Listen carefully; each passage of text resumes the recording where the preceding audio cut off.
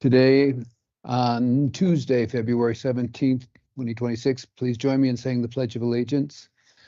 I pledge allegiance to the flag of the United States of America and to the republic for which it stands, one nation, under God, indivisible, with liberty and justice for all.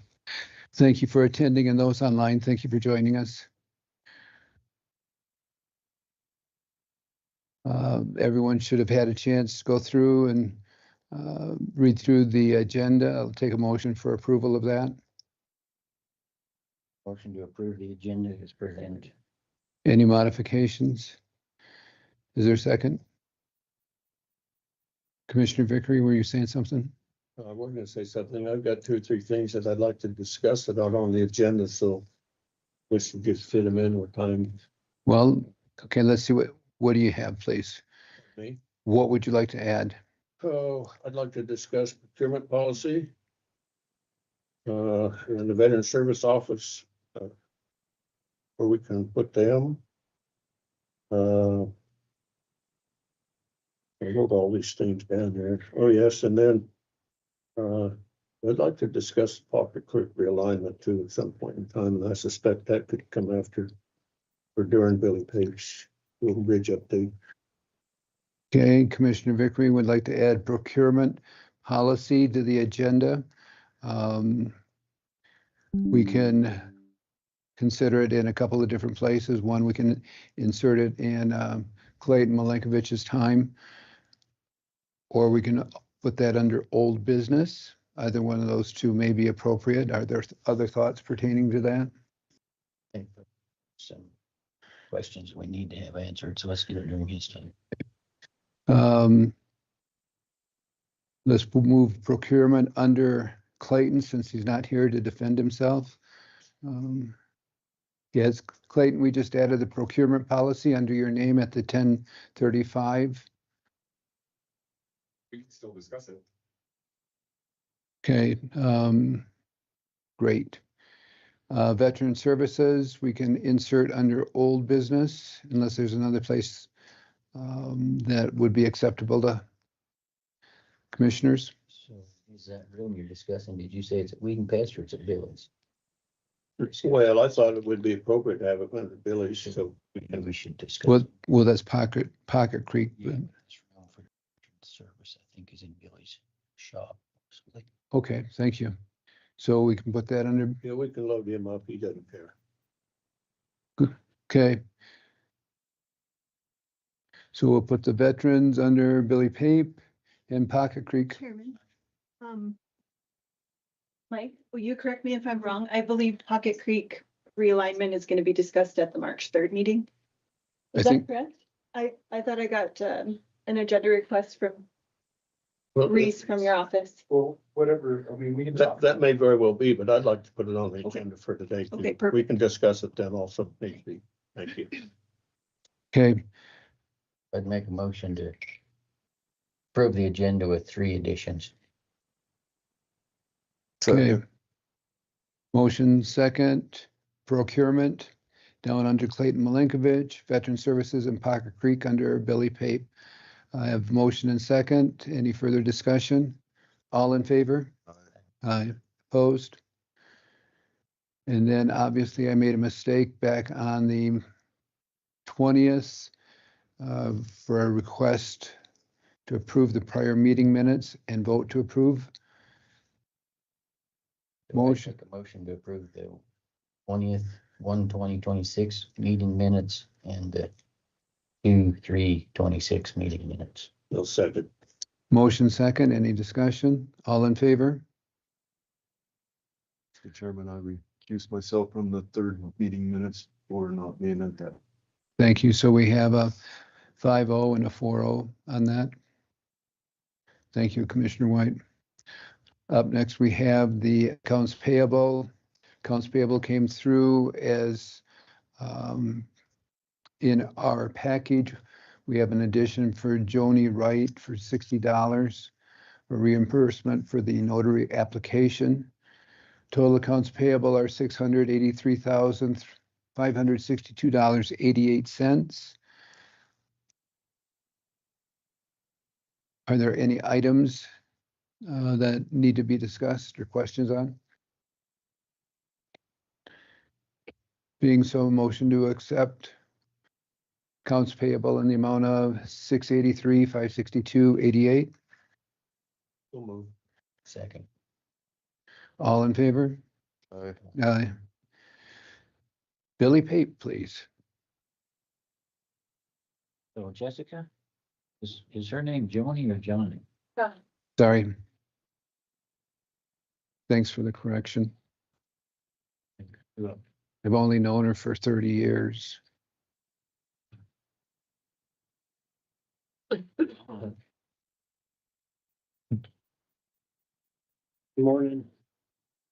You guys got my activities. Snowy day, it's okay. We got the asphalt drop down, got all that leveled out, reclaimed. And stockpiling a lot of gravel for some spots I need to put it on the river road next spring. Other than that, you guys got any questions on what we've been up to? Okay. I did receive a. Actually, I have one question. Okay. I see your end dumps running down there on Saturdays. Is that just guys that you have scheduled to plow Yeah, snow? because we're this time of year, we're Very scheduled. old schedules. Yeah. So that's their 40 hours, so. I got an email from this Josie Ballette, Sublette County Unified Fire Migration Coordinator. And they are doing a community field migration project, which is at the Boulder Lake Estates. And they're gonna hire subcontractors to clean up trees and shrubs from the properties. And she wanted to know if, I said I have to talk to you guys. She wanted to know if they could dump that at the landfill for free. And I said I would ask. I see no issue with it myself. Money we put into wildland mitigation at this point to it. That would be a help Yeah, we burn it, so it isn't like it's on on cost. So I have a question. They're gonna hire some of this business. She said. And so does that, Janess, would that money come out of their grant? Yeah, Mr. Chairman, she's gonna be here to present to you later today, so I'll just defer to her. if that's okay. Okay. Any issues with that? Yeah, that works. Well, it's be a big deal. Let's know. Okay. It should be, okay, we just, One ways to haul it in. you know,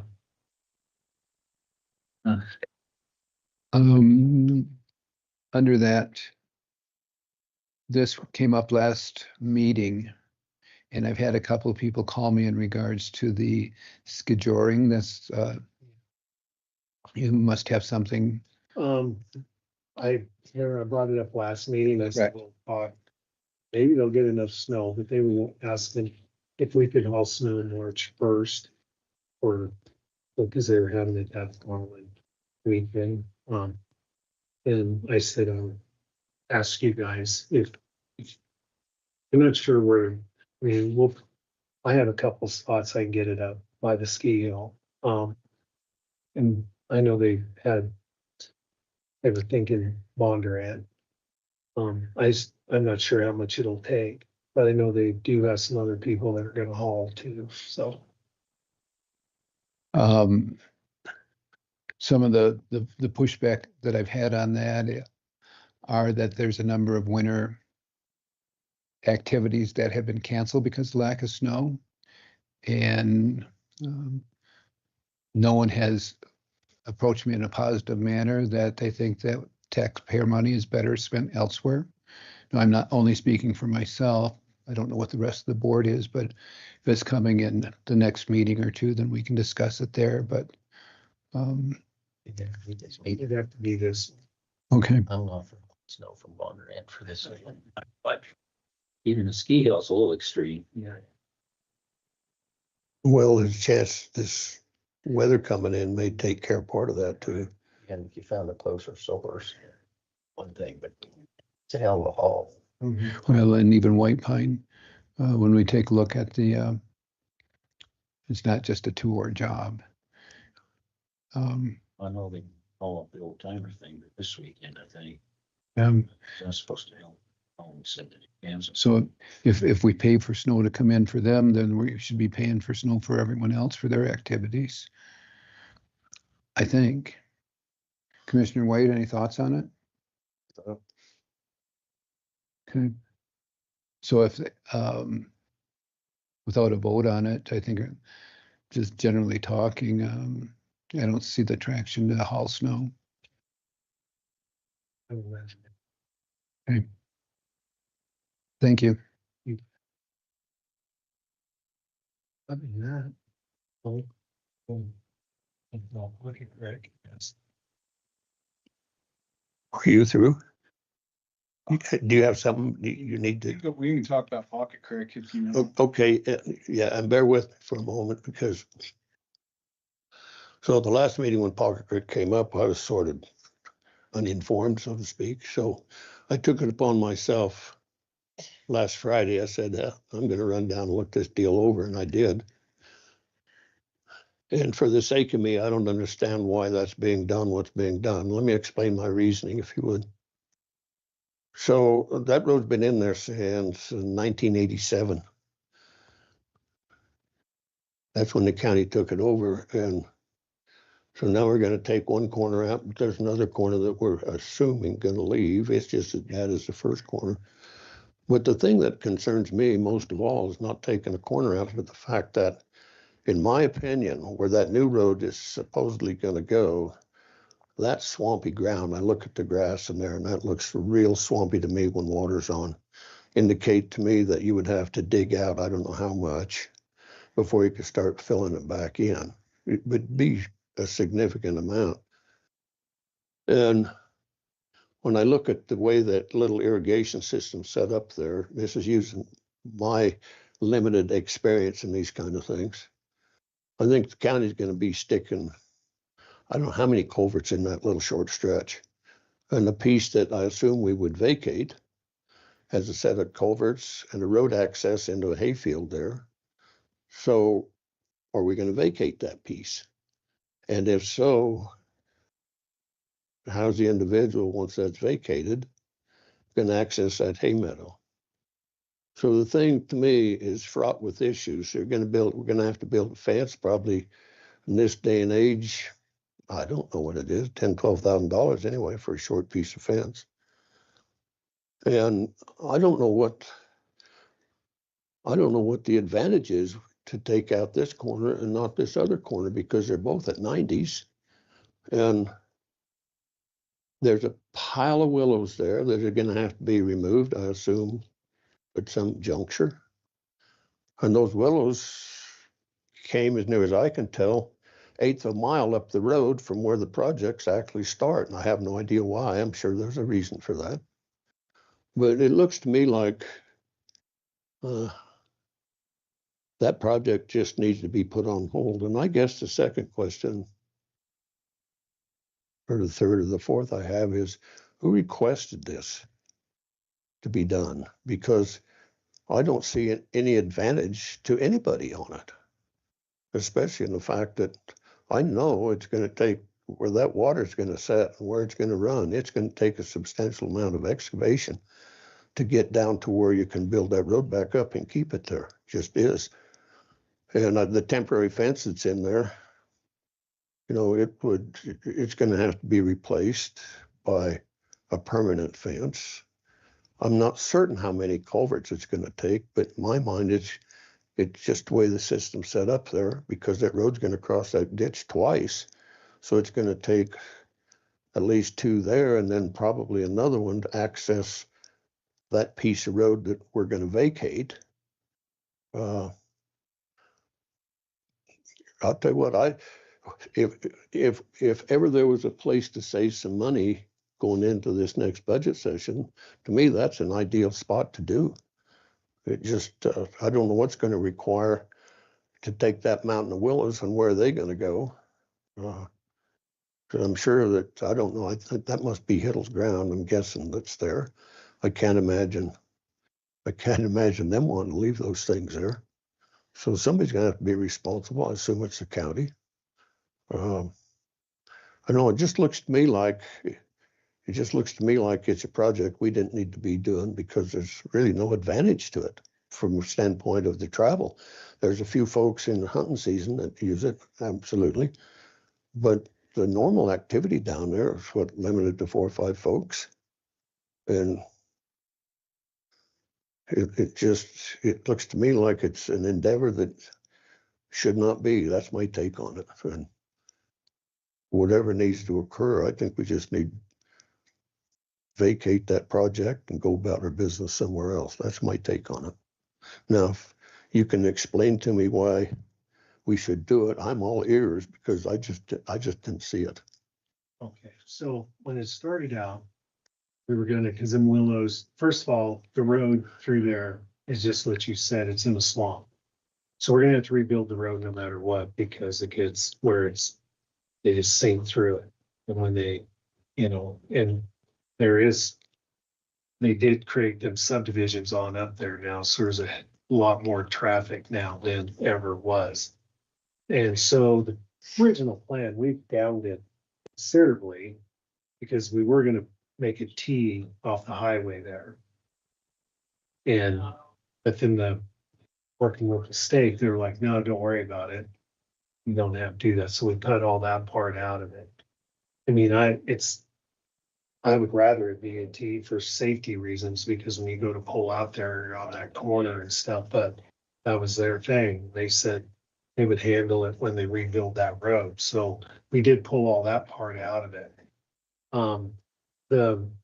Where that corner is, it was planned to do both of them, make them more like a big S. And it is where we are moving the road. The other corner will be better than it is now. We just didn't take any more property. We did it the best we could on making it the best we could there. Homeowners actually were the main reason, because they've had some wrecks on that corner, people going too fast and tipping over. Mainly is the road needs to be rebuilt. So we thought why we're doing it, and then Frosty, then Jerry, everybody, the landowners thought it'd be nice if we would try to make them corners more safe. The willows, Frosty's gonna burn them. We put them there. That's where he wanted them. He's handling that. He donated all the land. Yeah, we will have to mine that out a lot. Going into the hay meadow on the other side, all that'll be the same. And I don't think there's that many more culverts. Yeah, so to answer your question on that, Commissioner Vickery, we are gonna do some over-X, but not a whole lot. It's gonna be about 2 feet under the travel surface. And then we're just gonna put some engineering fabric. It's a separation fabric that's basically a replacement for having to over-X that much more. It's set up, so we're gonna use the Bousman pit for pit run to build that road up. So it's kind of a give and take there. We are gonna have to take like the topsoil out. It's about 2 feet is what it calls for on the plans, just through that realignment portion under the travelway. We don't really care what's under the shoulders. So that's kind of our solution for the foundation. The fence where it's currently at, I'm talking with Frosty. He's good with that alignment, and the county put that up. And so all we're going to do is add line posts in between and add a gate. So the fence that's there is going to be utilized for the final fence. We're just going to add some line posts in between those bigger spans. The pipes, we're just going to basically put 2 new pipes in where the existing ones are, and put in a kind of a splitter structure right there. We've got it all engineered out, how the irrigation works. So it's just a pipe and then kind of a diversion box just directly downstream of the pipes so that we can take care of the irrigation. The field access to the south is going to be just added onto to meet with the road so that it stays in place for access into Jerry's property. We're going to add one small field access once you get around the corner to the north that gets into Frosty's field so that he can get into there. As far as the easements go, we're all covered with where the easement's currently at and what we're proposing for additional easement. We're going to keep both in place during construction so we can keep utilizing that as a means of access during construction. And then once the vacation happens, there's not going to be any issues with clear access to either field from the landowners. So we've looked at that, and I'd be happy to send you a PDF or get you a hard copy of the plans to look. Well, that, you know, understand that part of it, Mike, but when I drove down there, we're talking about that road and when the water's on, obviously I wasn't there when the water's on, but I couldn't see where that road as it exists was an issue as far as soft goes. It didn't show it. I mean, the road as it is right now would appear to me to be very solid. I guess whether it is or not can answer that unless water's out there. But this thing, as far as irrigation goes, that should have been, those guys should have put some irrigation in there years ago. That all rusted out. I don't even know how they make it work, quite frankly. And so now the county's going to be responsible for replacing that. And I don't think they should that either. But that's just me. You know, I mean, that's a significant cost. And I guess in the days when money was not an object, it wasn't an object. But today, I think we need to be looking at where we can make unnecessary cuts so that at the end of the day, the full service of the county is still available. That's my take on it. And I think this is going to be, this will be a $300,000 or $400,000 project when you're done, would be my guess, maybe more. I don't know, you probably have an idea. But just looking out there, and like I say, it just, you take one corner out and you've already laid the groundwork to take the next one out. And so that'll be coming, and the fences that are along that thing right now on both sides are not very good. Well, the new fence you guys put in is pretty good. That looks good. There's no corner. It needs to have a corner up there for me. And if you put a post in between those big posts, yeah, it'll make the fence look and act a lot better. No doubt about that. But who's going to do that? The county's going to do that. So it all adds up. It comes in to a project, in my mind, that we should not have been involved in because I don't think it was necessary. And as far as people driving too fast, you're not going to slow them down, drive off the road. I mean, take Eamon Lane, for instance, up here at the end of the oil. Since Mike's owned that, there'd been 3 people run through it because they're driving too fast and the roads are slick. And what do you do about that? I mean, people are what they are. And, you know, they drive off one, tip over, that'd be unfortunate. But you know, it takes something like that sometimes to get folks' attention. And, you know, going in there and taking that one corner out, yeah, it would help. There's no doubt. But I think it just, you know, in my opinion, that's all I'm saying. In my opinion, it just looks like it's a project that we needn't have been involved in this year. Thank you, Commissioner Vickery. Commissioner Stevens? Yeah, I've been down there and looked at it too, and I think we could spend the money somewhere else, probably better. I'm like Doug, people drive around there too fast. If you put that big sweeping curve in, they're going to drive faster, you know. And as far as people up there, most of them are just summer people in them cabins. You know, they can't access them in the winter. So there's only Jerry and the people up above him that's there permanent. So I'm not in favor of this project. I just can't see it. I mean, I think we could have made that corner a little bigger if we needed to without going clear out here in this field. So that's my position today. Do you have an approximate cost of the project? Not off the top of my head, but I can email you guys. Yeah, this was, you guys, We approved this. you guys approved this, like, you guys were the ones that picked this project, just so you remember that. But I think it's our fault we didn't look at it. Okay. That don't mean we can't change our mind. No, You know, when you go look at something, you should have had a map or I don't know if we had one originally or not, but I don't remember it, but. Think about anybody could go look at this project with, see, we've probably got places worse off than this, but. Commissioner Bradley? I'm down that road quite a little, but I haven't been down it since there's been any work done or been, the fence has been changed or whatnot. I don't want to weigh in too heavily, I guess, till I go familiarize myself with Okay. it. But I know it was approved. It was kicked down the road a couple of years ago. It's been on the docket for a while. Yes. We proved it. I don't know how far we are into it. Sounds like we're quite a ways into it at this point. It's out to contractors right now. How much money have we put to it thus far? If we, I mean, the full plan set's ready to go. So we're into project admin at this point. So I don't know off the top of my head, but I can let you guys know. Okay. It's into it. Commissioner White, anything to add to this? Yeah, I remember having the discussion. No, thanks for bringing that up, Billy. I do trust Billy's judgment on roads and Billy's saying that we're gonna have to eventually replace that road. So do we fix it while we have to replace it or not? And if we can get another year out of it, I don't know. Are we just kicking the can down the road? So I'd like to reserve 100% judgment until I do see some more information and go look at it.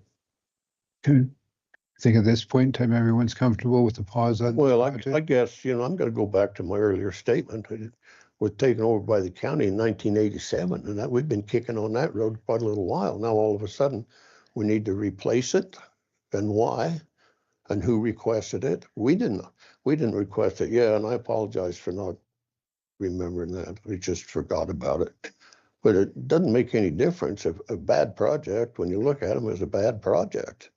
And if you don't get too deep into it, it's time to say, whoa, let's back off a minute. That's my opinion. When I went down there and looked at that, and I'm thinking, I know it's going to take, you're saying 2 feet, it looks to me like it's going to take way more than 2 feet of excavation to get down to where you got something to work with. That's just swamp there. And So if I understand the existing board today, everyone would like to pause it and reevaluate it with the information that you bring forward at a later date, but moving forward is not an option at this point in time. But everything's out to bid. It's a proposal, so we can notify all the plan holders that we can kick it back. We don't have a date yet. I mean, we can let them know, get you guys more information and then get a solid yes, no. Please. so weren't the estimates on this like 900,000 for this project? No. how Well, much? maybe with both corners and the access. And so now it's just, Say that number again. Well, I thought it was like 900,000 on the original estimate that we went through. But hell, it might not have been. I don't know. Oh, it was way up. I think we call it what? Yeah, I Am I under the impression that the bid's already been let on it? the plans are out for Plans are contractors to out. look. No, it has not been let. Wow, 900,000, that's a little more than I was thinking by quite, Well, that- like twice. made it see it different. No, well, that's loose going out on the highway, just one. Probably Joel couldn't go straight across the road for it. Yeah, it was basically three. It was three pieces, the original scope, and now we're down to one, so. Okay, so let's try that and see where it takes us, please. Well, here's what I'm going to tell you. I've often thought of myself as a kind of a reasonable individual. I'm going to continue that until somebody tells me differently. So I'd like to see what you think. We've got into it. I'd like to see what you think it's going to cost and come back and look at it, because if we've got so much invested in it, and it's one of those things where, why would you want to quit if you've got this much in it and it's only going to take this much to complete the project? I would be amenable to looking at that, and I could change my stance on it. But right now I just can't, because it looks to me like it's setting it up for the next corner. I'm sorry, that's just the way it looks like. We've heard this discussed 2 or 3 times now in this discussion. So this one's gonna come out. And now we're gonna have to say, well, we gotta do something with this, and I think there's public access parking there anyway, isn't there, right after that second corner? Isn't there some hunter access, I think I saw on the sign there? I wanna say it said hunter access, but maybe that's not right, but it looks to me like this is gonna be the first of two stages. This would be the first stage, and then around the corner is the second stage. You know, Okay, great. Let's Mr. Chairman. go that way, please. One last question while we're talking roads. Billy, in your experience as a county, ever abandoned any roads that we were responsible for, and what's that process? I don't think we've ever abandoned, we put down maintenance, we've like kept the, really there right away, but we knocked them down to no maintenance, kind of like the old Ryegrass Road, when we built the new Ryegrass Road. We've never abandoned any of the roads that we've I've not, taken ownership, and is there a process to do that? You know, Yeah, there's a process. I mean, really, it's just not like the a same as taking vacation, a road, or I mean, We have to advertise it. yeah, we advertise and go through the process, but can vacate or relinquish. maybe we should take a look at all our roads and decide maybe there's some that we can get rid of now that we've had for the last 34 years to save some money. Hold up, right, Billy? There's only so really loose on that, you'll go down half of it. I think from the cost perspective, it's better just to go to no maintenance and retain that easement, because you never know, down the way, it's not costing anything if you're not doing maintenance, but you have a right of way in place. A lot of times those are granted from the landowners, that as long as they're being used for some purpose, then it's in play. It's perpetual until it's not. So. Something like that, you have to throw up a sign. I've been in other counties where I've seen signs that said, hey, this is no longer a maintained road or something on the big sign that alleviates your responsibility for a lot of the issues that could cause, right? I guess I don't know the legal. Now that you said that, I've seen signs like that in other counties, so I'm just. and I've seen signs, it's not required unless you guys like, it's not like a statute or something that to have that, on maintenance. Just curious, thanks, guys. well, the state has some of those signs, though, that says not maintained by state beyond this point or something to that effect. So that could, if, to answer Sam's question, that could be done, could it not, and still maintain the easements? Because I agree with you. Once you get the easement, you better hang on to it, because you just never know. Yeah. And you can put signs up, just say no, and no county maintenance beyond this point. Okay, thank you for that. Ver- Um, Other items that you have? We interjected Pocket Creek Road, and I thought you had other items that you were bringing up. I just have stuff with Jay for the fair. Okay, thanks. Okay. other than that, waste management, we're doing. That's just stuff I'm doing down there, and of course, we're just getting ready for spring. It's You want to talk about the golf course at all? You want to talk about the golf course at all? Good enough. That's about all I have. Good, thank you. Any questions for Billy Pape? Pardon? Any questions for Billy? Nope. Mm-mm. Great. Thank you so much. Well, I could do that. Yeah. So this must be my day. So when I'm coming back from going down a Pocket Creek, Thank you. I said to myself, we've been looking for some place for the VSO facility, or a place to put him or her. And so I drove by there and I'm thinking, Jim Mitchell had that place up there on the hill in the county's road and bridge. So I stopped by there to take a peek at it and see, and there was nobody there. It was like 1:30, so I couldn't get in. But my recollection is that facility would very easily house not only the emergency management office, but a VSO office also, because it's got everything that you need. It's got power there.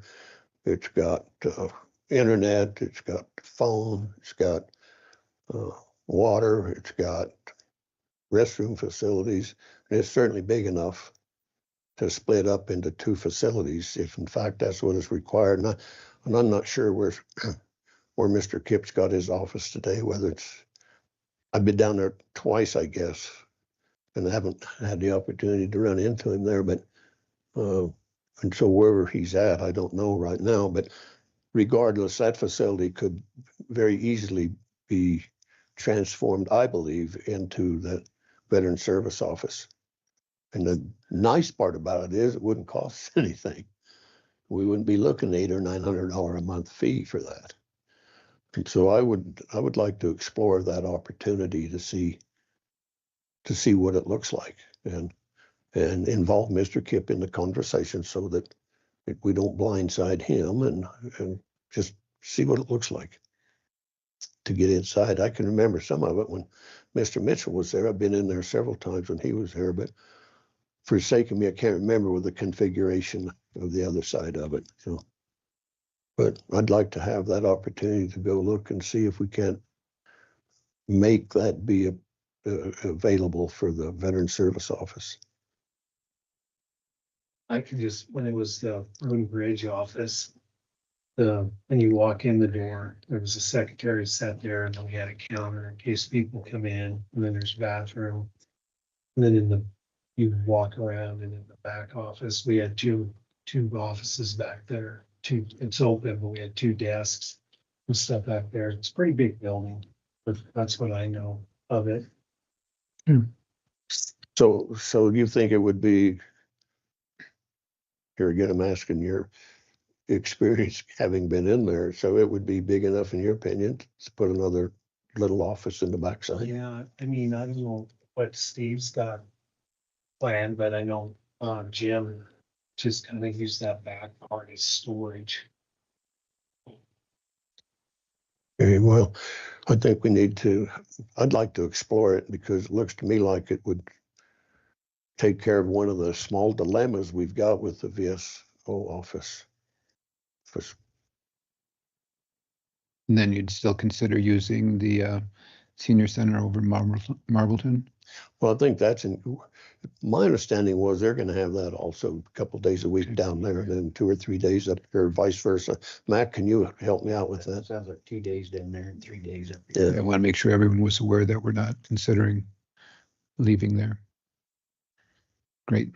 Any further questions? Billy, thank you so much. You guys. Andre, Got Jay first.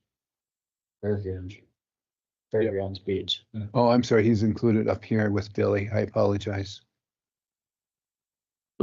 Sorry. Nice try.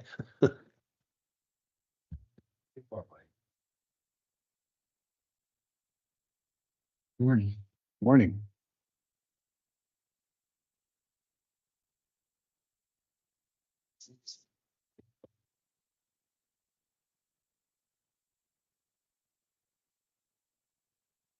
Thank you.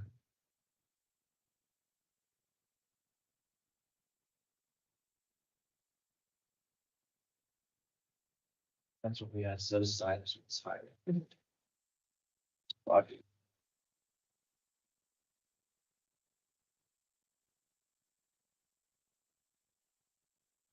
All right, so we had, I kind of brought this up at our last meeting, but we had our bid opening yesterday afternoon, about 2 o'clock.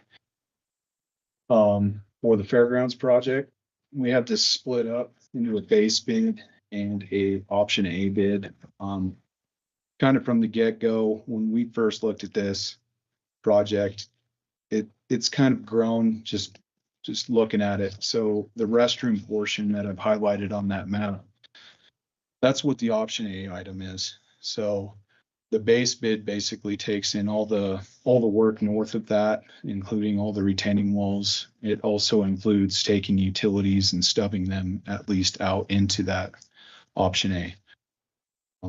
area. So we had two bids on the project. At the mandatory pre-con meeting, we had 3 prime contractors, our generals. And the one decided not to put in a number just because he didn't think he could be competitive. He was from Green River. And he kindly gave me a call just to let me know he wasn't going to submit, but we did have two bids. As you can see, it was from Teletractors Inc. and A Pleasant Construction Inc. And Teletractors was the apparent low on both the base bid and the bid option A. As you'll note there, we put together the bid tabs. Our original project budget on this first page, which is kind of what we were shooting for. And as you can tell, the full project is quite a bit over budget. So just looking at it, if we move forward with your base bid, we can stay under that budget, which I know Jay's got these numbers here, what his budget really is, but that's kind of the portion of it. The other thing to consider here is not only do we have the contractor price for actually doing the work, we've included all the project design fees that have been paid up to this point, estimated shade contract, which I let you guys know at the last meeting what that entails. And so this company's out of Arizona. They specialize in shade, like this type of large shade. And they basically, I think it would just save the county money if we entered into a contract with them, just straight on your behalf, not the contractor, to basically engineer, design the system. So that's also added in here, and I have that contract here for your review. And that's where we get the totals.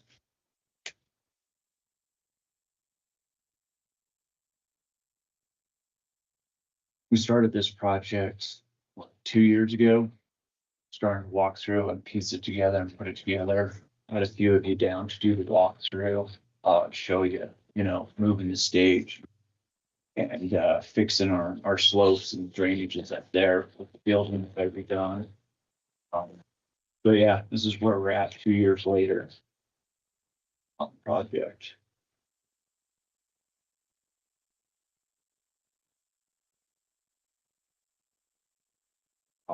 Something to think about too is, unfortunately, it's not going to get any cheaper. Either looking on down the road, there's some other options that we can maybe look into as far as portable restrooms and stuff like that. If we decide not to go with the option A and just do the base to accommodate the events, I think we'll have to have some kind of restroom facility up there. Get houses, events, whether we do permanent structure or rent it. And then how many years do we want to do the rentals, all that out there. Next question. Please. So on this page, so does it mean anything? I mean, Yeah, that indicate this. So this is the option A. So this is just the restroom portion of it. So they gave us 2 numbers, one for the base bid, one for option A. So this one that says bid option A is specifically for the restroom, the highlighted portion on your map. so this is, well, No, that one's the base bid.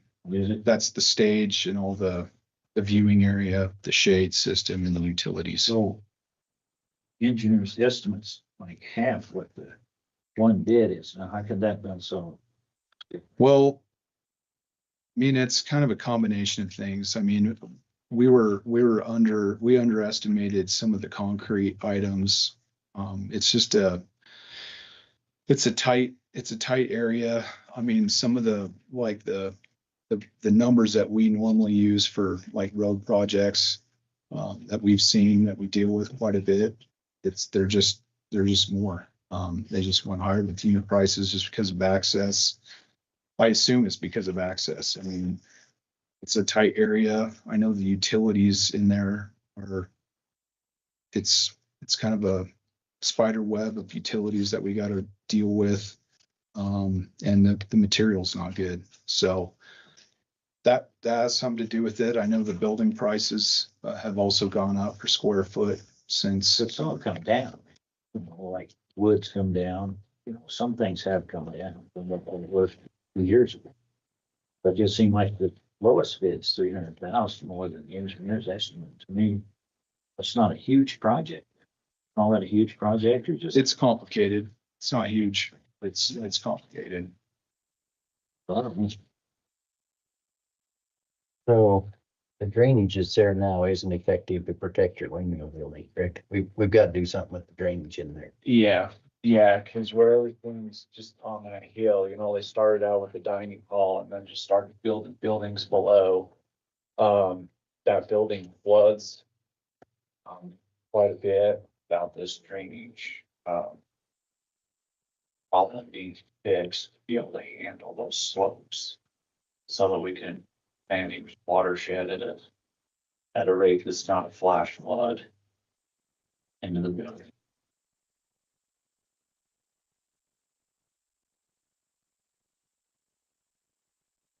Well, some things have gone down, but I tell you, concrete's going up again. So, from the sounds of it.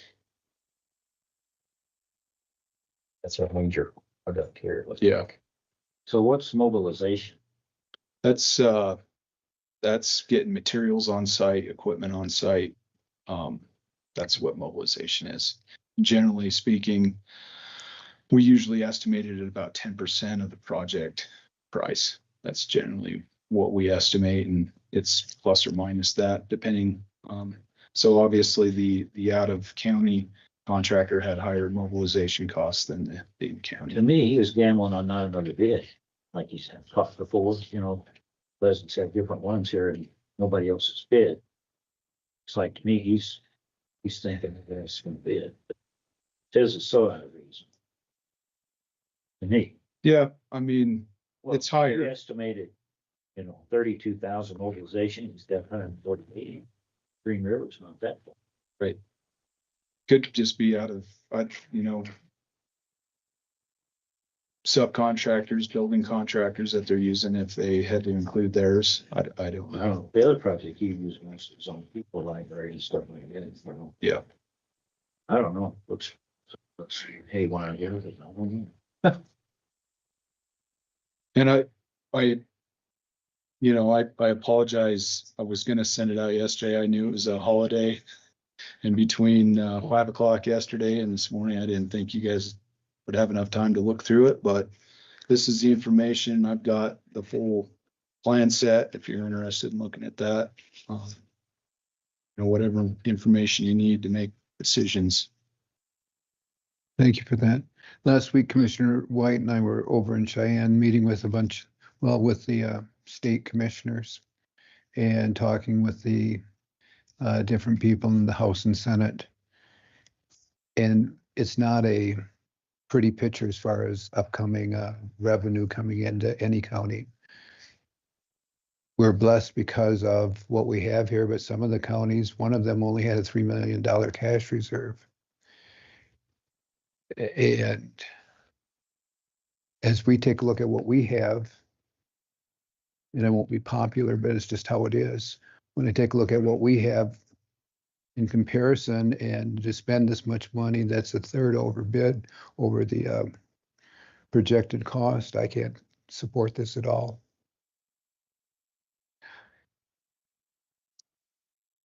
Well, Mr. Chairman, Please. so Jay, if, and I hate to use this term, but I'm going to for a minute.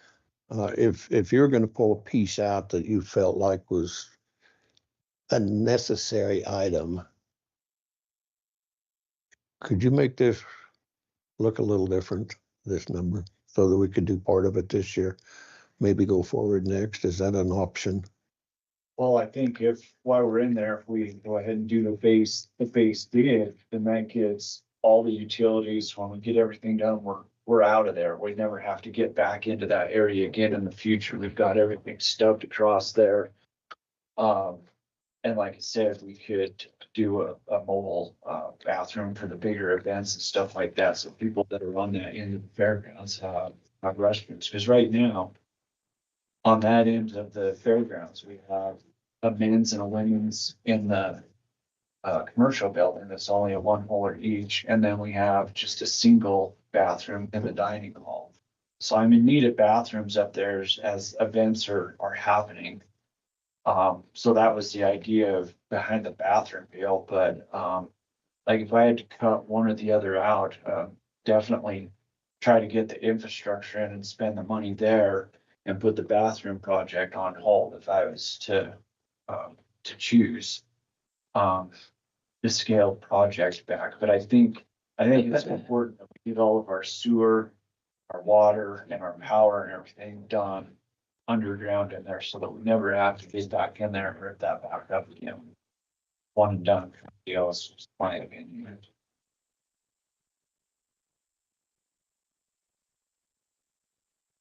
Commissioner White? Is infrastructure and something we're gonna have to do. I don't know, we budgeted it, we set the money aside, well, we set 1.3 aside, right? We do half of it, do that base option, like Jay says, and scale the bathrooms to later. Do we not do it at all? I mean, we've all been there, we know it's gonna have to get done at some point. Do we bite the bullet today, or do we carry down the road? I thought,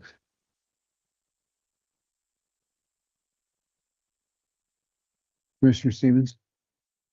Well, everything's about money, everything we do. I don't know. So what was the scaled down model? I mean, just doing the basics, what was it? Just the basis with engineering costs, so the project is 1.2. That's basically everything on this map outside of that highlighted area. It's the basement. Doesn't do anything for your steps going into the dining hall. Are those in there anywhere? Once we get all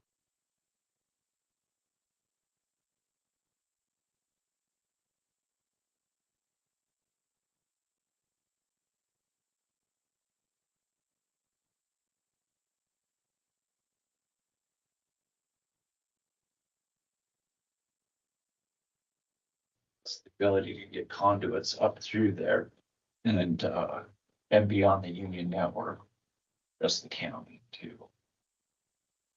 And so we got to get through that area where the handicap ramp's gonna go. So I wanted to get, like I said, when we rip and tear, I want to just get it all done at once and then, yeah, then that's gonna be looking at us in the future too. There's a lot of old stuff on that end of the fairgrounds. You're building around a lot of history, but there's a lot of Right. repairs done there besides what we're looking at here. Right, and we looked at the handicap ramp, that was over 3 years ago, and that was $32,000, so I don't even know what it'll be now. That was 3.5 years ago when we looked at doing that. But our slopes and everything leading to that point aren't even ADA coming up through our midway. And this will fix all that, so that you can even have ADA access from the bottom side of the fairgrounds up there without having to get in a vehicle and drive around and come down to certain points. Commissioner Vickery?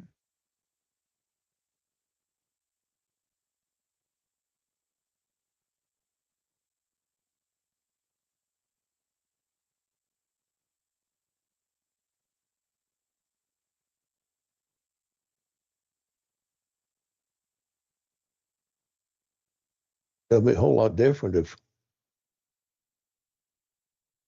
we knew that we were gonna be overflowed with revenue, but right now it doesn't look that way. But I think, by just cutting a portion of it, still over $1 million.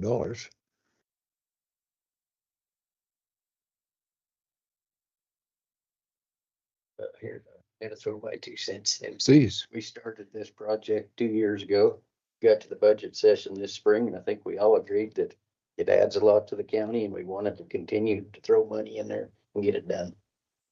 I'm for going with the base option and leaving the restrooms out. I respect your opinion on that, but I disagree with throwing money at any project in today's economic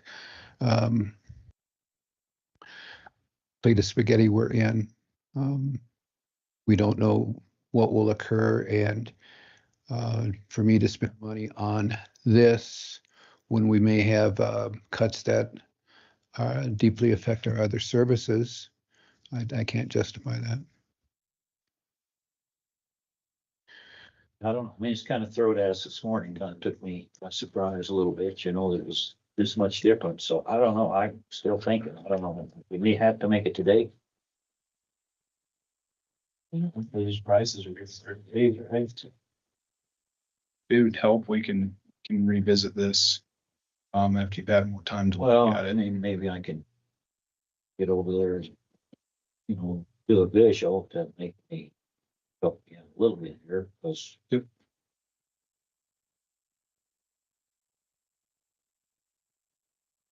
Good for you to postpone it till next meeting? Yep. Commissioner Vickery?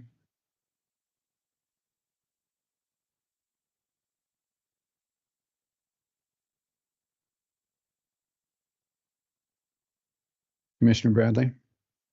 Set it aside for next meeting? Are you in agreement with that? Yeah. Great, we'll set this aside till next meeting and revisit it. Thanks. Thank you. Thank you. Close. It's close. Andre?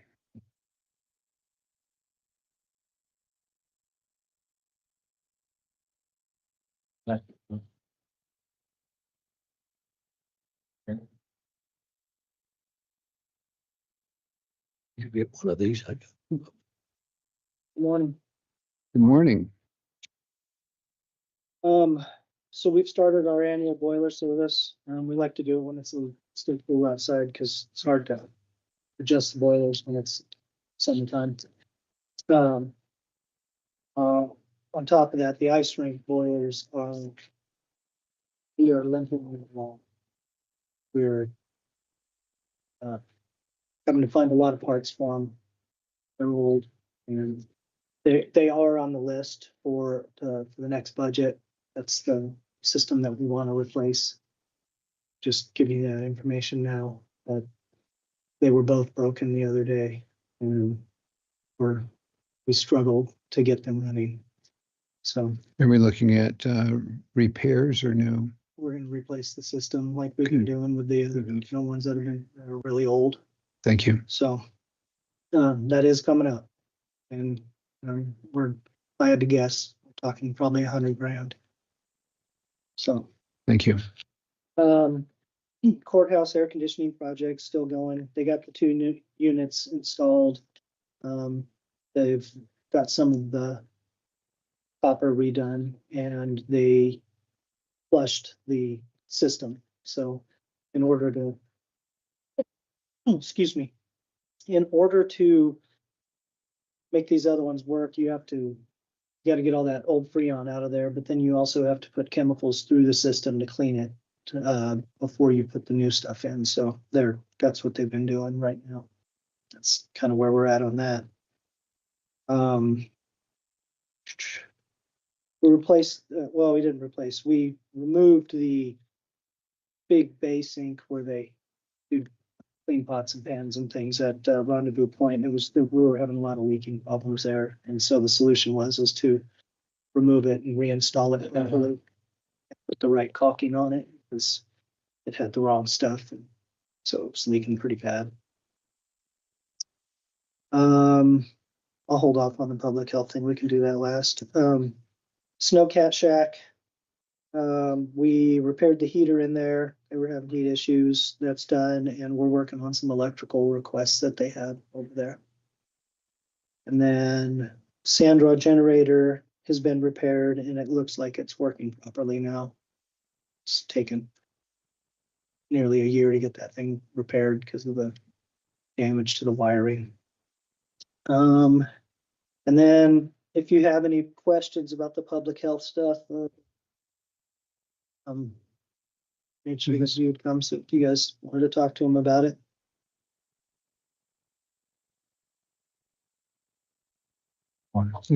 Sure. Brian, good morning.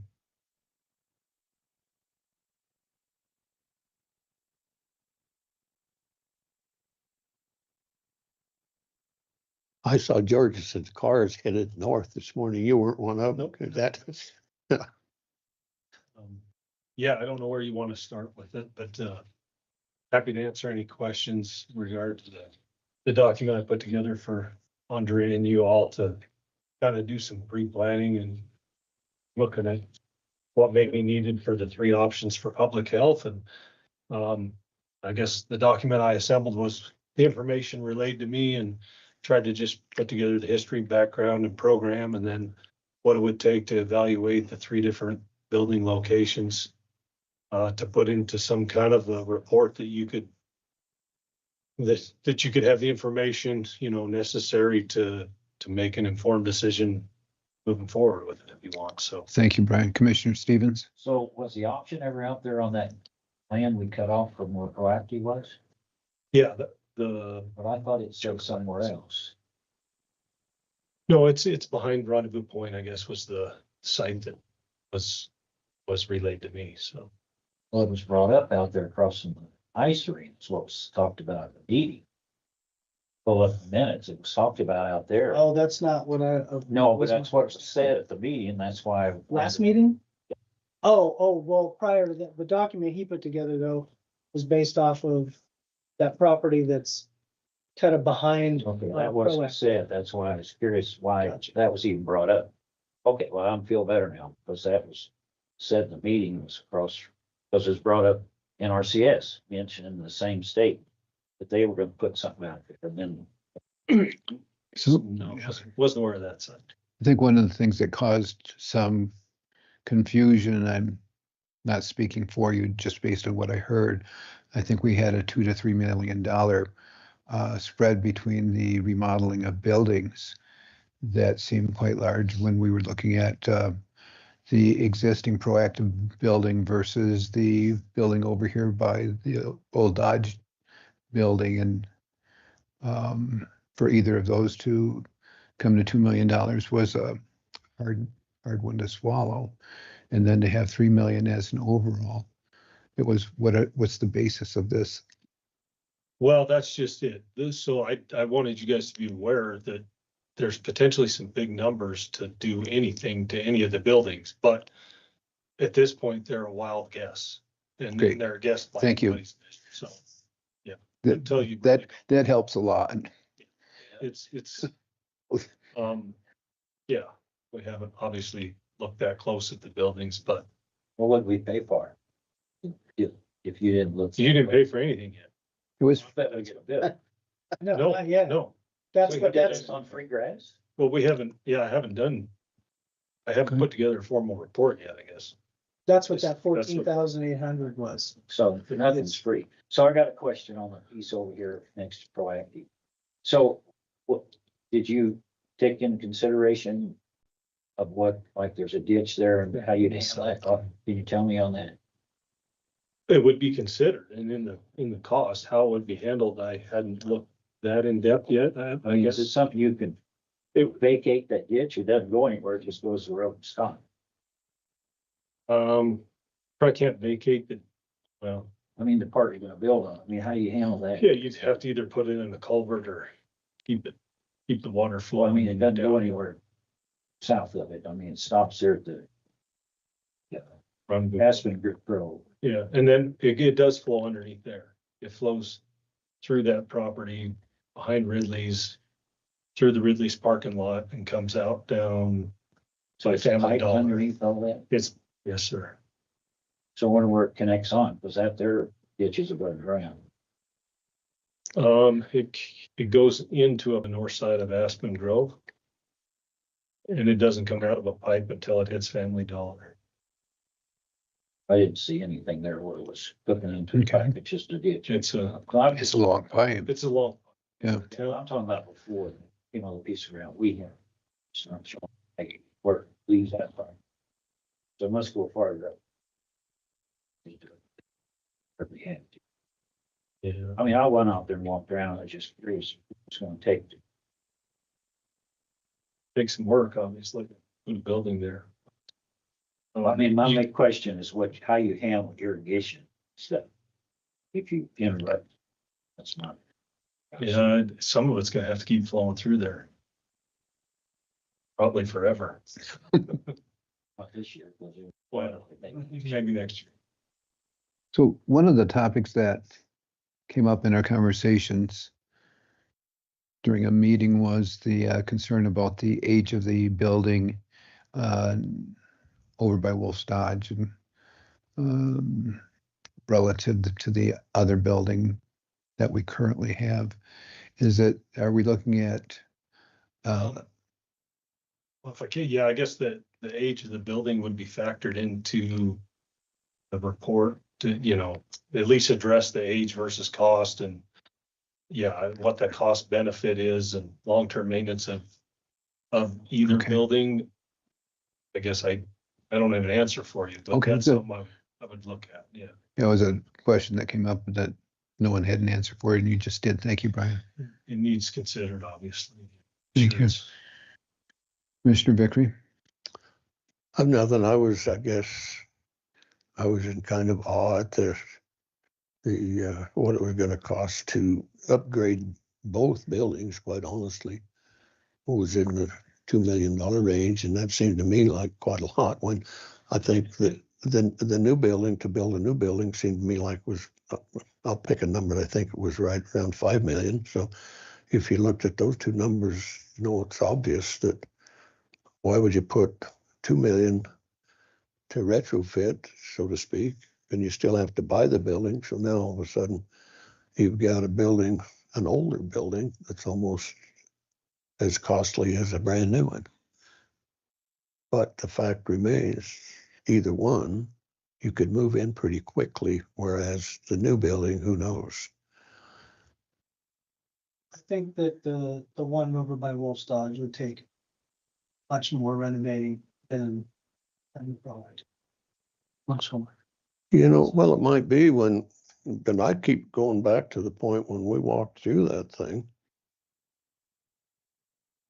You know, the discussion then was it would take a little here and a little there. And in my mind, I'm thinking, you know, a couple $100,000 probably going to take care of most of what's going to be necessary. But if that's not the case, that's not the case. I just want to see something that public health can move into, that they're comfortable with. It's not going to cost 2 arms and 1 leg for the county to make that occur. The building over by Wolf's Dodge, there's no possible way $200,000. Well, I didn't say that. No, I know. I'm not an architect. I just look at stuff and thinking that just like this room here, what's it going to take to put heat in here? Why do you want heat in here? We have 2 buildings that are, that you're looking at to maybe renovate. One of them is pretty much already set up to handle patients, you know. And the other one, Isn't. yes, 0% set up to handle like patients. So in my mind, and maybe I'm wrong, the one over by Wolf's Dodge would be way more expensive to renovate than the other. Because the other one is almost there. Yeah, well, you're correct in that assessment because we already own the one over there.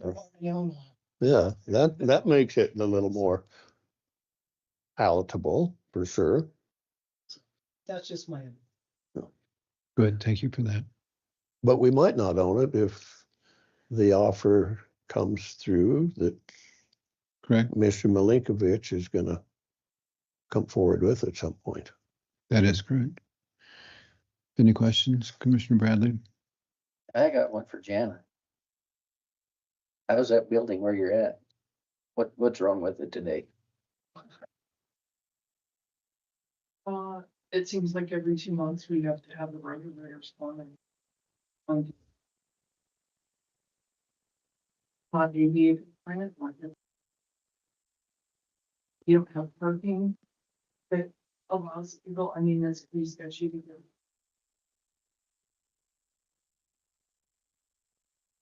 We don't, the windows don't open. I mean, the other part is the county doesn't own the building, and so at least discussion up to date. Michigan wanted investment. Don't want. It's half the square footage that we have before, and so like we really don't have ever that we had. I just wondered, rent's pretty cheap there. When you start looking at these other numbers. The other thing happening to Bill Patton is they're definitely looking at space for admin and spaces, and I don't know. With a new CEO. If that's an option. Yeah, I don't know if it's true. I hear that they really wanted space.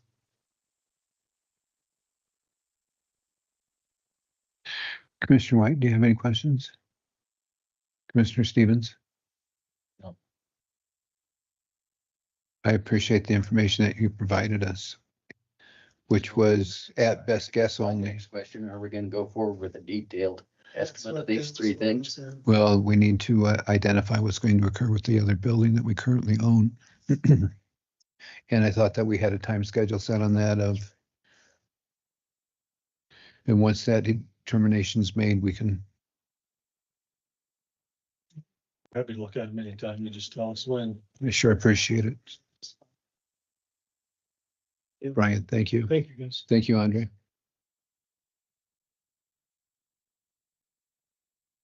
Fire Department, Bob.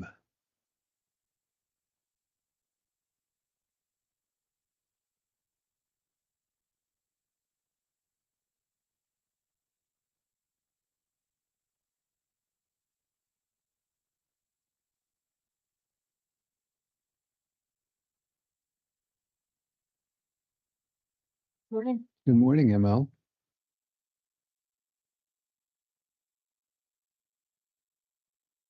Good morning. Is that on, Bob? On top, right on top of it, pull it towards you.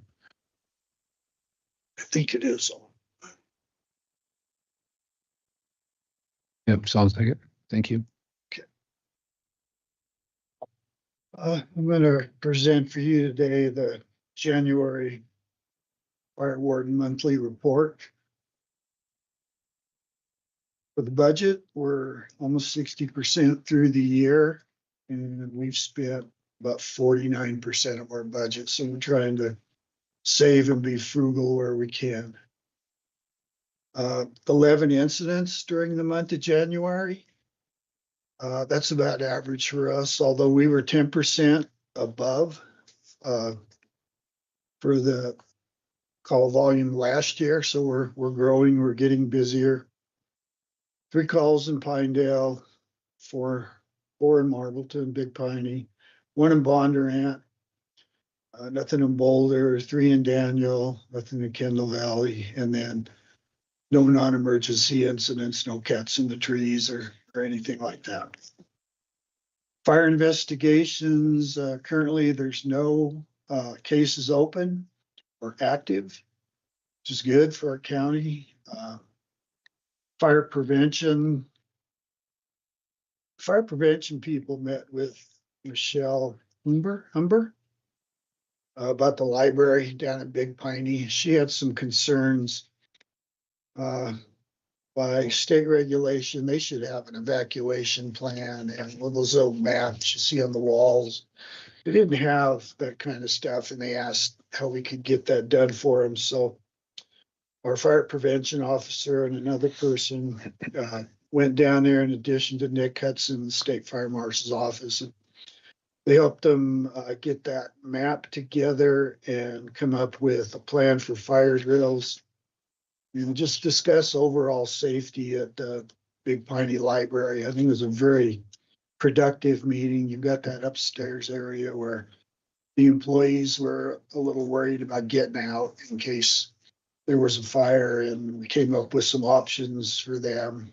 And I think that ended up being a pretty successful project. The Firewise program is Josie's program. I'm gonna let her speak to you about that after I'm done. Training wise, so we've got a recruit school currently being conducted. And while you're doing that, you still got to keep the rest of your people trained and current. So I've had quite a few of our people step up and increase their qualifications. I'm really happy with that. We've got a lot of people moving towards the officer ranks, which was this, as time goes on, a lot of our officers and managers are older, they're getting ready to retire, just leave the department. And the younger people underneath are really stepping up and preparing for when that transition occurs. For the battalions, we concentrated on traffic incident management for the month. That's one of the most frequent and most dangerous things we do out there, standing out in the middle of the road. So we practice setting up traffic management systems, using our equipment, communications, just trying to make it safer for everybody. The S-131 is a basic wildland firefighter course. We need to do that every year for all our people. It's a requirement. And we brought the Wyoming State Forestry Office in to help us teach that. Our fit testing machines every year, we have people put on their face pieces, and this machine tests whether they have a good seal. It's an FPA requirement. We do that every year. Set the machine off for calibration. It's back. We're ready to start that program. Wildland training needs analysis is currently underway. No results ready for that. So the Recruit Academy itself, of course, we follow up with the students. They do a lot of online training, and I checked this morning, and they're all caught up and doing well. And this is a good group. They're really engaged, and they're staying caught up and really happy with the way things are going. Put out a training calendar for the Recruit Academy so everybody knows what's going on. That happens early in January because we start January 1st, 2nd with the academy. Preparation for training at the academy, it's manpower intensive, and it's all our people, and they volunteer to come down and do it. So we got to get all that set up. We got to get facilities lined up, equipment ready for their training, put a lot of work into that. Our fire training facility, spent a lot of time cleaning up, getting ready for our practical weekends. Every year every 5 years, that building needs to be inspected for an FPA standards. This is that year. We're doing the upgrades and little repairs ourselves, so we don't have to outsource that, spend any money on it. All that's going to cost us is some shingles and some caulking and stuff. And then that company comes in and inspects it, make sure it's safe. Basically looks for, because when that thing's up and running, it can get to 800-900 degrees. We just don't want anything to go wrong. We completed our first practice weekend, and that's fun for the recruits because they actually get out and do something. They get to put on the packs and put on their turnouts and do all that kind of stuff, and keeps them enthused. And that was a lot of fun. A lot of people showed up to help.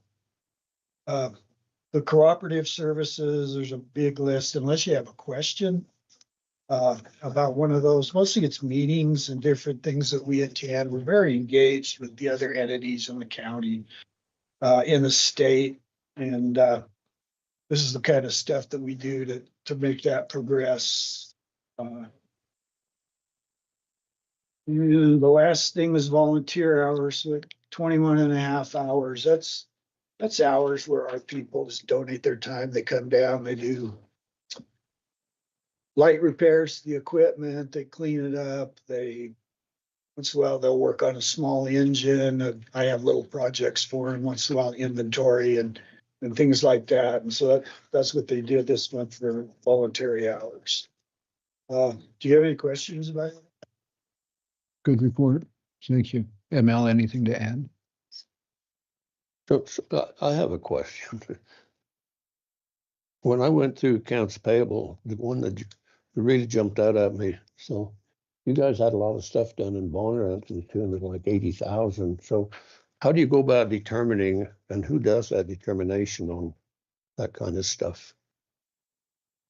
Commissioner Vickery, that was carryover money from the previous fiscal year budget. Andre took care of setting up who was going to do the repairs. It was approved in the budget. Unfortunately, Dan Liskey was busy with the hospital construction and couldn't get to it the year it was originally approved. And in this fiscal year budget, we requested the money be carried over. So when Dan was finished with the hospital construction, he could get on that right away, which is what he did. Yeah, so the last time I was up there were some bathroom issues, but it just amounted to fixing a leak or two in it and making sure the flush worked. But here we've got one for $17,000. So what did you guys do to have that? What was the upgrade there on that? The prior fiscal year, the commissioners approved the upgrades of bathrooms. So new showers were installed, new sink vanities were installed, flooring. The bathrooms were remodeled.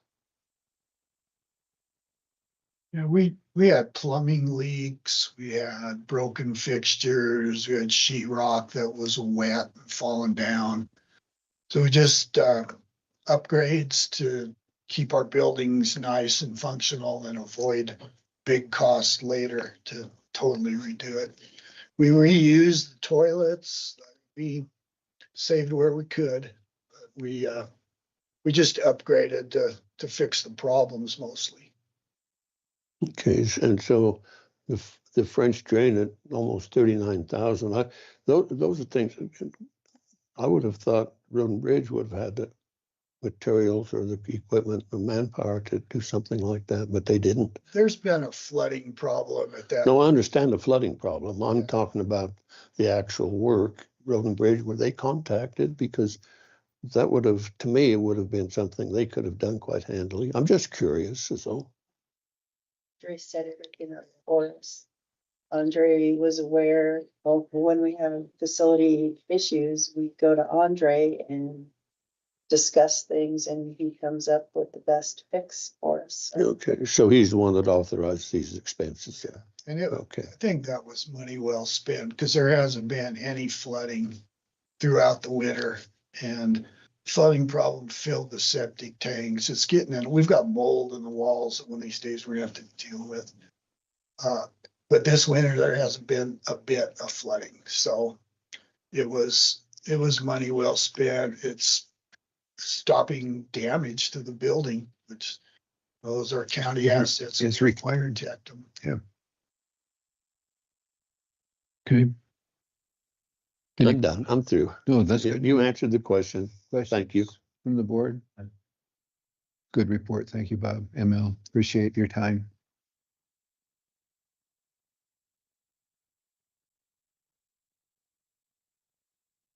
Jokesies.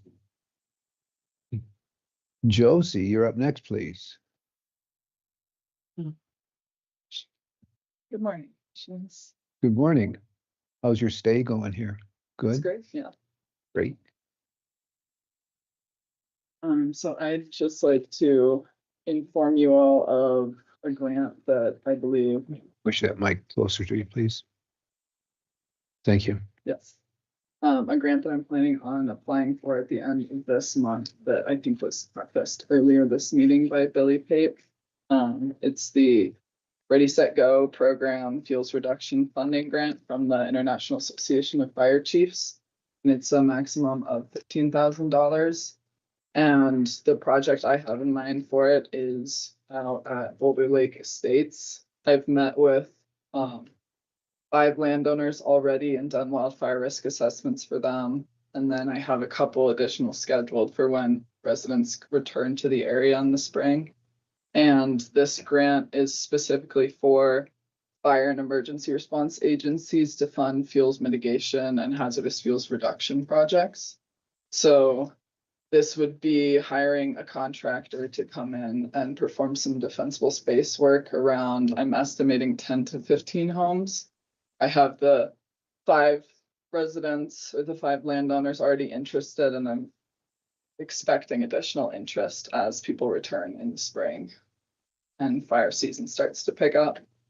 And this would fund the defensible space around their homes just to reduce the fire risk in the area. And that is a community that was identified in the community wildfire protection plan as being at risk.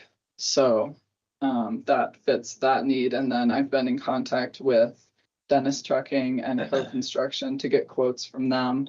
I haven't received those quotes yet. I'm planning on visiting the area later this week or early next week to get specific numbers, but I've drafted a brief budget just with how much I expect the defensible space to cost per property. And then I did put in a cost for debris removal and disposal, as I wasn't sure how that might work with Road and Bridge and the use of the town facility or the county facility. And then there's a requirement of a minimum of 150 hours of in-kind work. And I'm planning on hosting a community wildfire risk day in Boulder Lake Estates, where we will have volunteer firefighters come out, as well as the residents be involved in kind of tree marking and making sure they're happy with everything that will be cut down on their property and removed, and just ensuring that the residents, so to speak, have skin in the game and are involved in this process. And there is a requirement for a 5% match. So with 15,000, that would be $750. And within my grant, I have funding for projects. So that would come specifically out of the grant that funds my salary. And I'm happy to answer any questions.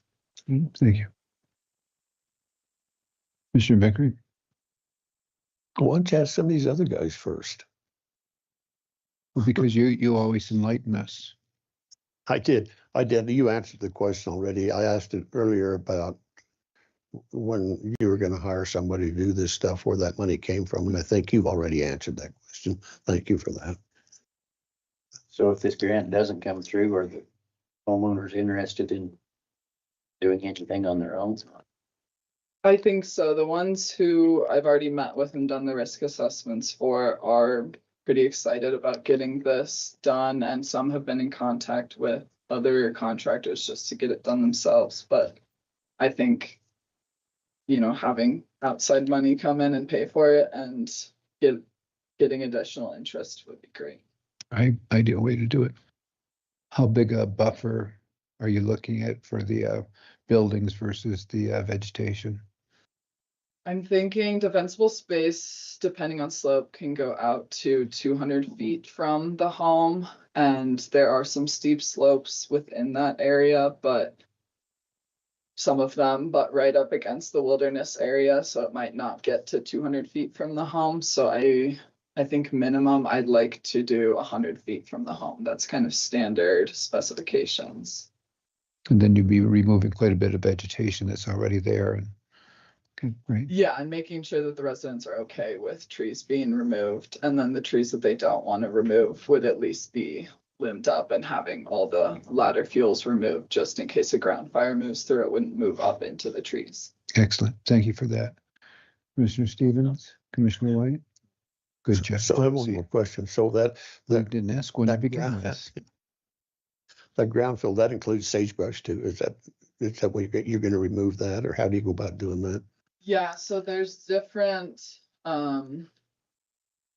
delineations of defensible space. So between 0 and 5 feet from the home, you're supposed to have absolutely no fuels. And then between 10 or 5 and 30 feet, you can have pockets of vegetation that are supposed to be about 18 feet is the standard apart. And then from 30 to 100 or 200 feet, depending on how far you go out, you can have pockets of vegetation that are about 10 to 6 feet apart. So I'd be going off of those standards. I see. Sagebrush be keeping pockets of vegetation. Yeah, yeah. Okay, thank you. Great. Let us know how the grant works out for you. Great. Wish you the best on it. Thank you, Bob. Thank you, Josie. You too. Board appointment for the Fair Board on one remainder term, expiration of 12/31/26, and after the board appointment, we'll take a 10-minute recess and regather. Peter Collins, Visitor Center is next. Oh, sorry. Come on, Peter. It's Jessica's fault. Morning, Mr. Chairman, commissioners, for your time this morning. I'll be brief for you. Thank you. Um, Sounds like Paige will be greatly appreciative. Yeah. too. So I got some numbers in from January at the Visitor Center. We saw a total of 401 visitors. That was down about 19% from January 2025 and down 20% from January 2024. Referral program at 93, right around 23.2% percentage on that. Top referrals in January were outdoor rec, restaurants, and lodging. And those are the states that visited that we recorded. The top 3 states being Wyoming, Utah, and Montana and Colorado tied for 3rd. No out of international travelers reported or bus stops in January. The category of why you're here in January at 35 traveling through the area, Sublette County as a destination at 17, and locals looking for information at 41. I did get some numbers in from 2025. So the Visitor Center in Pinedale location saw 17,167 visitors recorded. That's down about 11% from 2024. It is up 13% from 2023. Those are the direct referrals over the last 4 years since we started the program and recording it. So pretty consistent in that area. The top 3 states that visited in 2025 that we recorded were Colorado, Wyoming, and Utah. And I do have some county numbers of interest from 2025. So far, this fiscal year, we've already received $46,400.73 in the lodging tax revenues, and that's the Sublette County portion. So as you see, we still got some time left. We're going to probably will beat fiscal year 2025. Current lodging tax account sits at 118,000. Then we had some occupancy percentages throughout the summer. So you can see those years over year, June through September. And we're going to work on this year, getting more numbers from the beginning of the year. Some other stuff.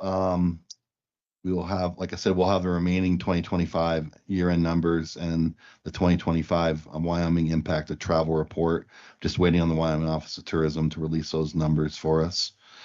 Yellowstone Park saw 4.7 million visitors in 2025, which is the second most ever recorded. We are a community for the community leader for the Continental Divide Trail. In 2025, the Continental Divide Trail saw 721 registered hikers. Pinedale recorded 475 of those hikers. Each hiker spends about an average of $10,500 on the trail. 60% of the hikers resupplied in Pinedale, ranked number 2 to Lander. 47% of the hikers surveyed said their favorite section was Wyoming, and it was number 1. 82% said that their favorite section of Wyoming was Wind River Range. And so I have been in contact with YDOT back and forth about signage and crosswalk for the Big Piney Visitor Center. So things are working out there. I'm kind of learning the ropes about how that goes down. So I'll have more updates for you at the next meeting. I believe you guys received, I emailed you a survey. I'm not sure if everyone received it. If not, I can resend it. There was a survey I sent to you guys as part of a larger group. We are working on a destination development plan with the Wyoming Office of Tourism. And so if you have not filled it out, if you have time, that's great. It takes about 10 minutes. And if you haven't received it, let me know and I will certainly send it back to you. We'll be meeting with them the end of next week. They're coming in for a meeting. Young Strategies works with the Wyoming Office of Tourism and just helps people kind of identify opportunities or areas of need or for the county that may help with destination development.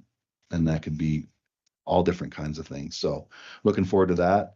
We'll be attending next week the Wyoming Tourism Conference in Cheyenne. And we'll have a report from there. And we provided, or at the end of this week, we'll have provided 450 welcome bags for events since January 1st. So, have any questions? Good, thank you for that. Commissioner White, any question? Commissioner Stevens? Just want to thank Commissioner Stevens. He was at the hot dog contest. How many did he eat? He, what'd you end up with, 27? Is that it? No, 10 minutes. 10 minutes. We had a pretty good turnout, right? Pretty good turnout, and thank Commissioner Stevens for being there and doing the Calcutta with us. And so we had a good time, and I think the winner was 10 and a half. Didn't break the record this year, but maybe next year. Good job. Commissioner Bradley? I got a couple. So back here on the new tracking category, why are you here? Sublette County has a destination 17. So this time of the year, what, with Sublette County being destination, what are they saying? Outdoor rec mostly. Some people come in for different events like school events. Our county really relies on school events this time of year. We have some good ones coming up, but tournaments, that type of thing. Right. Also outdoor rec, snowmobiling. We're getting some snow, so get some money coming down, falling down now. So looking forward to a better end of the winter rec season for us. Skiing too, stuff like that. Okay, one other question I had is average spend on trail, 10,500 per hiker. That, to me, that seemed like a lot, but what does that all involve? Yeah, so the hikers leave New Mexico. It's about 3,200 mile either way. They go either from the Canadian border, which is Glacier, and come down the Continental Divide Trail, and then from New Mexico up. So we have Nobos and Sobos.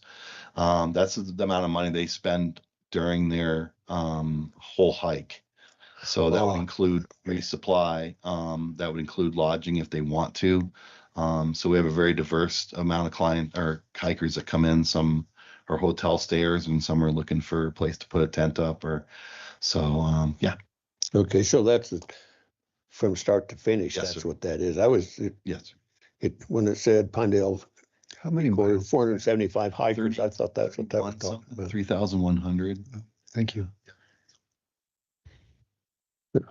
Please. So I see the trickle there from the Big Piney building. Mhm. So what have they got done this winter? Yeah, I'm scheduled to be down there Thursday, so I'm gonna go check in with them. So they're still working on the display room and the offices. And I'll plan to meet with Clarissa, the director, down there when I'm down there as well. So might be not your category. So how's their money holding up? I'd have to check with Clarissa and find out how they're doing. Yeah, they have a fundraiser, as you know, coming up. So I'll get some information from her. And yeah, sure. Hopefully it's good. Yeah, we're looking forward to that space being open. So, yep. Well, Peter, thank you. Sure appreciate your time. Thank you, gentlemen. Have a good day. Appreciate you coming over. Thank you. And Janess on the board appointment. Thank you, Mr. Chairman.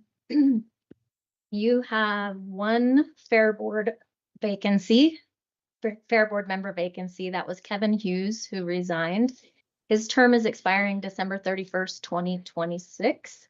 So this would be a short duration for this appointment, and anybody who got appointed or any of the other candidates would need to reapply for the January appointment. Do you have 4 applicants for that one position? They are Paige Harrell, Dallin Hughes, Zachary Maxim, and Ryan Walker.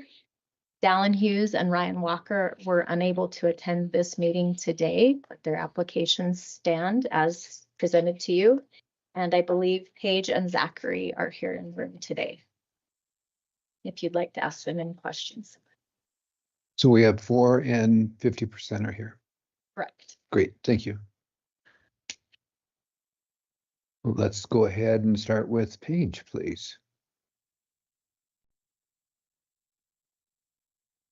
Paige, thanks for putting in your application. Thank you.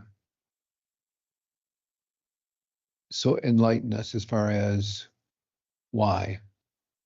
Well, my kids have done 4-H and I always thought fair included everything, like fair did everything, but it's separate. So my kid did the 4-H. There's not very many community members that come and enjoy fair. And I've always wondered, when we were in our boom time, we had a lot more money, such as concerts, other things that people could come to. Now there's not as much. Monies are lower. And I complain. So I feel like if you're going to complain about something, you should try to help change it. So that's why. Thank you. Yeah. I'll be honest, I complained about it. What are you going to do to stop the complaining from other people? I don't know if I can, because I'm pretty sure that I don't know everything. So that's also why, because now I get to see, oh, you only get this much money. That might be the reason on why there's what is there. And being from the rec board, that's a fairly easy board. Yes. In all honesty, that's pretty easy. So this might be a challenge. So it might be something different. No, you're no longer on the rec board, is that right? I am. I'm still on it. You'll Yeah, continue. yeah. Thank you. Okay, questions for Paige? Well, I guess I'll follow protocol and ask. So you're currently on the rec board, so your intent is to retire if you're, or to resign if you, or you're gonna try to serve on both? Serve on both. Serve on both. Okay. Rec board only meets once a month. So I'm gathering their biggest issue isn't so much the livestock side of it, it's more entertainment. Yep. And yep, because I don't think very many people come in. And I feel like fair should be the whole community, not just people that go and show the livestock. Are your kids still involved or are they been? Oh, she was gonna, and now I think we've backed out. She might do a cake or some leather. My son's steer died 2 weeks. Deer. Ooh. He no longer wants to do that. It was real fun.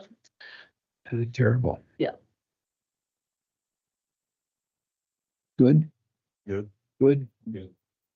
Great. Any questions, Paige? Nope. Thank you for doing this. No problem. Thank you. Who's the other person?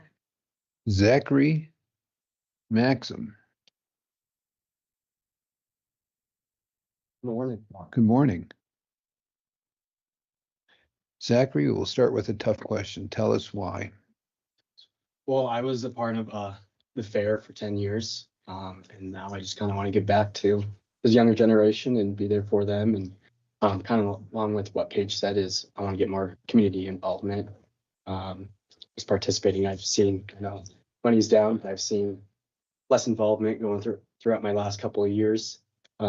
So I want to just push to see how we can do that and get more people, community involved, and also just bring people down there to see the livestock and get a better understanding of what it means.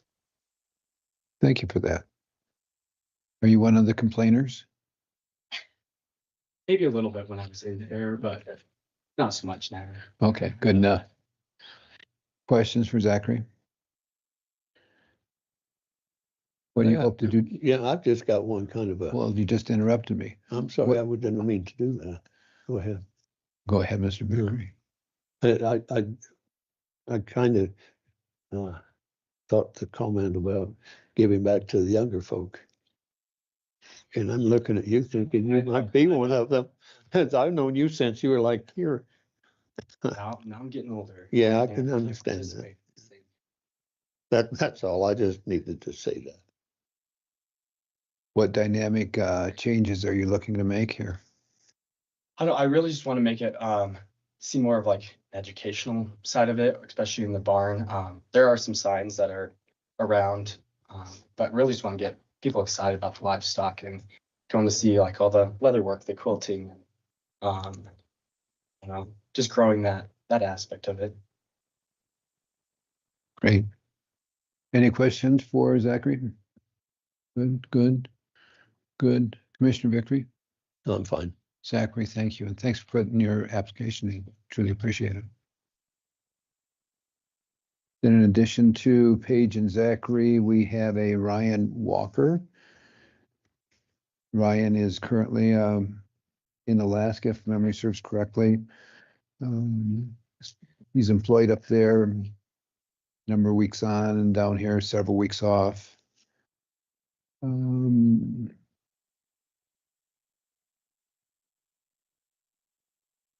Did you skip? He'll work I'm sorry, please, Commissioner. Well, Dalen Hughes, I see that name. Is he here? No, he's not in attendance, but he did apply. Correct. I was just going over the different applicants. I just saw the. There. Thank you. Okay, you're welcome. And then Commissioner Vickery, we have a Dalen Hughes that also has applied. And he's out of Big Piney.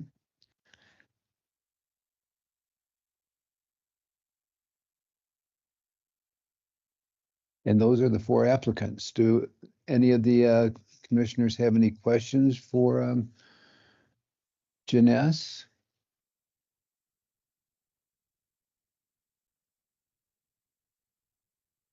Great. Any discussion amongst the four applicants? This is going to be a pretty straightforward, easy one, or is there a motion in regard to who? Well, Chair will entertain a motion for. Well, I would move to appoint Zachary Maxim for the unexpired term. Second that. Have a motion and a second. Is there any conversation in regard to? Okay, have a motion and a second. All in favor? Aye. Nay. So we have 4-1. Zachary, you are the person that we look forward to making changes and keeping everything going smoothly. And I want you to know that the person next to you will be calling complaining. Listen. Thank you. Thank you. Paige, thank you.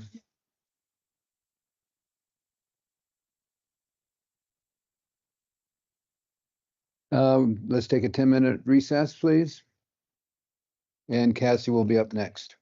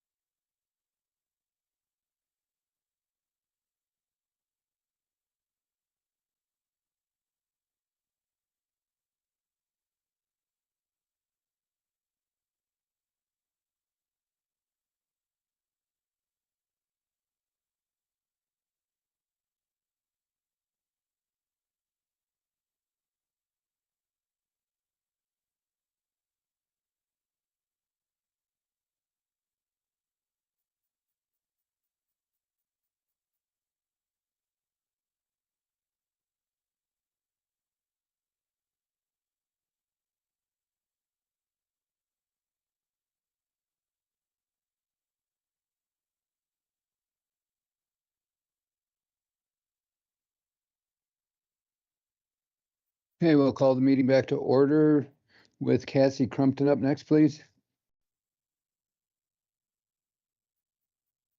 Good morning. Good morning, Cassie. I have a little handout. I'm just here today, hopefully short and sweet. To update you on the progress of the opioid settlement fund committee that we've been working on. We kind of did a kickoff on February 6th of our first expenditure of the settlement fund monies. This is a flyer for the Thank you. training that in cooperation with Public Health and Prevention, Sublette County Prevention, we offered motivational interviewing for folks yes. serving in the community. We when we began talking about it, we were like, if we get 5 people, that'll be really great. Motivational interviewings, formal training to help people identify ambivalence in regards to behavior change. So specifically for opioid use disorders, like, do I have a problem with substance use or misuse, and do I want to change it? So that's kind of how the motivational interviewing specifically connects to it. I was lucky enough to get really high level training back when I was a probation parole agent with DOC. And I've been touting the wonders of motivational interviewing for like well over a decade now. So to be able to get this training in our community, we were like, okay, if we get 5 steady people from a good cross section of the community, we'll be doing really well. Well, we had 55 people show up and they stayed the whole time and they completed the training, and they were offered like continuing education units for any licensing. I believe the law enforcement officers who attended were able to get post-credentialing hours for that. And we were able to kind of cover the gamut from all the professionals and cross sections of the community we had represented it. We had nurses, we had DFS workers, we had law enforcement, we had mental health providers and general community members, and there may be some others that I missed out. So just like far and above what we anticipated. The total cost and expenditures from the opioid settlement fund was $10,000 for us, and we had 121 to start, 121,000. To get this level of training for that many people, individually or online, it would have been over $22,000 for the number that we were able to get trained. So we had some cost savings and a better quality of training because you got that in-person practice of the skills. So like great kickoff, really excited about that. Hope to do it again, kind of a thing. We couldn't have done it without the cooperation from Janalee with Public Health and Becky with the prevention. They help kind of coordinate a lot of the key components of that. So just wanted to share that that was our first go and it went great. Great job. How'd you feed all of them? Janalee may be able to answer that better than I can. I'm Okay. not sure. Was it covered in the grant or did y'all do it separate? It's amazing because you anticipated 5 and had 50. Yes, sir. 55. Yes, Yeah. sir. We kind of, once the RSVPs started coming in, we were like, oh, we hit 30. Oh, we hit 50. Oh, we got to close it. Oh, people are still registering. So it just kind of kept expanding and we did our best to accommodate what we could. And I'm just really proud that we got this quality of training to our people at no cost to them. That's going to help Absolutely. build, and hopefully we'll get, an intermediate level in the future and give people the next step for this kind of training that they can use. It's really great. So we have the flyer for the trainer, just so you guys have the information on that. We also passed out our little, y'all got wonky copies of it because I struggled printing it. The ones they got at the training were better. Just to inform the community about the opioid settlement fund and our priorities for Sublette County and how to access that application. We're going to work on finalizing that at our next meeting later this week. The county attorney's office is helping us with the contract piece, just so people know that the money has to be utilized specifically for the things in the One Wyoming settlement MOA. Very nice. So, Good job. Questions for Cassie? Just one, this can't be construed as a campaign fund check, correct? I'm not handing them out on the floor. So. I just see the $10,000 on the bottom of it. I just wanted to make certain that it wasn't. You can try to cast it. I don't know how successful you'll be. And luckily, I'm not. That's kind of going around the state. Question. Yes, sir. Putting you on the spot. Sure. I don't know what all you cover. You deal with SAFE at all? Not directly, no, sir, but we'd definitely be happy to partner with them. Well, no, sounds like they're gonna get funding cuts and stuff. I read somewhere. Y'all read that? Yes. Yeah. I'm just curious, somebody needs to come and tell us what's that up? You know nothing about it. Not directly, no, sir. I know the services and I make referrals, but I don't Sound deal like with a them. big cut, like completely. Ooh, That is correct. Eliminated. Yes, What did it happen? yes. it passed. I don't know how it come about so quick. He didn't go through the legislature. I don't even know where I don't know where. it. I don't know the deep. I missed that one. If they have anything that's opioid specific for their clients, we could, I mean, I'm willing to brainstorm. If there's a way we can support them, supporting their people. It's off the subject, I guess, but we have a couple safe houses that the county owns. Well, we got to pay for a building. We have a house in Pine, I think. Yeah. Not supposed to know where it is. Right. But I'm curious, you know, if we could get somebody, I'd be interested in hearing from somebody that, you know, I know all about it and I'm happy to talk to you guys about it, as I mentioned. So anytime you have questions about it, just give me a holler, I'll give you Clayton. I could step away and Clayton can have the rest of my time. Okay. How about since it's not our organization, how about we have that conversation, like, you have those questions, just give me a call or come by my office. Anybody else interested? For me, just one. Give us the update, Dave. Okay, it's on my shoulder. Where's your office? It's right across the street. Okay. Look both ways, hit the light. All about prevention. Yes, sir.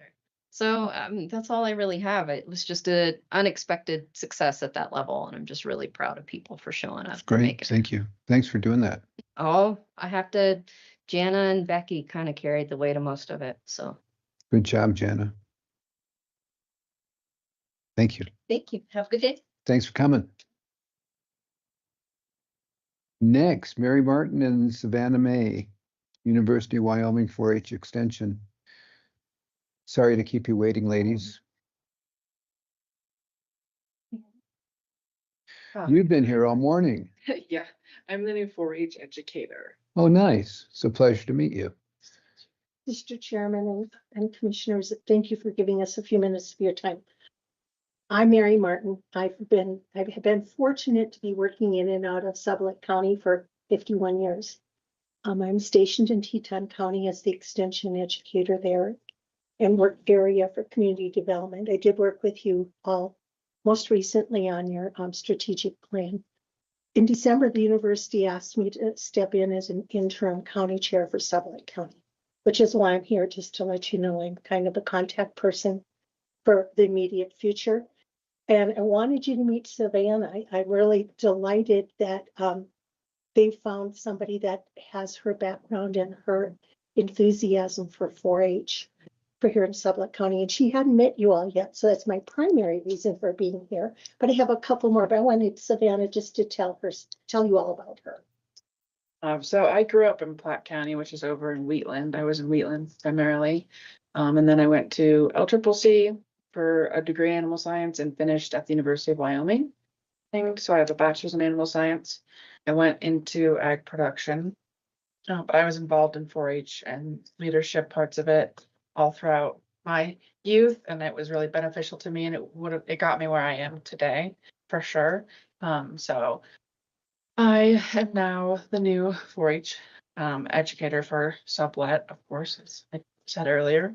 The hope is to just get programs for kids to be involved in, reinstate some programs that have kind of fell to the wayside, provide some knowledge for kids who are raising livestock, kind of where they may not have that knowledge or they're new to it, just giving them a little bit more supplemental resources, and then just support our youth, be there for some leadership opportunities.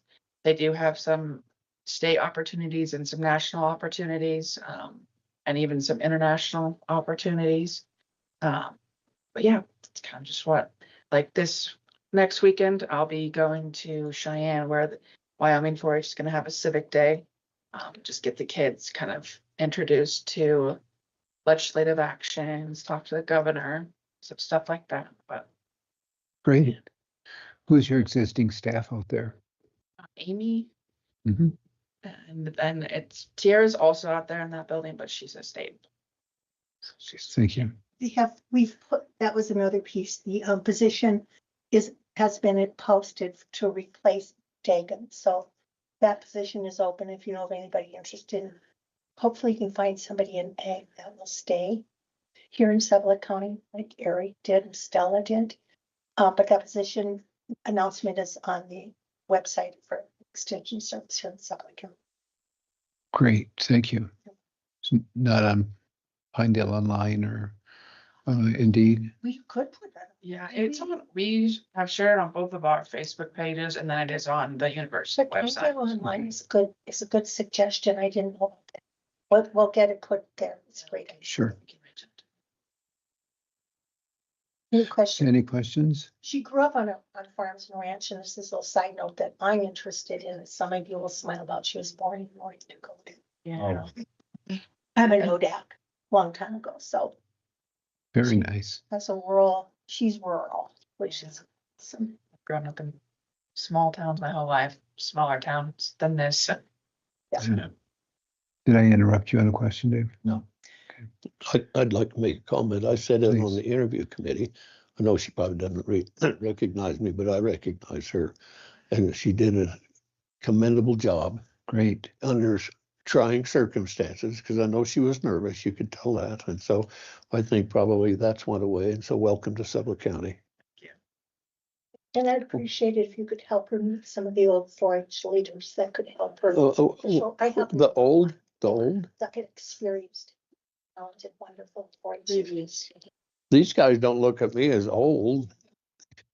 That was misspoken. I should have said experience. There you go. Yes, but yes, we could probably make that happen. I think you need to know the history to understand the culture of communities, and there's something really special about Sublette County, and the sooner it takes a couple of years to get to know the people in the territory. Yes. So if you all can help her navigate that, because my hope is that she'll stay for a long time. That would be great. And then I have one other ask. Please. We have a memorandum of understanding for her to be here that we need you to sign. And I sent it to Clayton and to Jessica, and I think it's in your packet. And that's where you're agreeing to support half of her position. That should be coming up with Clayton here. Probably is. I did. Yeah, so Clayton will be presenting that to us in just a minute. Okay. Thank you, Clayton.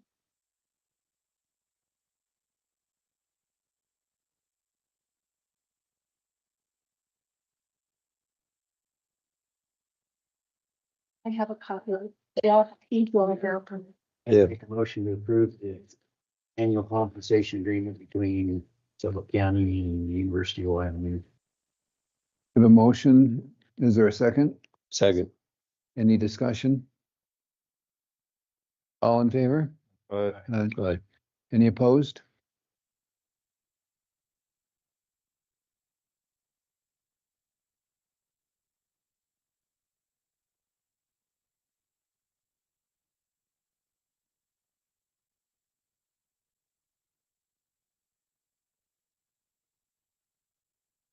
And if you'd be kind enough to share this with Tony Clerk here, that would be wonderful. Thank you for bringing that up. Thank you all for your time. Thank you, Keith. Thank you, Savannah. Pleasure meeting you. Wish you all the best. When the weather changes, I'll touch base with you. We'll take a day or two or whatever is required. Make a little circle around and talk to some of the older folks, okay?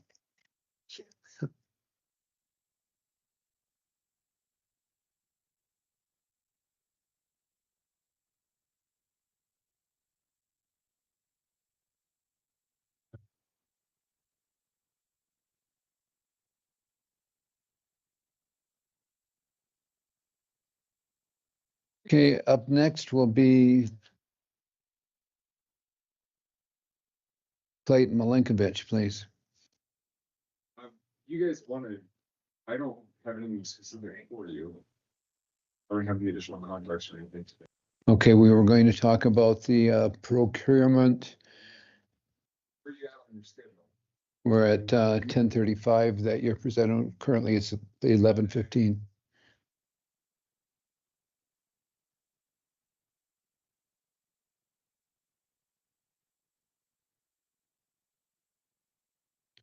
I'm fine, whatever we do. Okay.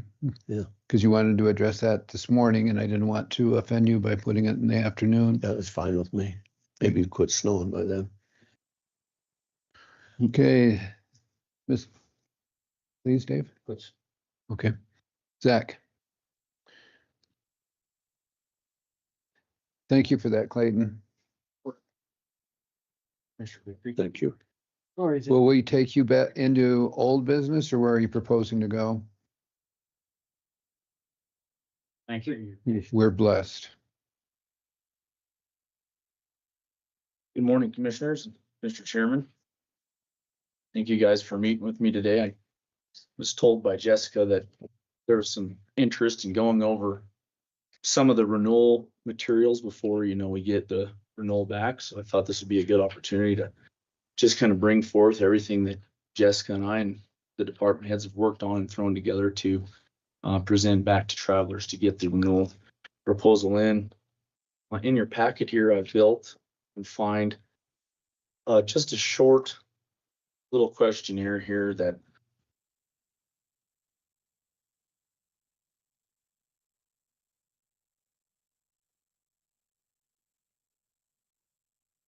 benefit liability, law enforcement liability, and this is just like a basic questionnaire to get the numbers for employees and where you can put this, where they can rate their policies for on the liability side. You have that in there, and then we have our schedules like the statement of values, which is your property, your drivers, your automobiles, and your equipment schedule are all included. And on the very last page in there is just kind of says what's additional materials that were in the submission to travelers, which was included in that was the budget, the golf course liquor license and lease, the county credit card policy, the employee handbook and revisions, and the grant policy resolution. That was all included in the submission back to travelers. Thank you. I wasn't quite sure where we were at on this. I saw renewal quote, so I thought you were bringing the final product to us, but we're actually in discussion as far as our needs are. Thank you for that. Yep. One thing that Jessica did just bring up to me when I first met her was saying that there are some department heads that are wondering about some of the pieces of equipment or maybe some of the vehicles that are on the policy, maybe that they do want you guys to review to have them maybe removed from the policy, or maybe they shouldn't be insured. Is that correct, Jessica? Was that the ones in red or blue? So those ones are already been told by the department heads to delete, Mac. So this is the stuff. I guess I should explain how this was extrapolated. So she sent me all the schedules from the department heads, and I built them into one document, for the property, the auto, the drivers, and the equipment. And so the red is deletions. Blue is just an information change. You'll see anything on there, like if it needed to be changed from, maybe it said road and bridge, but it actually is the golf course now. So those are what those would be. And then greens are like additions. So that's where those numbers and those colors are. Thank you for that explanation. And brown is? The orange is just, it has not been assigned a department. Thank you. So Chairman, Commissioners, but there was a few departments when they submitted their information back to me. They thought that there are a couple of pieces of equipment or vehicles that are just very old.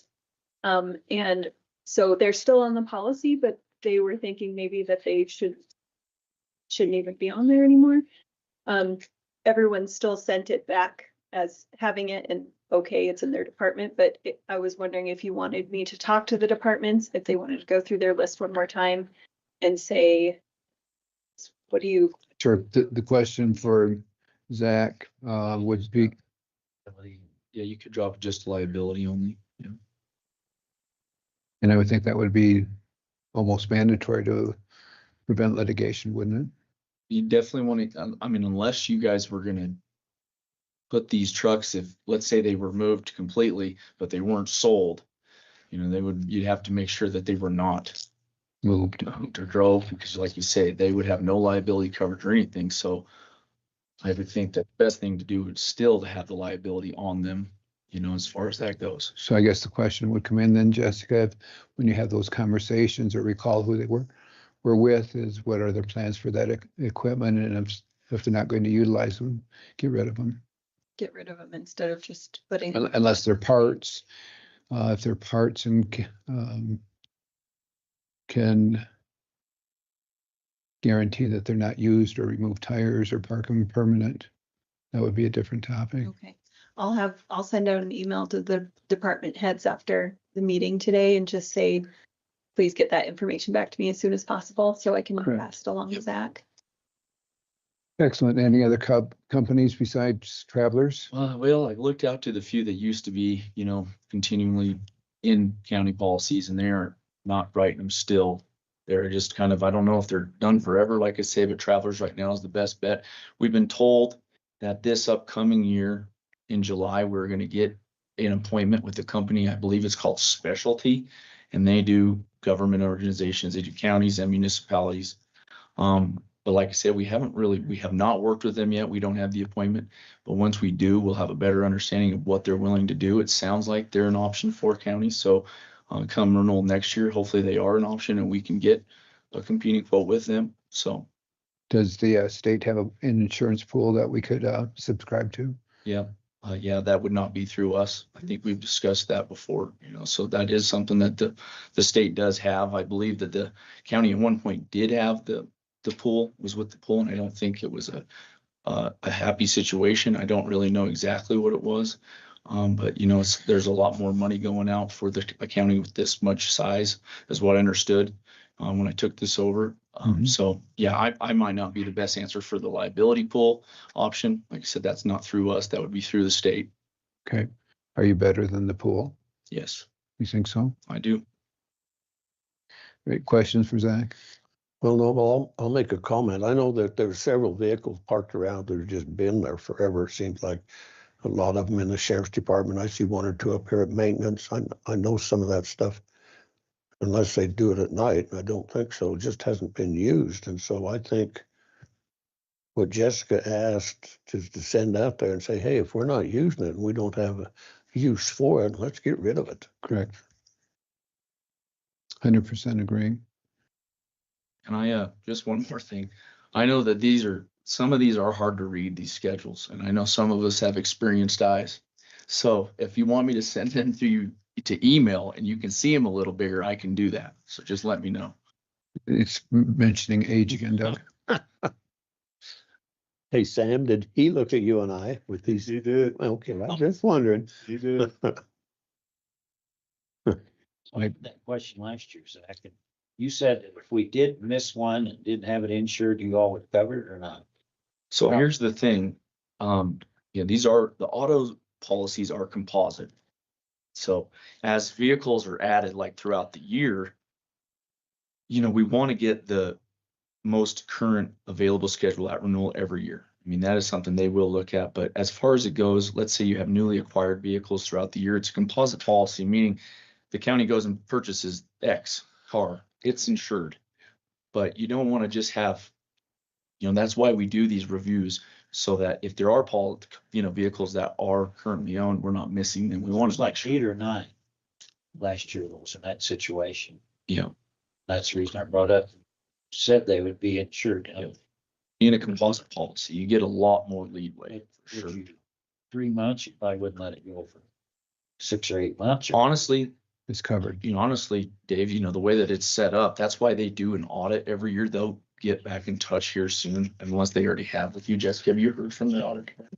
So what they'll just do, they basically just check to see for newly acquired vehicles throughout the policy. But like I said, if it's from, let's say it's this upcoming policy, 4/1/26 to 4/1/27, it was purchased within that time frame after the policy was issued and bound, and that vehicle gets coverage until the next renewal, basically. So it's not like it's not like a time constraint like a normal policy is, where you want to get your newly Not like bought you do vehicles. me.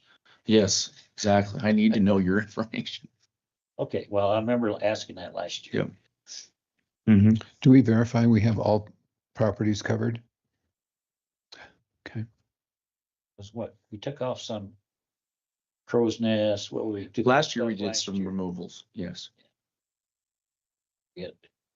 There was a few at the, there's a few at the fairgrounds that we did away with the buildings at the Marbleton baseball fields. All of those. Off the top of my head, I can't remember. I know. Exactly. What, So- yeah, please go ahead. So I've got a kind of a question that I don't know the answer to. So the piece of property that we have out there by Conservation District, that's just that corner, that's county owned, plus that we acquired from Sublette. If something occurs, somebody gets out there, let's say motorcycle, we have a crash and burn, is the county gonna, do we have something to cover that? You have liability. That will take care of that? Yeah, you have liability for, even trespassing is unfortunately, that would usually fall upon the landowner's policy, but yeah, you have liability. Okay.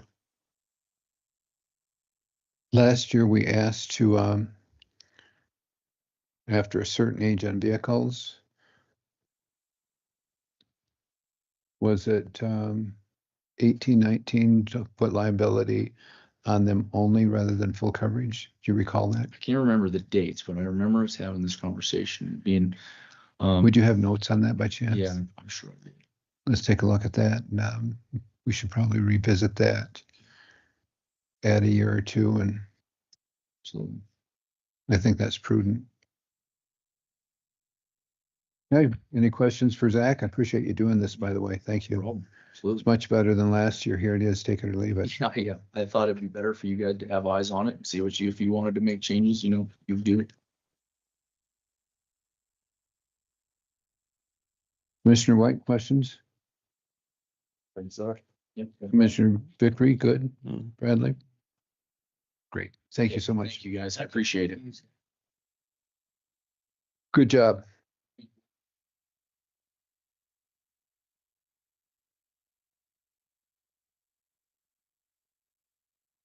Okay. We're at lunch. Pretty small.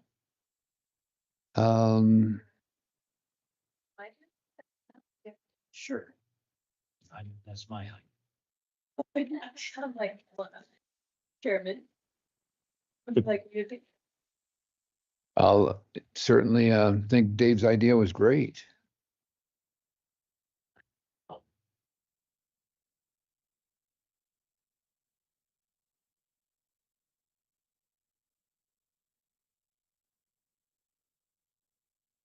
as usual, Janess saved me. Janess, She doesn't know. are you joining us at the table, Janess? She sent me an email shortly after the first meeting of the year, and she goes, I think that commissioners' meetings have to follow on election dates. Understand. Sure enough, August 18th falls on the second meeting in August, and November 3rd falls on the first one in November. And so I put it out there to the Clerks Association to see what the other counties do for the election dates, and got quite a few options. And I was wondering if the board, I have two things that I think might work well. One is at the meeting prior to that one, the board approves the AP that would normally be ran on that date. And it's sent to the board as usual in an email, but it's approved, the signature is approved ahead of time. And then if there was any questions or if the board had me pull any vouchers, that would be noted at the next meeting. So we wouldn't actually have the meeting, we would approve the AP at the meeting prior. That's the first option. The second option would be if we just had a really light schedule where we met in the morning at 9 a.m. We approved the prior meeting minutes and we approved AP. And then if there was any kind of emergency thing that had to be signed or done that morning, we do that, but then adjourn fairly quickly. Is that an election day you're talking about? Election day. Yep, just on the election day. November 3rd So and August. August 18th and November 3rd. You could dictate the shortness, if you would, of the meeting by saying, that's it. Could you not? So that we could have that. It would be, yeah, it would definitely be up to the board to say that they approve my agenda. If I put two things on the agenda and they say that's okay. But I just wanted to put those two options out there. Either the approval of the AP or the signature of the AP for the next meeting is voted and approved at the meeting prior, and we don't hold a meeting on the 18th and 3rd. Or we just have a very short agenda that we approve the prior meeting minutes and the AP, any emergencies, and then adjourn. So if we have it the meeting before for approval, those bills are paid. Those that would be coming at the next meeting are then postponed to the following meeting. They're still paid, but then if there was any discussion or anything pulled, we would discuss that at the next meeting. So it would. So we would get, but basically what we will do is give you authority to pay those bills at that, at that next time, when you typically do, with a formal vote on it at the following meeting. I understand.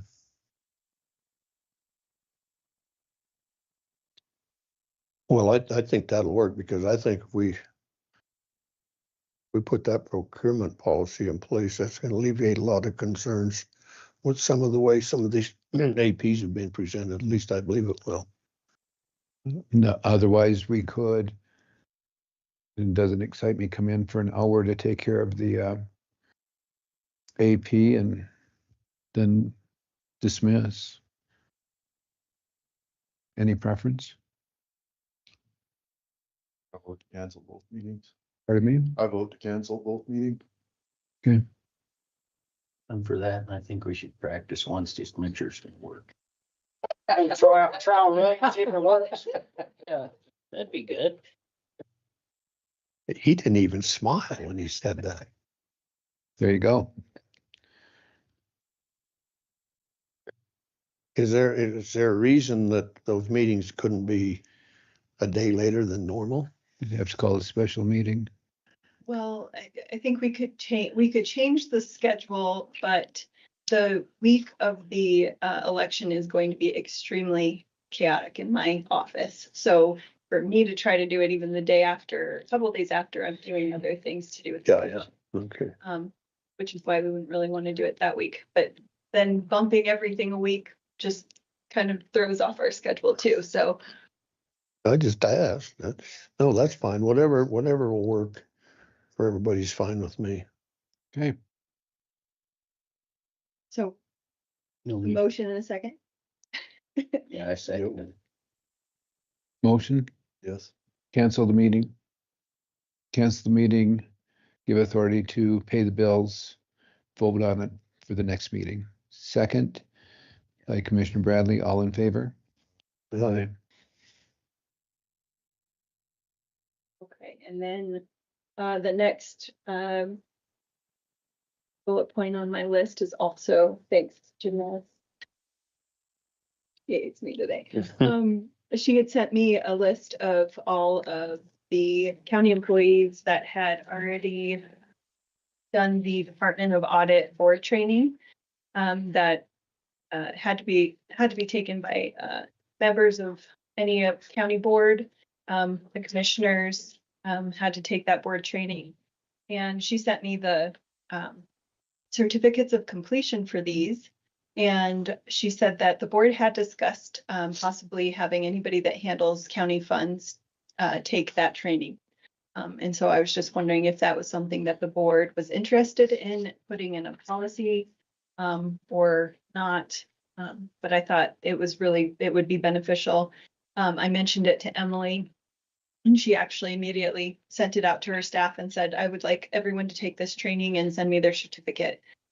So she thinks that it's a really good idea for anybody that's handling accounts payable or just handling county money, be able to take that training and then give, maybe myself or Janessa the certificate and we keep that on file.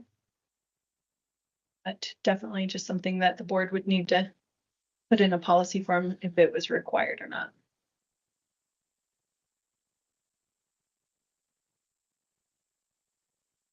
Good with the policy? Well, I see nothing wrong with it. Good, good, good. We'll have Clayton address that and I could go ahead and work with Clayton on just drawing one Great. up and then present that at a later date, maybe March 3rd. sounds good. Thank you.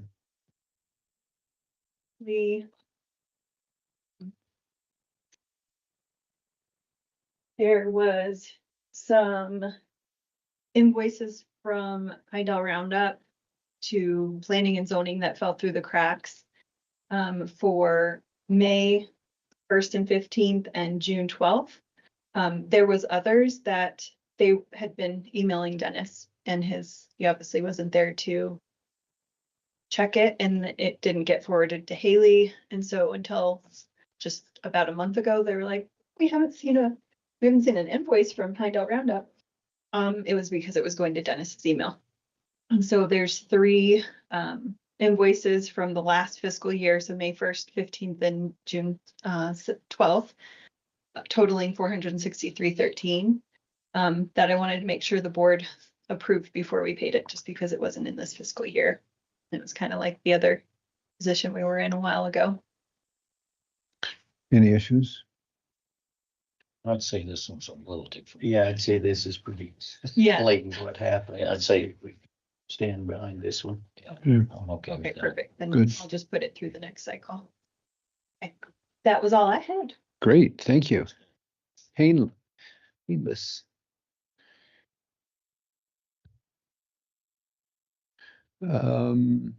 Janess, any report? Nothing planned. Did you have any questions for me? Nope, I didn't see you on the schedule. I thought maybe it was a misprint because. Okay. Sure.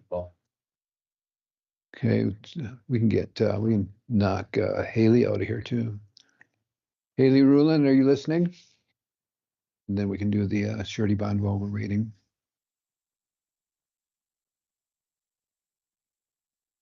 Go ahead. One surety bought and make motion to approve Craig Smith, Summer County Recreation Board. Second. All in favor? Opposed? Heard. Been a meeting, Motion passed.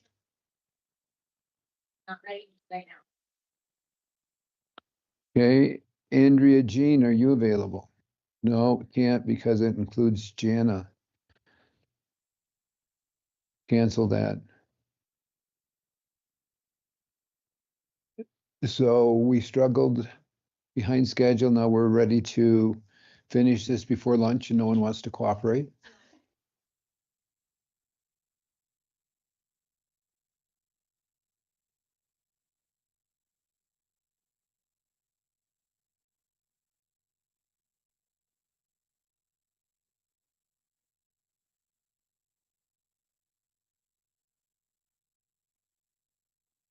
Maybe that's why there's no lunch. Jessica thought she'd hurry us along. Walked out. You coming back? She. Okay, no Clayton then.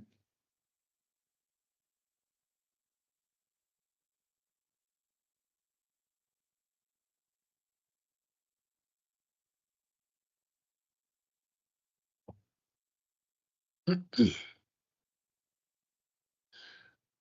know, I don't know how they make some of this print so small. It's amazing, isn't it? It is. It really is. It's like the report that Emily gives us on the financials. She does that on purpose so we don't know what's going on. It might be, I don't know, but I'm sure Emily or Megan are behind it.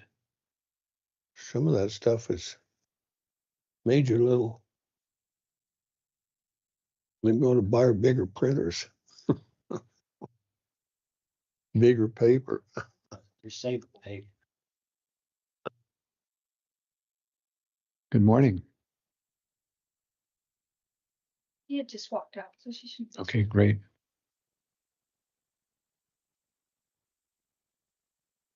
Is there a portion of this that's just you, or are you in conjunction?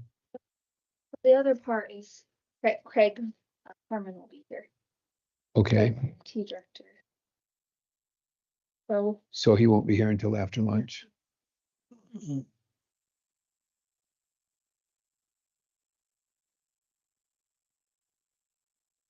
Thought you could get away, huh? Good. Thank you for bumping up ahead of schedule. Okay, So I wanted to let you all know that we have been, like, all the cabinets and stuff are installed. The maintenance department's been putting up all the little first aid cabinets and A&D cabinets in all the locations. So we're just waiting on a few more pieces. So I have it all stocked good. with all the stuff. BJ Mary is gonna help us host a training on March 4th. A couple sessions here for hands-only CPR, AED use. We'll go over this policy with the different county departments. Narcan training, stop the bleed, just some basic good stuff if somebody goes down in a county building, so somebody can open up the cupboard and know what to do and turn the machine on and the pads and everything. So in that process, I did a couple policies for the county. The AED policy really just covers our county staff, you know, it's kind of just a basic response plan, but it also lines out there the pieces that, you know, the different entities that are gonna have AEDs in their building, they have to have a point person. They'll have to do a monthly check. We'll be the point, you know, to resupply stock and stuff. Public health will be the resource for that. But we'll depend on each department to turn the AED on, make sure everything's fine. Then once a year, I have a contractor that works with Carrie James down in Big Piney at the senior center for $50 an AED machine. They'll do a biometric check to make sure that it's reading the right rhythm, that it still gives a shock, that the batteries are good. And then it gives a certification that that machine is compliant. And so we'll round up all those and do once a year bigger inspection, public health will, to make sure that all those machines and the supplies don't just sit in the cabinets and not get checked on. So that's So- that policy. I'm sorry for interrupting you. Yes. So you're going to gather them and take them to a central location. What if you need them? Well, there'll be an They're- afternoon turnover, but that's what the guy will let me. Okay, good enough. Yeah. I just question. Yeah. No, he's like, if you can get me all the machines, we'll get them turned over really fast, but Okay, then we could not incur the charges to have him go to every location. So how much time does it require per machine, do you know? No, I think they just run a little, you know, battery check and then they have a special machine. I looked into it, but it was like 15-20 grand to buy the machine, and then you need the technical expertise to make sure it's reading the defib rhythms and be able to deliver a shock and so I don't think it's like a huge amount of time. But Well, I was just curious to know if you had a machine runner, so to speak, that when this one's done, you take off and go for the furthest spots away from the centralized oh yeah. location. Because I'm sure there'll be some at Big Piney, you know, that would, The fairgrounds and the senior center and the library have them down there. yeah. And then up here is the county courthouse. There's one on this side, and then they have a machine already on the other side. We're really only buying 3 AEDs, but we're kind of putting it all under the same program. okay. Library has one. Yep. The ice rink will have one. The golf course will have one. Public health, we already have our own machines, but then they'll get inspected, which will be good. Conservation district included in this. We took the biggest, you know, front facing, public facing spaces. And then I was talking to Casey, we'll make sure that the dispatch offices have a list of where the AEDs are located. Road and So Bridge. They don't, I mean, they have employees, but they don't have the public coming in. Okay. Good enough. I don't know. It's up to you guys if you wanna invest in more. Something that could be, we actually don't have one in the visitor center, we realized too. So it's not something that I think we could expand it as we go.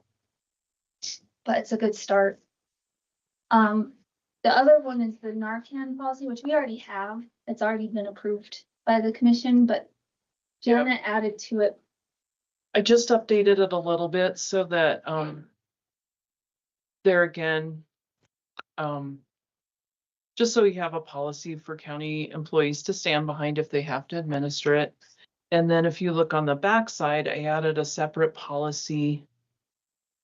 As state nurses, we have a policy that we can distribute Narcan to individuals. So anybody who comes to our office, I can give them a box of Narcan with a little bit of education, free of charge through a program through the state. Becky Crow, my prevention coordinator, and also Cassie Crumpton with Treatment Court would like to be able to have that option because they're out seeing different populations and also like Becky does booths and different things. So this policy would really reflects what the state policy says, but it would just allow those, a couple of people in as county employees to be able to be a distribution site too. Great. Thanks for doing that. Okay, so I've got a rude question to ask. So what happens if, let's say me, for instance, and Sam falls over, and I'm the only one there, and I run over and I'm gonna save his life, and in fact, he dies. Am I gonna be responsible? Is there something out there that says you've tried the best you could? Well, no, I'm just saying because everybody won't have the same abilities. Some will take it and some won't unless it's mandated. But I think Clayton could probably speak to that. I mean, there's some state coverage of, you know, if you try to help somebody out. American laws, yeah, Protect. that protect you as yeah, if I come over there and start CPR on you and. I'll start with Sam. Oh, to Sam. Yeah. You know, but hook up the AED and stuff, then, yeah, we didn't want anybody, but there are those Good Samaritan laws that you don't get, you're not liable if for a bad outcome. Well, the reason I asked that is there was that dumb, I say it was dumb, maybe it wasn't, the bill out there that said if I'm as part of a group watching something occur and I don't call 911, I'm responsible for that. And if something happens to that individual, it encompasses everybody that's there if they didn't call 911. And so, so if you see an accident, you turn around and walk off. No, most of us wouldn't. But when you have something like that there's always somebody that's going to take advantage of those circumstances. And that's why I asked what I thought was a dumb question here. No, I had Clayton review them. You didn't have any concerns with the liability for the county? No, and I don't have concerns, and candidly, you wouldn't have concerns for liability for you, were you walking away or administering. Okay. You don't have a duty. There's no duty of care to Sam. You're not his guardian, you're not his work. I disagree. Walking away, and you're not incurring liability under that conspiracy. So if it happens to be Doug, am I covered if I use the paddles just to see? We could start that with part of the CPR and go to the electronic. Will not. There's not a push button. You'd have to have a long extension cord to work with the paddles that you're talking about. So yeah, appreciate it if you support these policies and just keep this. Have you reviewed them, Clayton? Both are good to go? Motion by the board? Chairman, I'd move to approve the AED policy and the updated Narcan policy as presented. Second. Have a motion and second. Any discussion? This is the information that was provided in the commissioner's package. All in favor? Any opposed? Motion passed. Thank you. You're welcome. PJ Mary's gonna help us do a little training for employees too, and I think that'll just be a great, Great, it's all voluntary, but I think it would just wonderful. give us a different. Yeah, and we might try to report it, so we have it. We're good. That'd be excellent. Put a part of a training program. Thank All you. right, thanks. Thank you.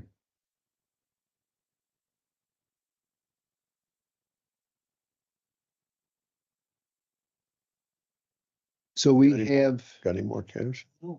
See, when do we look, okay,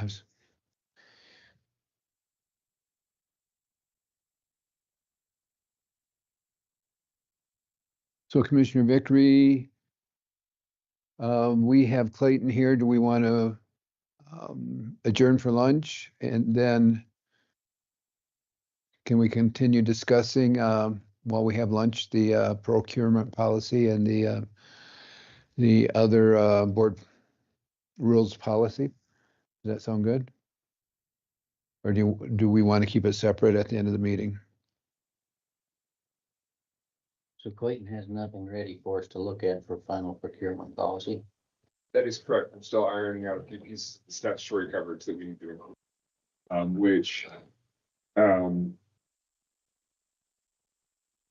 Which involves additional things that we need to put out to contract than we originally thought. So I just am trying to get that list fully compiled.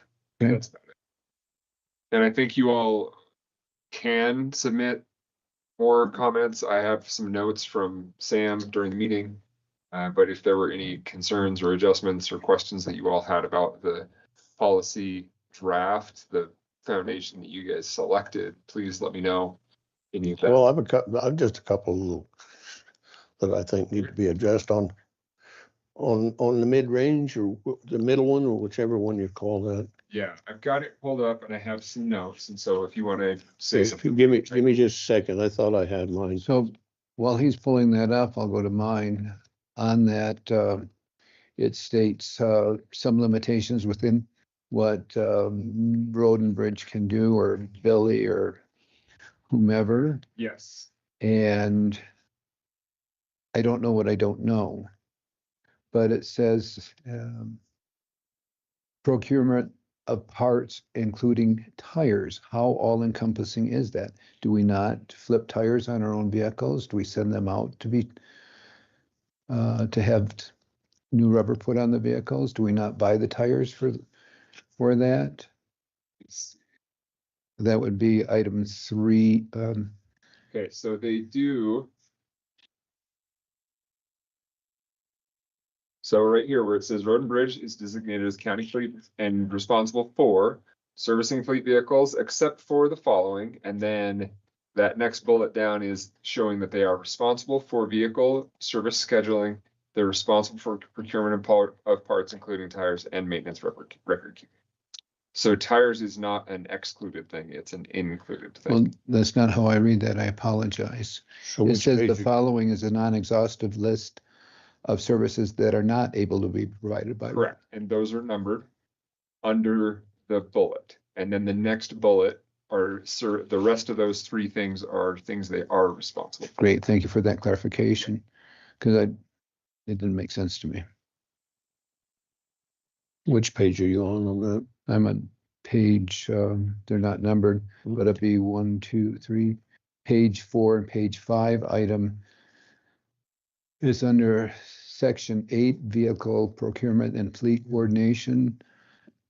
Top item 3,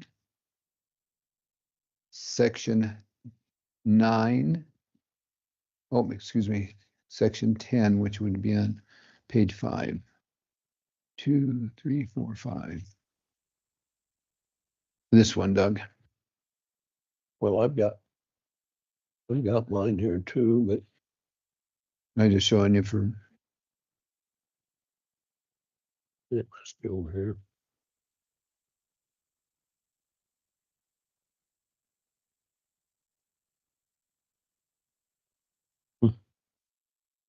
Are you in the mid-range?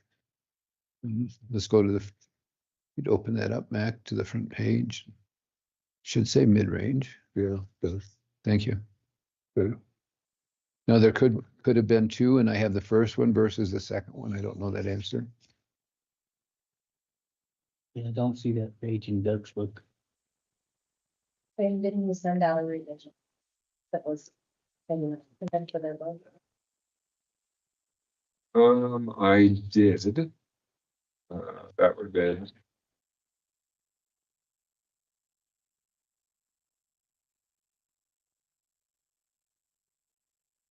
On December 31st.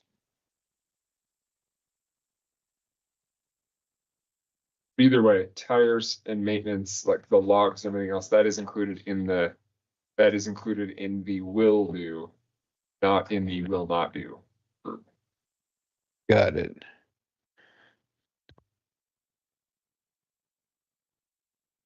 Okay, so under 7, professional services procurement on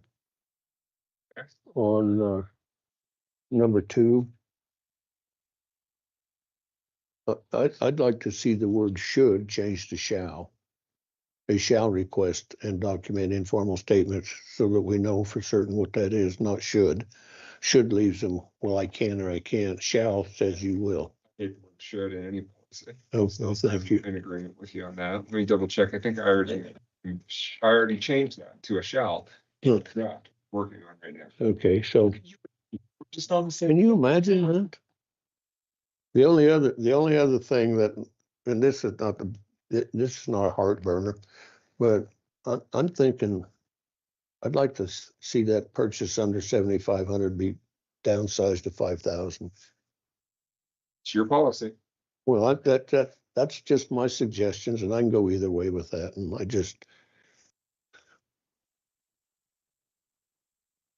I'm good with that, 5,000.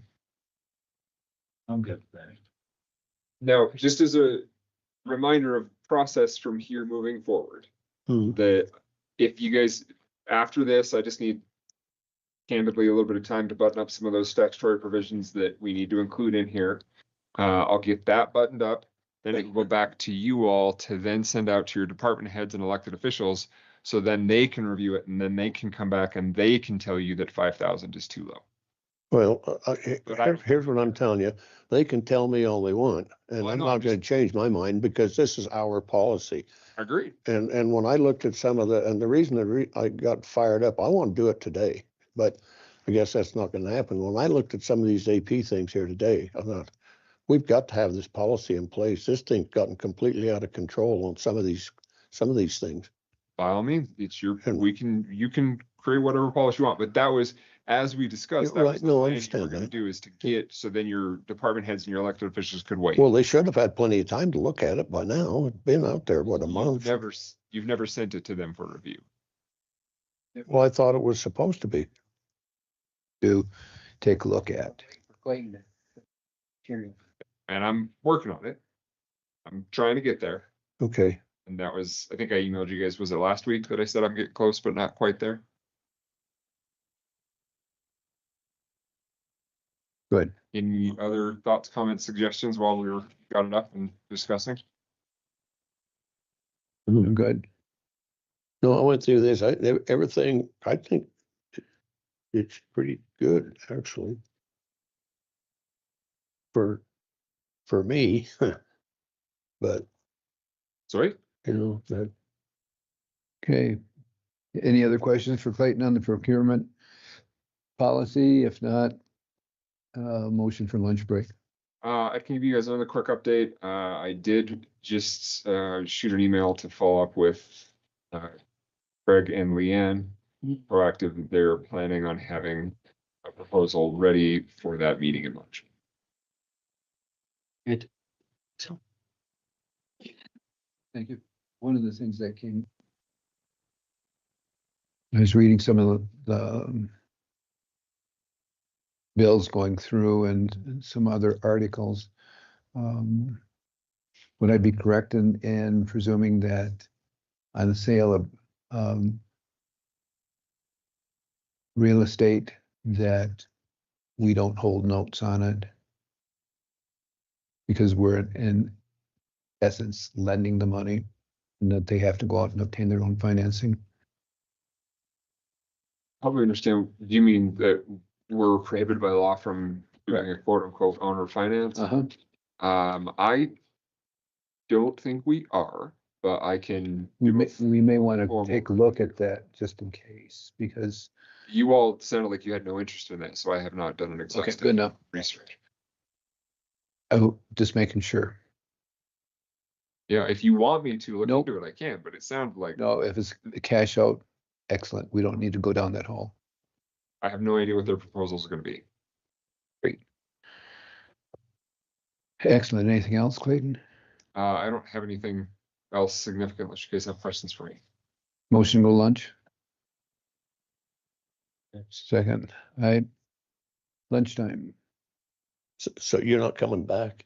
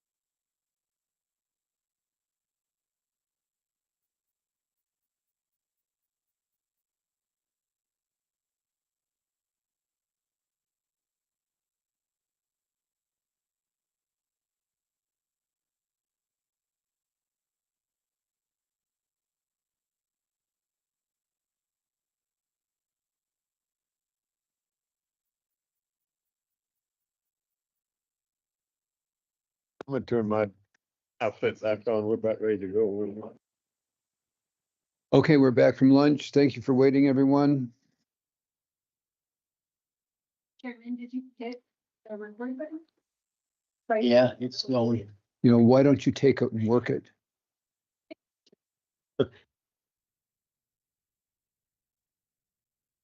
Next up.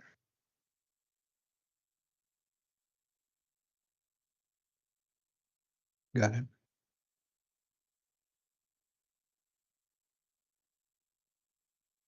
Be taken care of generally.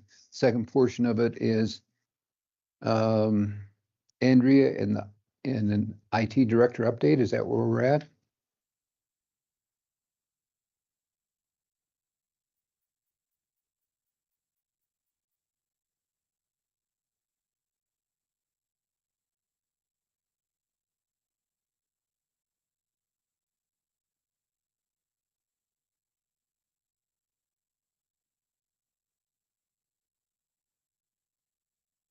Okay.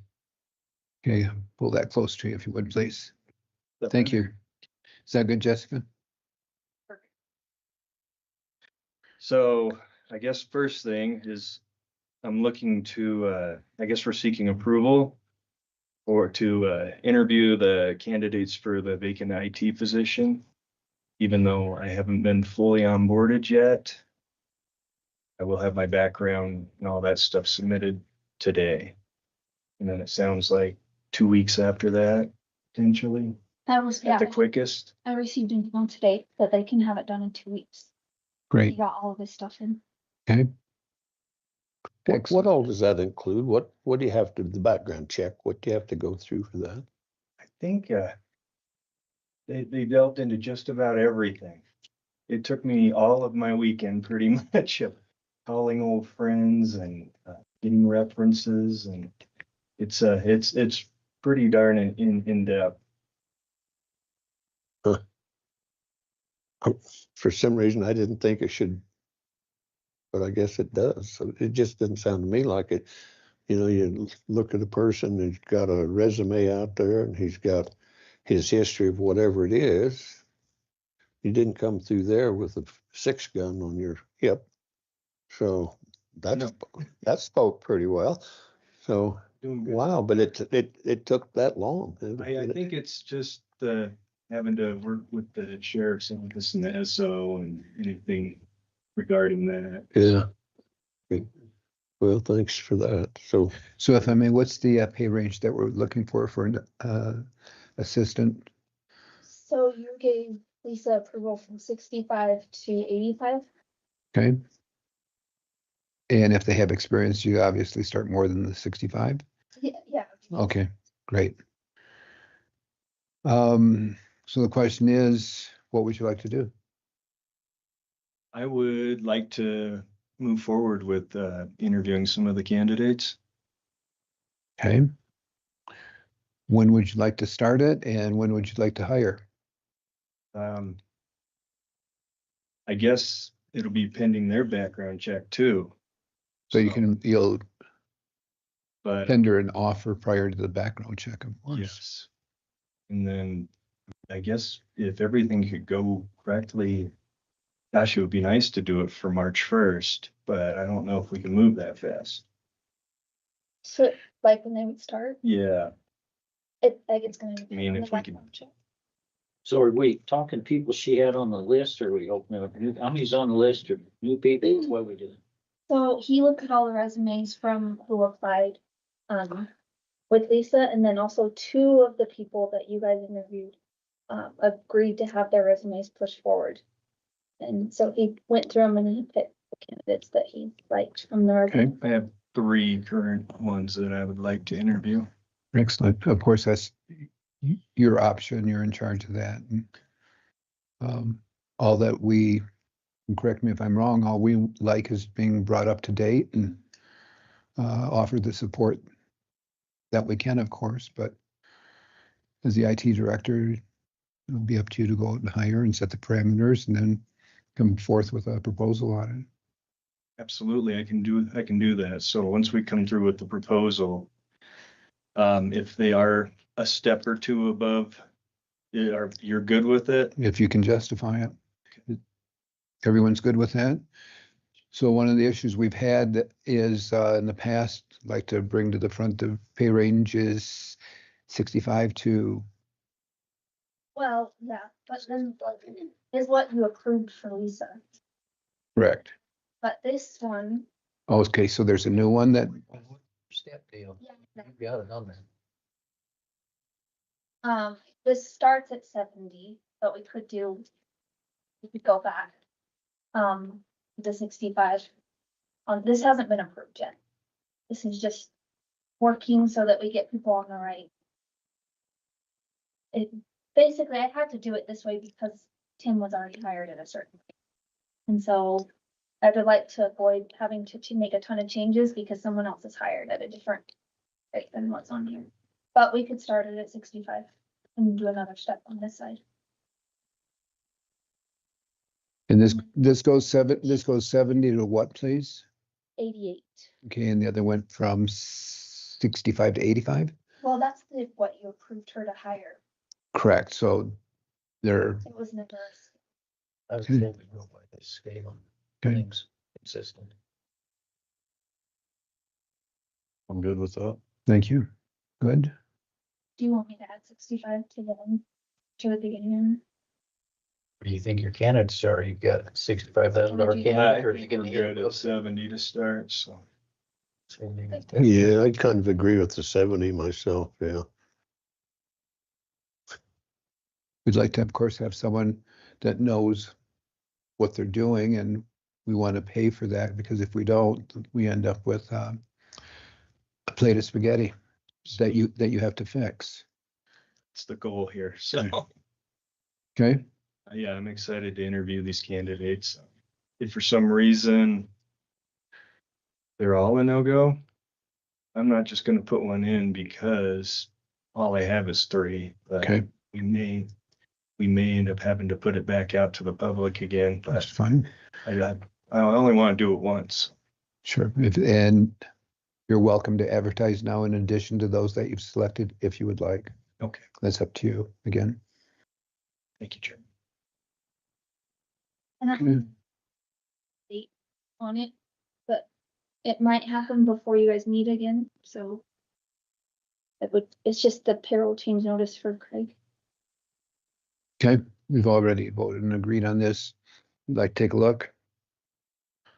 Good. Sign it. No, I'm fine.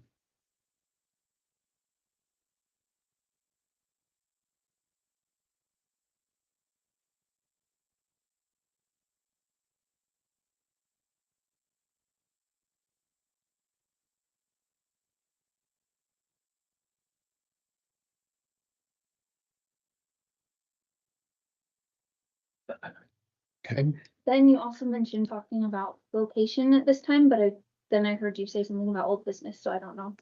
That's well, we have you down for the IT director, so let's bring it right there.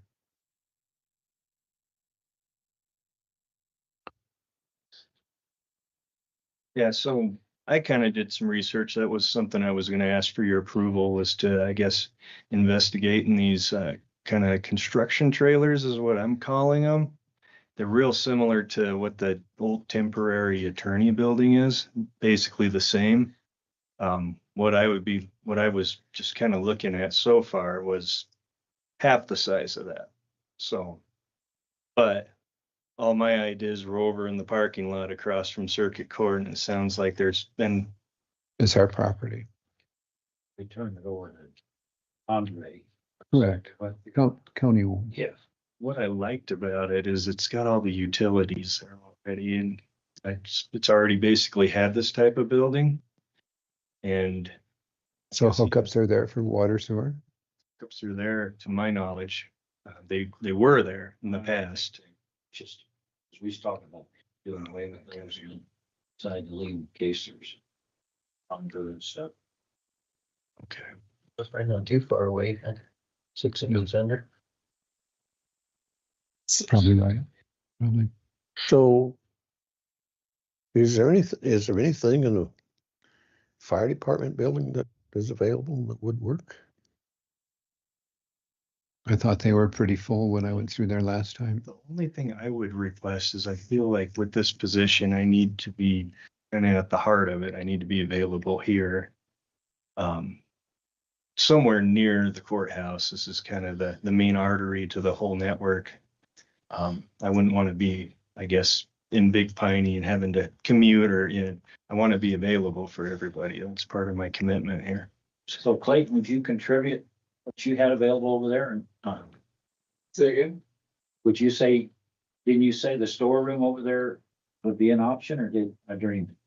I think theoretically, yes, that would require some retrofitting. We are in the process of transitioning to a paperless office. Most of those file holders are not full anymore. We would need to figure out what to do with the files that we have in there, but potentially that could be a space. I think it's probably about 18 by 16 back there. I don't think there's any heat back there. So it would need some work to make that work. The reason I brought it up, somehow it's passed along and I went over and looked at it. I don't know who brought that up, but so. Yeah, I think it's doable. There's some logistics involved, but I think it's doable. I don't know about connectivity. I think we're fine on connectivity because we're tied to network, no problem from there. But like I said, I can't speak to that. Yeah, Commissioner Bradley had, I think you'd gone over and looked at it possibly. But he raised a concern about having a common access with with your office and the IT, and thought that it would need its own entrance, which might be. Works right there. You lock off. When I'm took material, you can lock off from that section, right? There's no You're saying so if you did an outside door to that? into that room. I don't know if you could get an outside door because of generator. No, use the other door, but you have a closed access so they couldn't get in your part or not? No, they would need to use the restroom and stuff there. Okay. I don't see it as an issue. Janice is same way. She just signs a document that says she's not gonna tell anybody anything anyway. So, and when we talk about stuff that she doesn't want to hear, she closes the door. I just don't know that isn't fair for you and your help to always be under that gun in my mind. Who knows what they're gonna hear? I mean, yeah, they can sign the form, but God, to have to go put up with that every day, I don't know how Jeanette does it. I don't know how Janice puts up with me either. Well, I'm just throwing it out there because it's space that over the next few years is going to become obsolete. And so it's gonna be space where we don't need a file room because we're essentially transitioning to those filing. Well, next few years, we're talking within the next several weeks. So if your files need to be uploaded electronically, wouldn't be sufficient time to do that unless you could enlist Janess to help you. No. But we can, if the county needs that space, it is available and we can make the logistics work. Okay. So when you came to the meeting today, Craig, you obviously had a thought in mind pertaining to an additional structure over here. Had you come up with a cost on that? Not at this point. I guess I was gonna look to the commission's approval first to kind of investigate in that, whether it may be a purchase, a lease to purchase. I guess, and I understand where we're at right now, but for two employees, it would be nice to have two desks and then having a working space in between, a lab and a meeting room and a spot for inventory. Yes, correct. I know that's quite a bit, but I think that's just mitigated down as small as I can get, I think, to make it workable and functional. Well, they need to at least project it being functional for an extended period of time because we don't know what the future holds, of course. Thoughts from the board as far as other facilities, places to go, direction on what to give Craig today. Andrew, can you get along with the lawyers? What about putting HR over there, making more sense? But then what about all the other traffic that comes in there to see Harleys? It's perfect. It's always looking for a lawyer there anyway, so. Well, I think be good, you went and looked.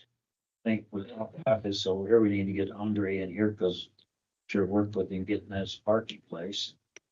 And, they use that spot for a rendezvous setup and stuff, so I don't know. I mean, So is your break room bigger than the current IT office? It is, isn't it? Did you move the break room to the IT office and the IT room to 2 desks in the? it's probably about the size of your. Well, it might But be big. you'd lose this sink and the refrigerator and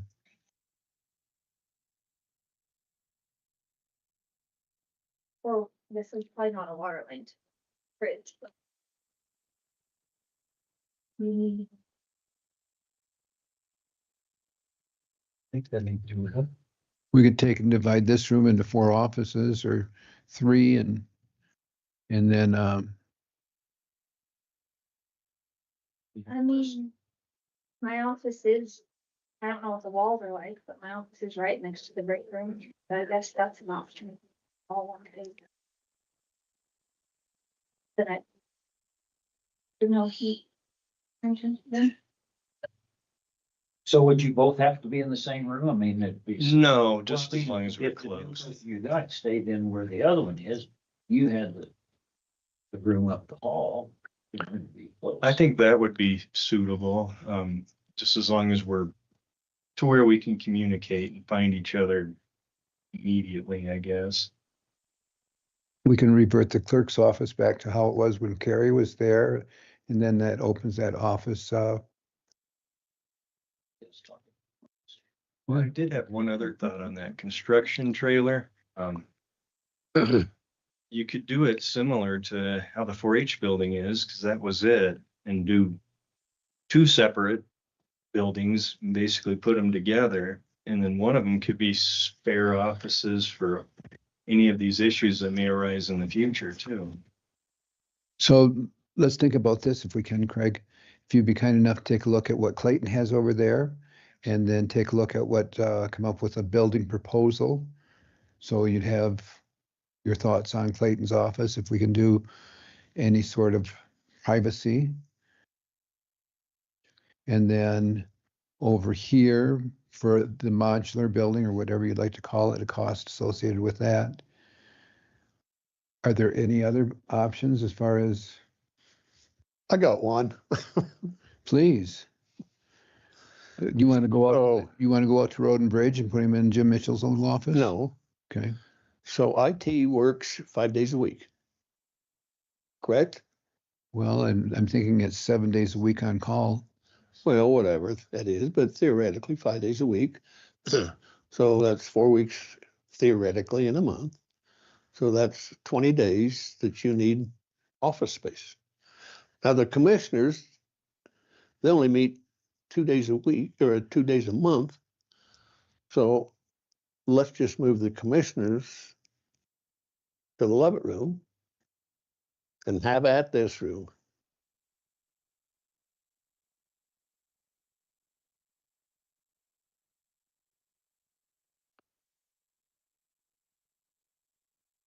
This would be something to work out for the library. Oh, it's been done once. They approved that idea once. Full time. Well, and then we have to also take a look at all the other committees or They can work with departments that. that you use this for meeting. But yes, we talked about that middle of last year, and I think that it was decided not to, and I probably for valid reasons. But it's worth exploring. Yeah, we're sure. What? I don't hate that idea. Oh, okay, I thought you said you don't like that idea. You shook your head, sorry. Okay, so we could explore that. Yes, please. And yes, we'd be interested in that clerk's office. So there are quite a few boards, hospital board, rec board, numerous boards that meet here. They set up it on the commissioners meeting schedule and meet here. So they would then have to meet somewhere else. Correct. Why would she explain to me? Explain to hospital. What's the reason? Before my time, I don't I know. know, but I mean, you built a facility there, I just, And they're retrofitting the old retirement center up there, the old Sublette Center for office spaces there too. So there's quite a few boards that are I meeting understand here. that's what you're saying. And the only other thing I can think of is that I don't know how much the sound system and TVs cost to set up, but I know that that was probably a big purchase to get this equipment in here. The library has a beautiful setup as well, but it's their setup. It's not the county's per se, so. Well, somebody checked with them here not that long ago and they said the meeting dates would work for the entire year. Oh, I think it was, It was before my time, Matt, because I don't remember that conversation. I think Carrie was involved in that, but it didn't cover the other. The other things you would be using this room a lot during the election. Yeah, for testing, for the post-election audit.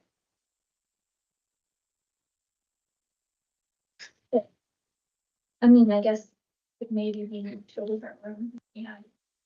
the old ID room. Yeah, exactly. Well, Baz, I hate to give this one up. It's probably time. Look at,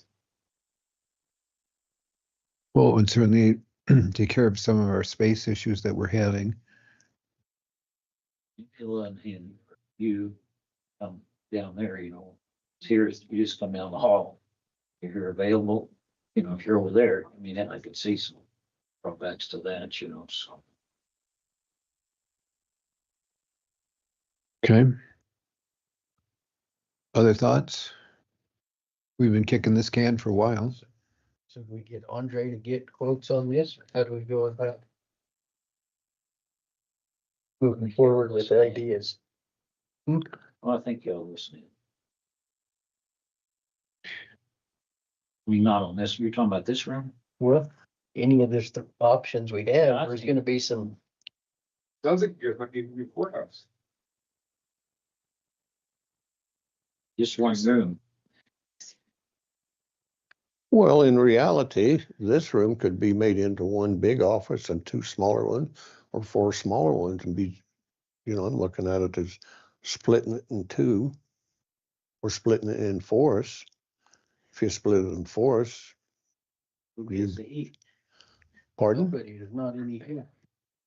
Well, you said throw some ideas out there. I just threw it out there. It didn't fly very far, but that's okay. Besides that, if this was revamped, you'd have heat in it most of the year instead of like it can be without heat right here. Good. Yeah, oh, it would be.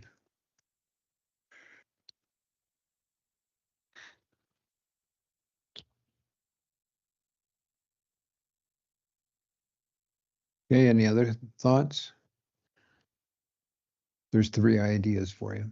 Okay, so I'll take a look at the attorney's office. I'll get you guys some numbers on the modular buildings and, Yeah, I think the attorney's office is about half the size of this room that we're talking about. It's not small. can reach out with Andre on that or Lake and see Mhm. about eating and what those figures and numbers would be to get it in there.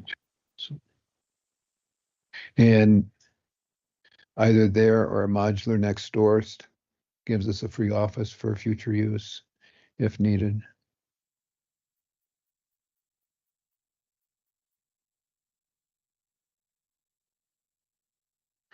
Okay, and then I had a couple more. maybe you could have that for us the next meeting and so we don't delay on that. Okay. I think that, We're all a little ahead of schedule anyways. yeah. we have a place for IT to be in the interim, but rather than wait, just do something. And then you had a couple of other things you said? No? Yes. Okay, please. Oh, okay. Yeah, the other thing was, I wanted to seek approval from you gentlemen on I guess getting an opportunity to utilize WASI in a greater capacity for maybe a period of 90 days. At this point, I don't even know what their contract looks like or how that works, but for me, it will help basically get me transitioned in, show me where everything is, how to create logins, just know how to log into everything that exists here.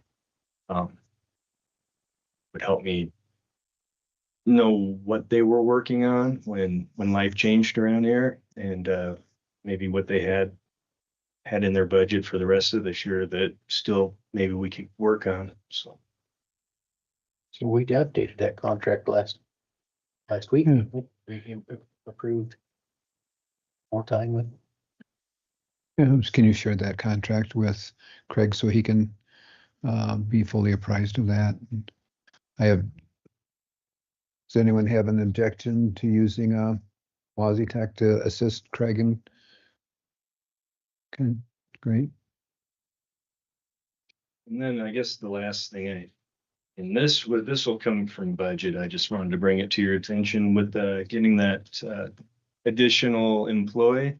Yes. I was going to be interested in getting like a utility truck or something for him. I know we'll have 2 vehicles.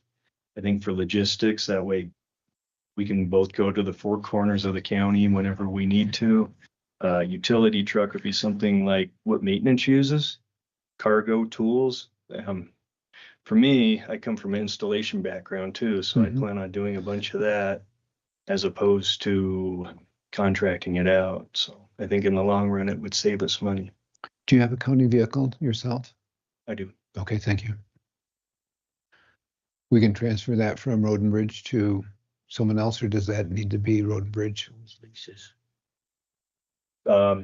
Lisa has that Explorer, I believe. Okay, good enough. Thank you.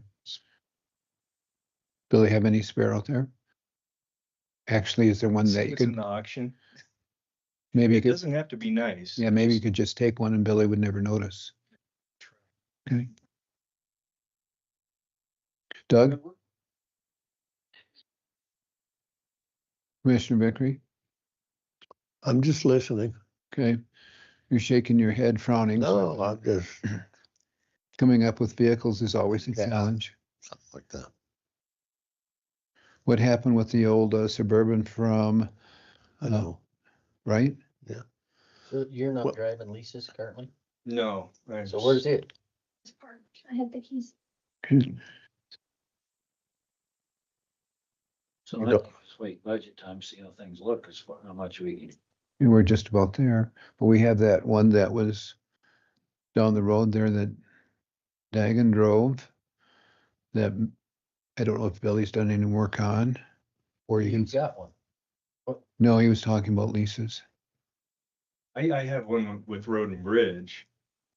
It's Billy's. Yes, so he'd have to steal from Billy without, So. Yeah, you could bring that one with you. You're getting Lisa's. I mean, correct. And then we'll have to work out another one possibly. Good. That's all I had. Well, I appreciate it. Glad to see you're up and running. Oh, we're working on it here. I'm excited to get this transition over and get to it. I agree. Looking forward to it. Thank you. Thank you. Andrea, thank you.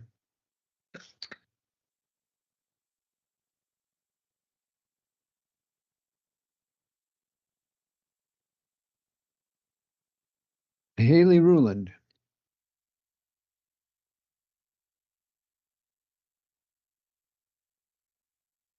well, did you run 5 miles since you forgot your shoes or? I'm gonna go after. Oh, you were soccer today. Almost all except my shoes. Kind of important in a day like today. It is. I thought about running in my boots. Well, thank you, commissioners, for your time today. I feel like every meeting, somehow something comes up. I end up adding onto the agenda. Just, Good. I appreciate it that you guys are making time for planning and zoning and just to hear what we're going through, what's all going on. There are two things on the agenda today. First is short-term rentals and then the grant application. Just for some background with the short-term rentals, that regulation was, I feel like some of this background you guys probably know. You probably know a lot more of the history with the short-term rental, with that regulation more than I do. But we are the ones that are helping implement it now. And it was adopted in 2021, and a short-term rental is good for 2 years. So if someone goes through the application process, they have to send notices to neighbors, do the application. It's $200 and it's good for 2 years. The renewal is $100 and that's also good for 2 years. The renewal, the only thing that we require is certification that nothing has changed with the property. If there is change of ownership, then all of a sudden that will require a new application. Really, this is almost like a license versus a permit because you do have to keep coming back every 2 years. The one thing we noticed last week, Christy and I, we've been trying to figure this out for a couple months now, and we finally pulled the Band-Aid on Wednesday and sent an email to all the permit holders that have a short-term rental. And we created a spreadsheet that has all the applications on them. There are currently about 85 short-term rentals. Not all of them are active anymore. So some people, they actually emailed us back and said we're no longer operating as a short-term rental, but overall it's been about 85. And there are several more that are coming in right now, mostly up in the Upper Hoback area. And when we sent the email out to everybody, it was, if it's expired, you need to reapply. If it is not yet expired, give us a phone call and we'll help you through the renewal process. We've also updated the application on our website. We've really been trying to update things. That's why it took us a little bit of time to do this, is I felt like we wanted our systems in place before we sent the email out to everyone. Well, we sent that out Wednesday afternoon, and I think we received at least 15 phone calls about this. And a lot of people were under the impression that they were going to be receiving information when they needed to renew their permit. So I feel like this is something that it's more of a systems flaw, that we could have been updating people better and letting them know when their permit was going to be renewed, when it needed to be renewed. So I'd like to propose that we allow people to back pay for the renewal. I think if we do need to process this as a new application, it's not only burdensome on the applicant, it is on our office as well. And a lot of this application, it is self-certifying, where we are not going out and actually checking fire extinguishers and smoke alarms.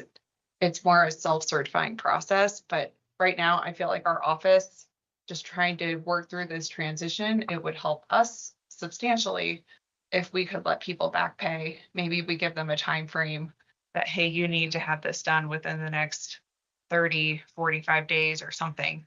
So that, and then after that, we are going to help. We're going to be providing updates on the website.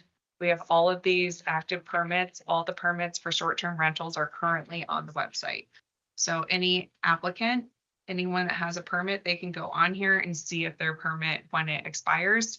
We will send out some courtesy emails, but really we're trying to make this process just clean up this process a little bit for in the future. But I think trying to set things straight for now, that's what I would like to propose.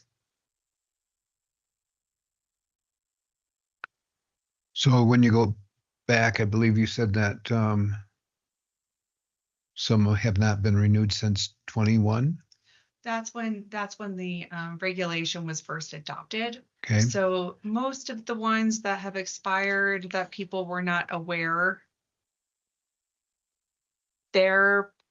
we originally thought we were only going to need to ask for about a 6-month grace period. Well, it turns out we probably should just go back as far as people. To 23. I mean, to 23. I think we probably should just go back to 23 because I think the system that we have in place, even trying to make sure everyone is up to date, that's taken us quite a bit of time. And I think it would just make this cleaner for everyone rather than having only a certain group of people that would benefit from it. And if they say no, then they'd have to reapply and do all the paperwork. Yes, if there's new ownership, if something has changed with the property, they would require to reapply. So when one of these people sell their property, is that short-term rental, does it automatically transfer or? Okay, It's not. because you brought that up, and so people are circumventing what the existing rules are on that. I don't know if there are many people that are still operating them after they've sold the property. Okay. I haven't checked everything with the ownership on all of these, but the spreadsheet, we included all the active permits and expired permits on this spreadsheet so people could see where their permits stood with if they were compliant or not. And we actually got maybe 5 or 6 emails back saying, oh, we sold the property or we're no longer operating as a short-term rental. So I do think some people, they have sold it and they are no longer operating as the short-term rental. Okay, great. So the back pay that you're talking about, so if they've expired, they'll be allowed, pardon me, they'll be allowed to pick up the payment that it would have required to bring them up to par, so to speak, and give them that, whatever that free time is, so to speak, to get back in compliance. Is that what you're talking about? Right. So someone might pay us $100 and it might only get them through the next 6 months because they had to back pay a little bit. But this would just be a clean way to bring everyone up to speed. And in the future, we tell people it is your responsibility to, I mean, I think we can do our best to notify people, but some of the applications, they don't even have the correct email addresses. Some people didn't include their email addresses. The way we've been updating people was through email. I think to send letters out to everyone right now, we are just not set up in our office to be sending out mailed out letters to everyone. It was pretty time consuming, and I do want it. I think it's important for us to send out notices to people though of when it expires. So. Yeah, I'm fine with it if it make things easy and get everybody on the same base. Agreed. I agree. Yeah, I'm good with it. Yeah. Thank you very much. Next on the agenda is the I guess just the overall updating the comprehensive plan and the zoning and development regulations, just the general project, and then also the potential MRG grant application. I feel like this whole discussion, it's a valuable discussion to have regardless of the application with the MRG. So if you choose not to move forward with the MRG, I understand, but I'm glad that we're at least getting some conversations going about this because I think this is a fairly important topic for the county, and to be behind with the MRG, I think it's important to have everyone's support with the project. This is a huge project, a very big undertaking, and I love projects, but this project, this one, there's something about it that, you know, I am nervous about it, but I think having a good strategy in place and having a good team is very important, and I think we can do this successfully. I have some papers to hand out, but before I hand them out, I just wanted to read this. There's the American Planners Association. They provide a trends report for planners every year, and this is just a small synopsis from that report.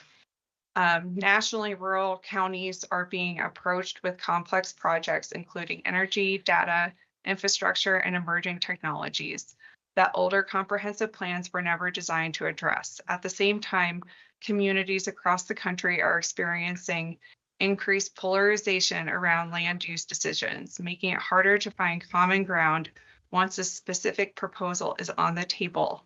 Updating our comprehensive plan and regulations now before projects are submitted allows us to have thoughtful, community-wide conversations in a neutral setting. It protects private property rights through clarity and predictability, preserves our agricultural character by reinforcing density and land use standards, and ensures we remain legally defensible. Most importantly, it gives us opportunity to define together where the middle ground lies, rather than trying to resolve division under pressure. I just read a few articles over the weekend, and it just really made me think a lot about the comprehensive plan. And I know getting some of the regulations updated, it is important that we do that. But I think also looking at the comprehensive plan, maybe we don't need to update page by page, but I do think reviewing it and finding out a way to help bring it up to our current day is important. And even in the regulations, there are a lot of definitions and things that just don't meet the way permits are coming in today. I've only been here for about 5 months, and I've already witnessed so many things in the regs that just seem, okay, we just need to update a definition here or there and update some of the things to meet state and federal requirements. But this. So if I may, on the comprehensive plan that you brought up, while you're passing that out, Haley was kind enough to inform me that she was at a conference last week or the week before, or reading or something, and in that it stated that comprehensive plans, and please correct me, should not be any older than 10 years old. And ours is approximately 25 years old. So it's going to, according to county standards or suggested standards, our comprehensive plan is very outdated. And that impacts us when it comes to tying everything together on the planning and zoning regs. Is that correct, Haley? Yes, there is a state statute requiring a comprehensive plan, and it is mentioned in our regulations that we are supposed to review it. I cannot recall the exact time frame right now off at the top of my head of how often that's supposed to be, but I believe between now and 2003, that is a pretty significant time frame. I think the MRG application, from my conversation with the state, they said that this application could be seen as a stretch. These are typically capital improvement projects. There are 3 different bullet points that they provide for applications. It needs to be addressing an emergency situation, state or federally mandated, and the last one is like greater good. It could be a stretch, but I also feel like this is very important, and I'm wondering if one reason they haven't seen an application like this is just because no one's really applied for it before. So to me, I am just like, it's a risk to take with applying for it, but I don't think the application is a huge application. This is the entire packet right here. So I feel like compared to other grants, this one is actually relatively simple. We would be requesting a 50% match. I have not put in any dollar values for the project or any dates related to the project yet, because I just wanted to share that with you. We do have to pass a resolution today if you would like to move forward with the application. And we will, so that would have to be signed today. And then there is a page in the application that would also require signature. And we would need to fill in some additional information and maybe update some of the narrative in the application. So Haley, the estimated total program cost, where did those numbers come from? So I've really looked at those numbers. I have talked to a couple other planners about this, and just I tried to come up with whole numbers, okay, just to keep it easy. But I think something that we are faced with today also is there are tools that are growing exponentially. And especially when it comes to writing and coming up with regulations. These tools are very valuable. It can help us with drafting. It can help with public engagement. However, we still need someone to help with this and organize it. And that's why I feel like there is a pretty large range in the price because there's so much changing right now. And depending on how much involvement we want with public engagement, our county is huge. So it's if we want to have meetings throughout the county, are they all going to be held here in Pinedale? Or do we want to also be hosting meetings in other locations around the county and trying to get feedback? So that's where I do think having a broad range, and I think we need to receive proposals. I'll tell you right now, when you receive proposals in, we will probably receive a very large differential in price ranges. I guarantee there's going to be, if we receive multiple proposals, it's not going to be, they're not all going to be the same number. So, and I just thought to try to be conservative. If we're going after a grant, does it make more sense to be conservative? And then if they come back and say, hey, are you guys willing to not take the full amount? Then it gives us a little bit of flexibility.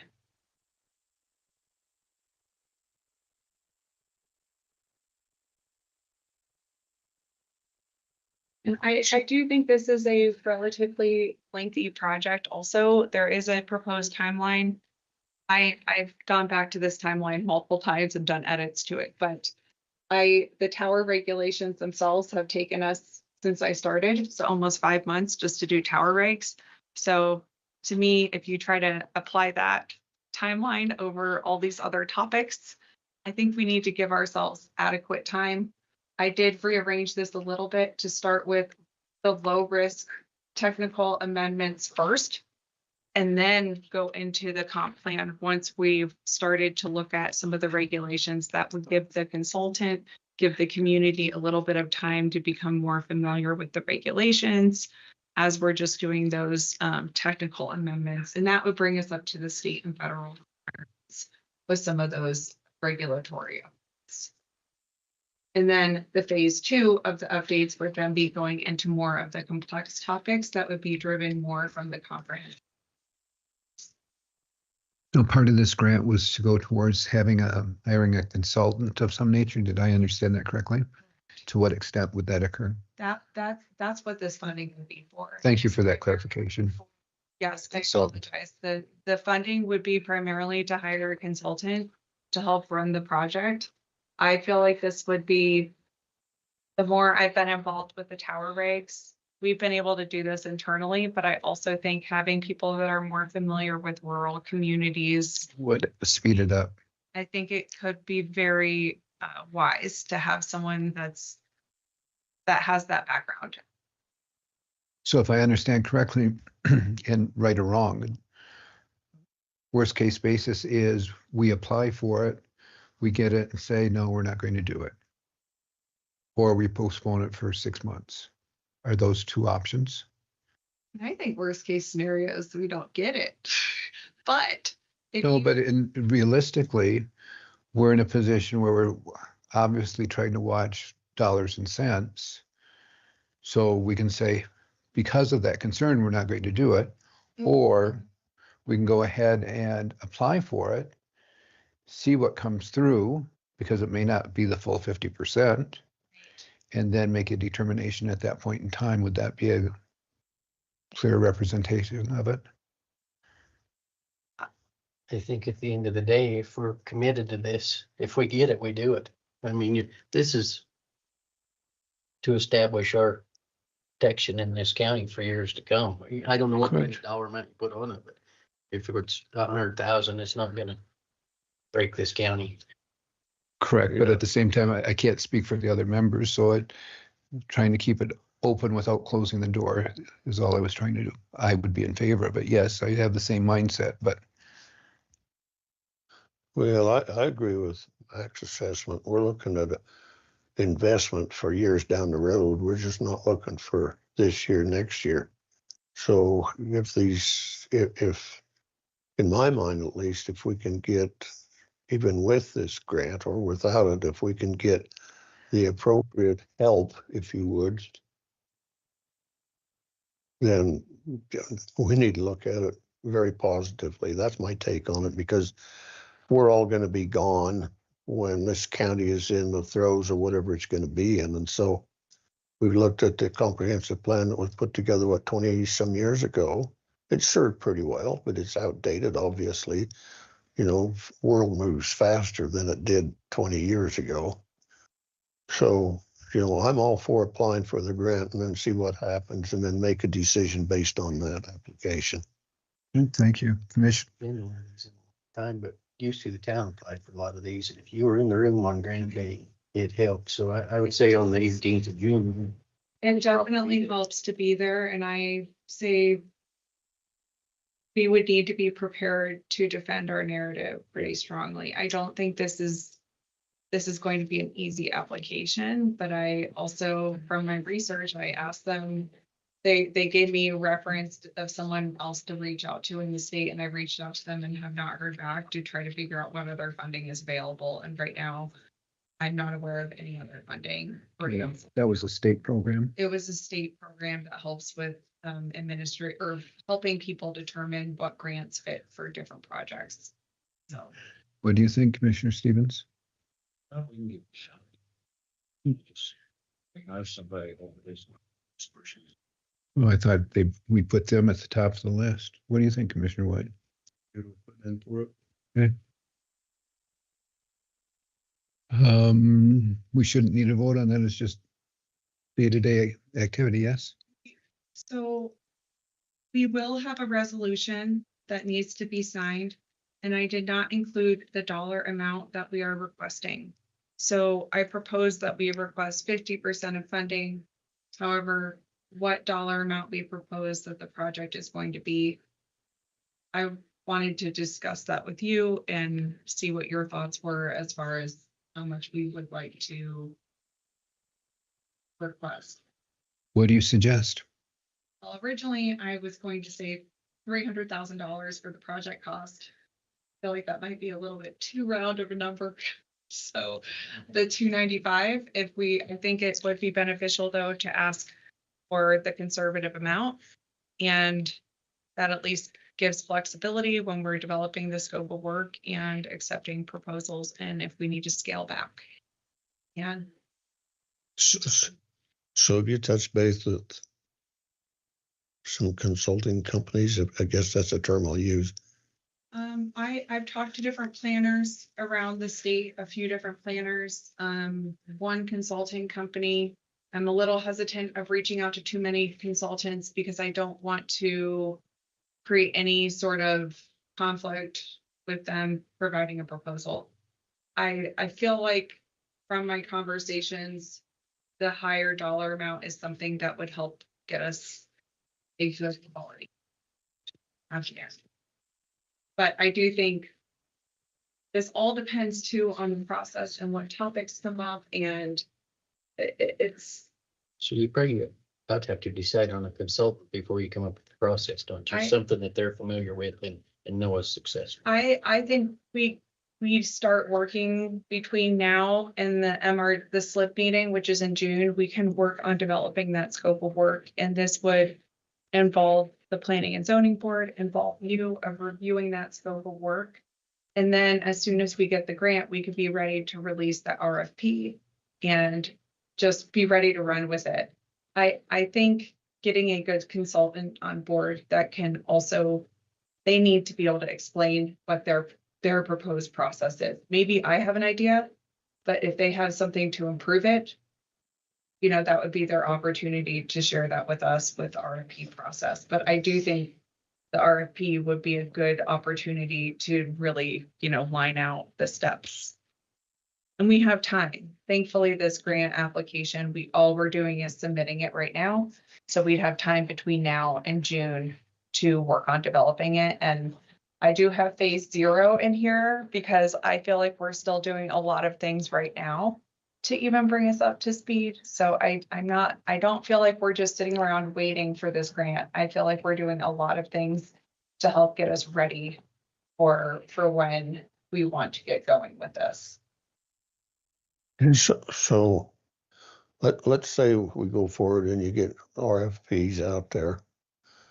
Would you feel very comfortable in determining, whoa, this one doesn't fit us, that this one does, so that you're going to have that knowledge of who you believe would be the best fit for Sublette County, that you can bring that to this commission?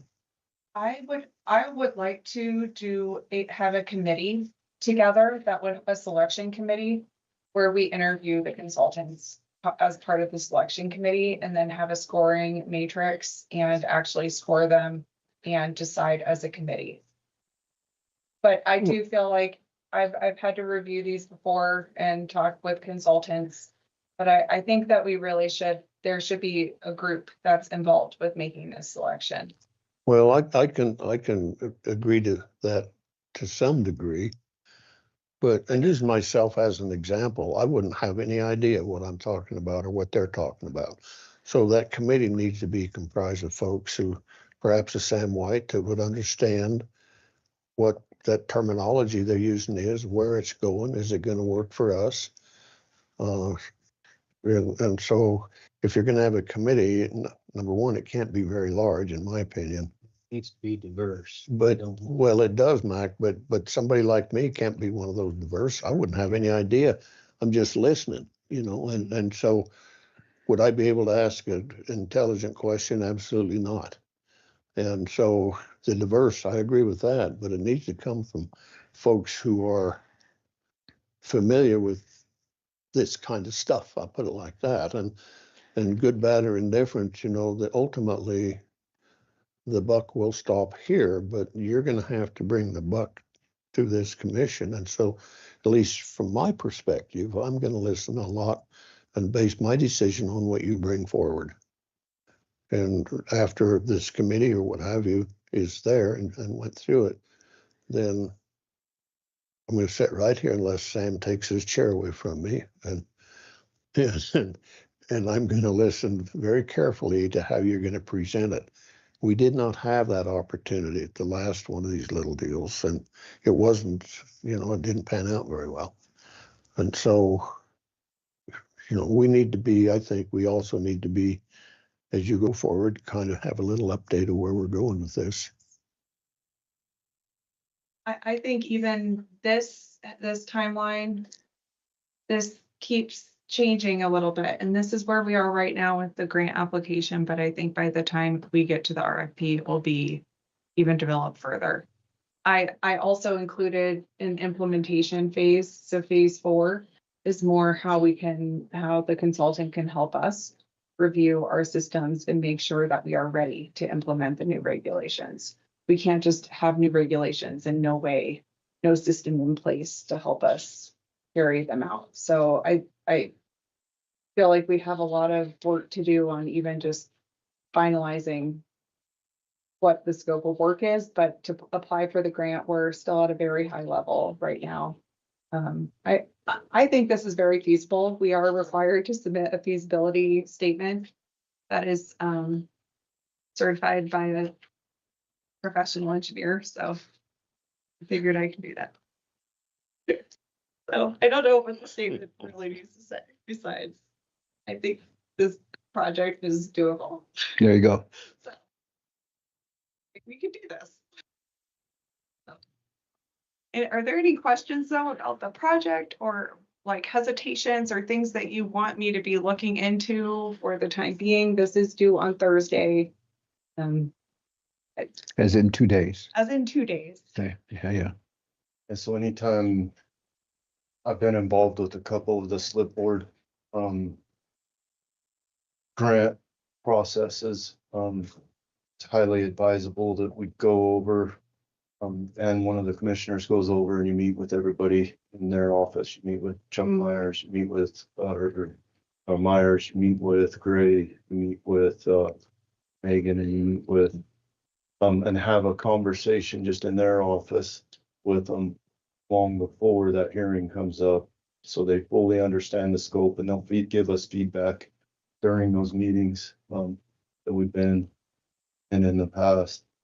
I do think, like you said, it's probably a far fetch Especially because they're gonna look at this, even though we're thinking this might be a 20-year document, in reality, it could change every little election cycle, right? In reality, it really could. So I think that definitely would help and get their thoughts long before we get into the hearing. Okay. Good job. Anything else? Well, in the meantime, we have to have our chairman sign this so you can go forward with it.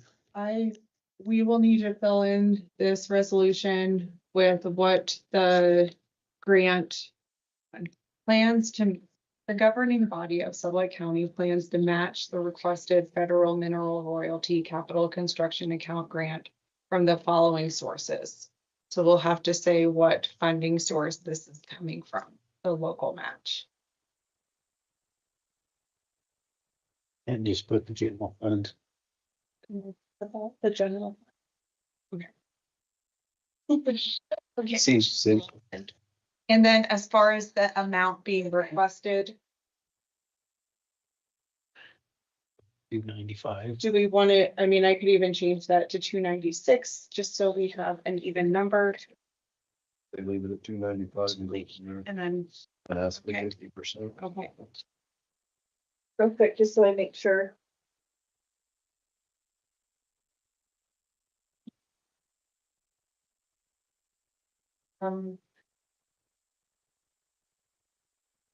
Yeah. As far as the timeline goes for, you can say that it comes from the general fund, but if we haven't budgeted for it, we would need to do a budget transfer depending on when the funding is, when the funding happens. So is it? What are we talking numbers wise approximately? Our match would be 147,500, our match. The meeting is not until, I believe it's June 19th. So we would not necessarily need to have this budgeted until. It would be fiscal year 27. It would be paid out fiscal year 27. Okay. So yes, you could say that amount from the general fund, but then it would just have to be part of your budget for fiscal year 27. Yeah. Well, I could. We could even put it under the commissioner budget too, couldn't we?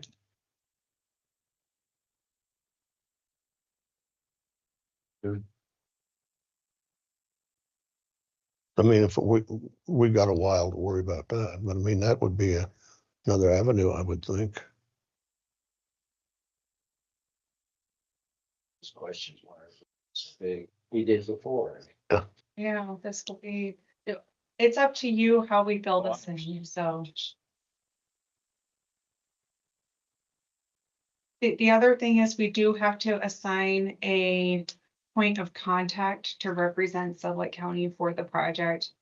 I just went ahead and put my name in here for now, unless. Why would you not?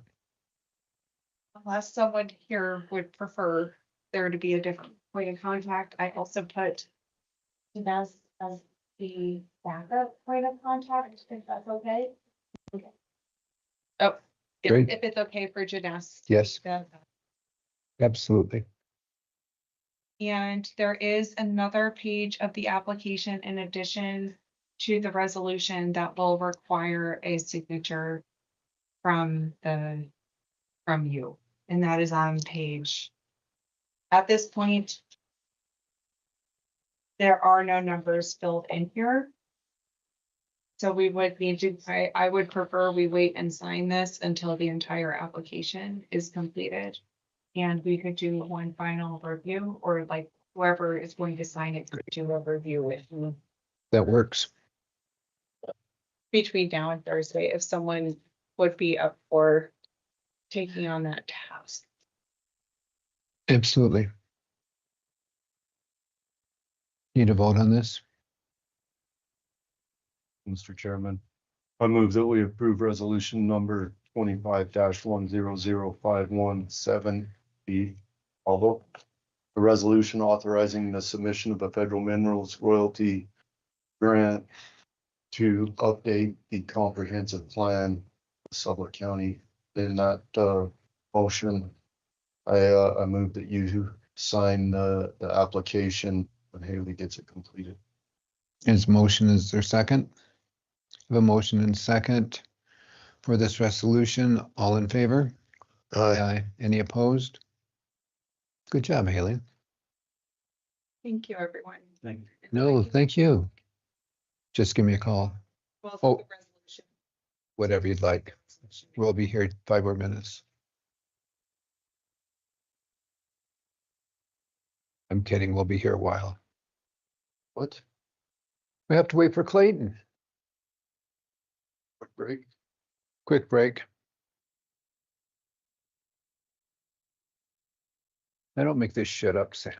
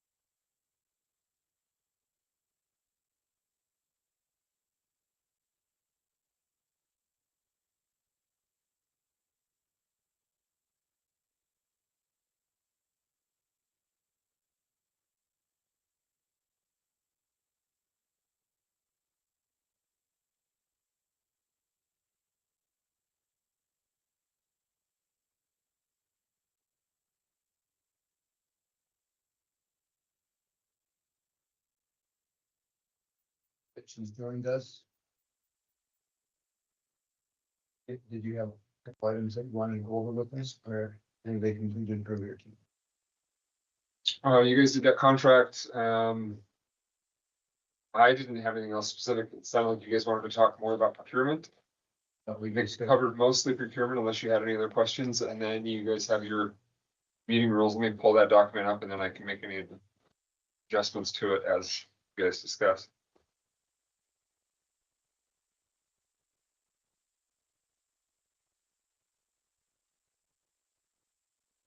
Exciting.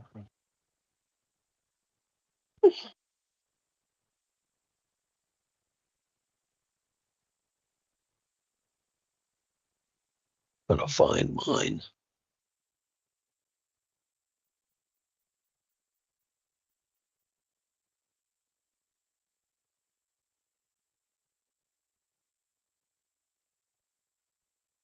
Yeah, have it pulled up.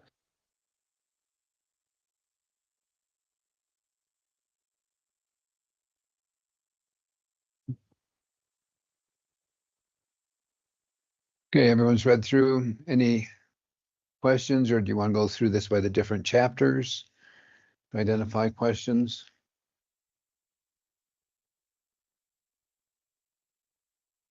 Great. Chapter 1 is purpose and authority, put together by Clayton.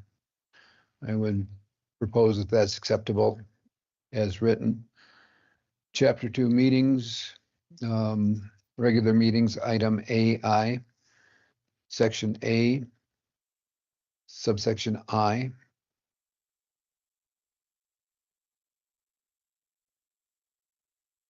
Do you have another copy of that? I don't seem to have mine with me. I thought I did. Should I keep print one off real quick?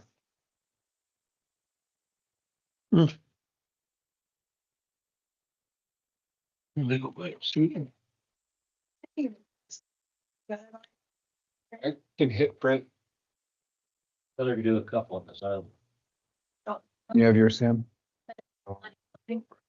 Yes, I need. So Well, yeah. we need 3. Did you say 3? Yeah, Sam, Dave, For heaven's sakes. and 5. Well, if you're taking away my phone, I got the paper copy. If I'm a big boy, I'm not doing it. This is your policy, not mine.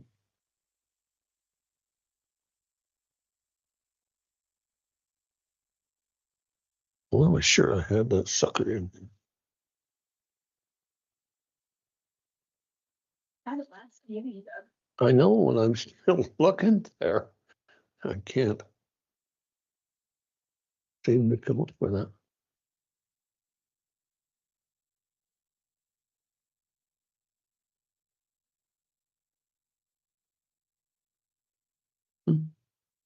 nothing printing. It should be showing up for too long. It showed that I was connected. Shows it in the print queue. Hold on a second. Hold on. Keep going, that's too good. I think we should be set.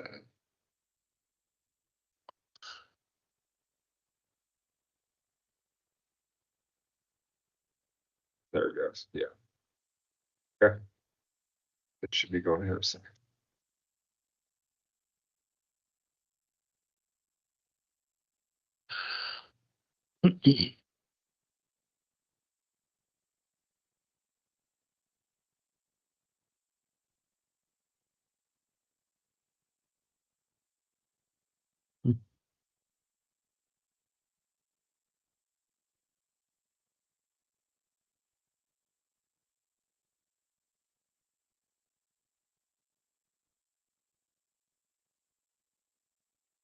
And what's the date on that, Mac? I don't know, they printed it all out, handed it to us, I don't see any dates on it. We printed us all new copies last meeting. But we got it the first time, December, I thought. December sometime. I think the last meeting in December. Hmm.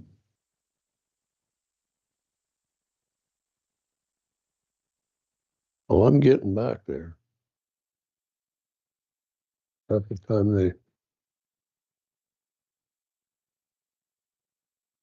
go up with it. Actually, I don't think it's prettier.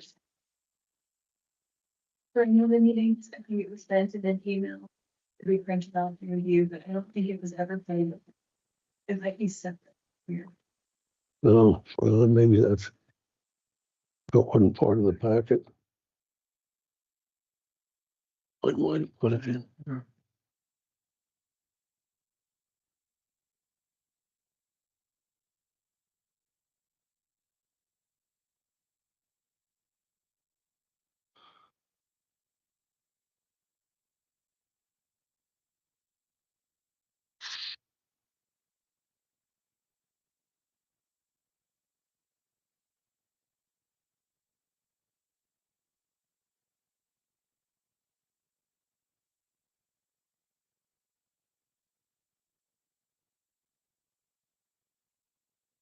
I'll be back.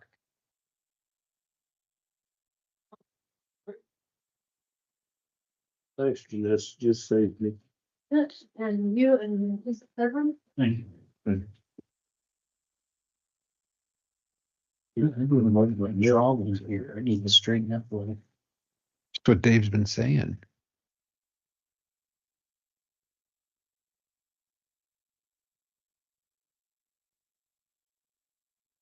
Well, I got one now.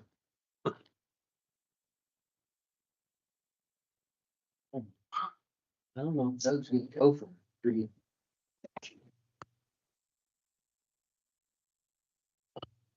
What's that? That he, No county commissioner. that he can't start our. Twice. That he can't say, does this work? So can you hear me? Is this working? That's adopted, right? Everything else is fine. Hope you know we love it and because. I can probably go by that if it gets adopted. Okay, going to section 2-1 meetings. Section A, regular meetings, subsection I. Shall be on those dates as set forth by the Board of County Commissioners at, should that state, or does it need to state, shall be on those dates as set by the Board of County Commissioners or as amended? You can do as amended if you'd like in there. No, that's just your opinion. I think it's fine how it is. Great, thank you.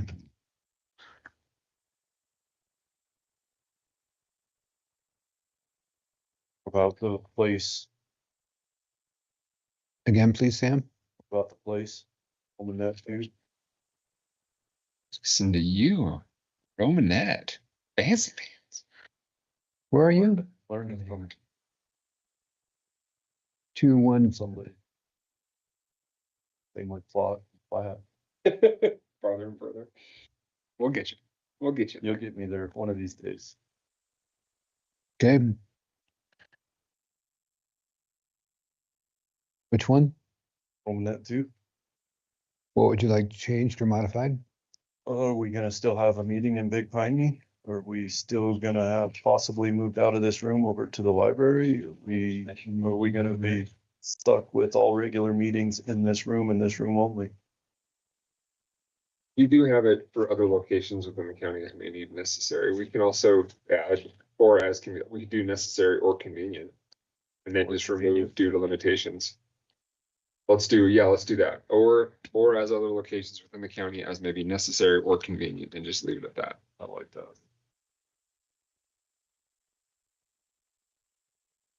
And that's under regular meetings.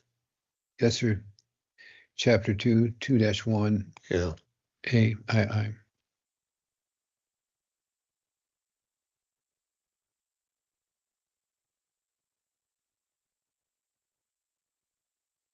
Anything else on page 4?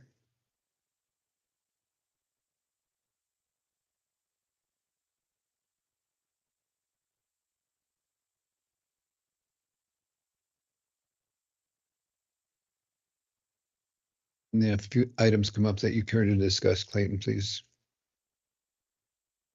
I'm good. Do you guys want to have just the chair be the only person who can call a special meeting, or do you want a different process? What does that look like?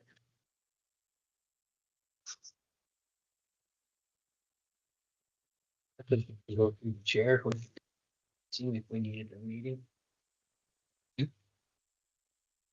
And we're talking about chair moving forward, not necessarily me, correct?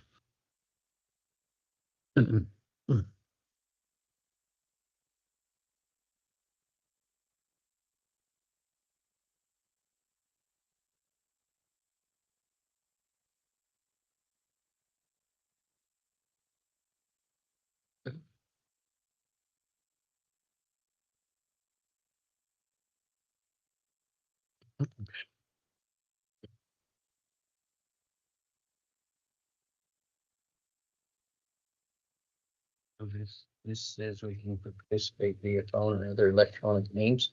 We don't have to come to the meeting. And stay home and log in.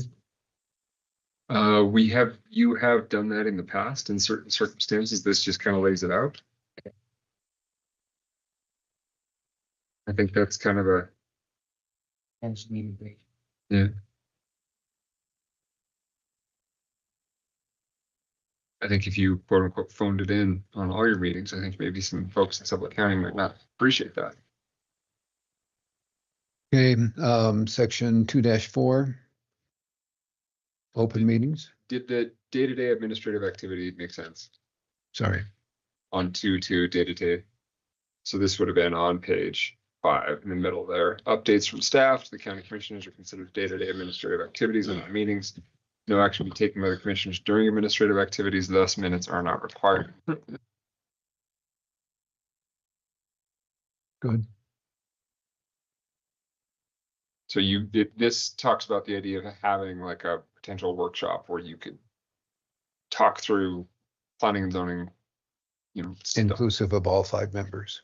Yeah. Okay. Executive session's pretty clear on that. I've updated it through legislative changes.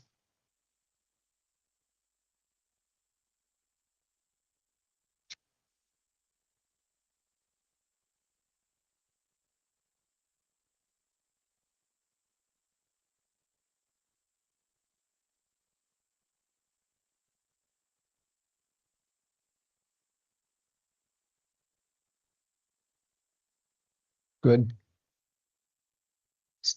2-4, open meetings.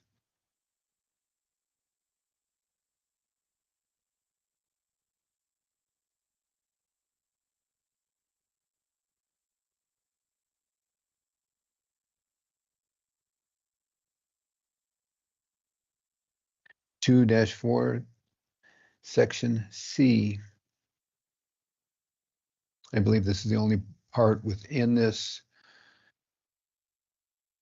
package that talks about personal communication devices. Would that be correct, Elaine? I believe so.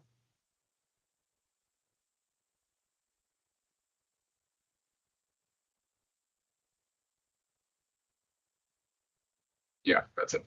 Okay. So in the course of doing this, Commissioner Stevens was made note of what he observed in the legislature, where all of them are texting during the meeting. And trying to identify what would be acceptable, if anything would be acceptable here.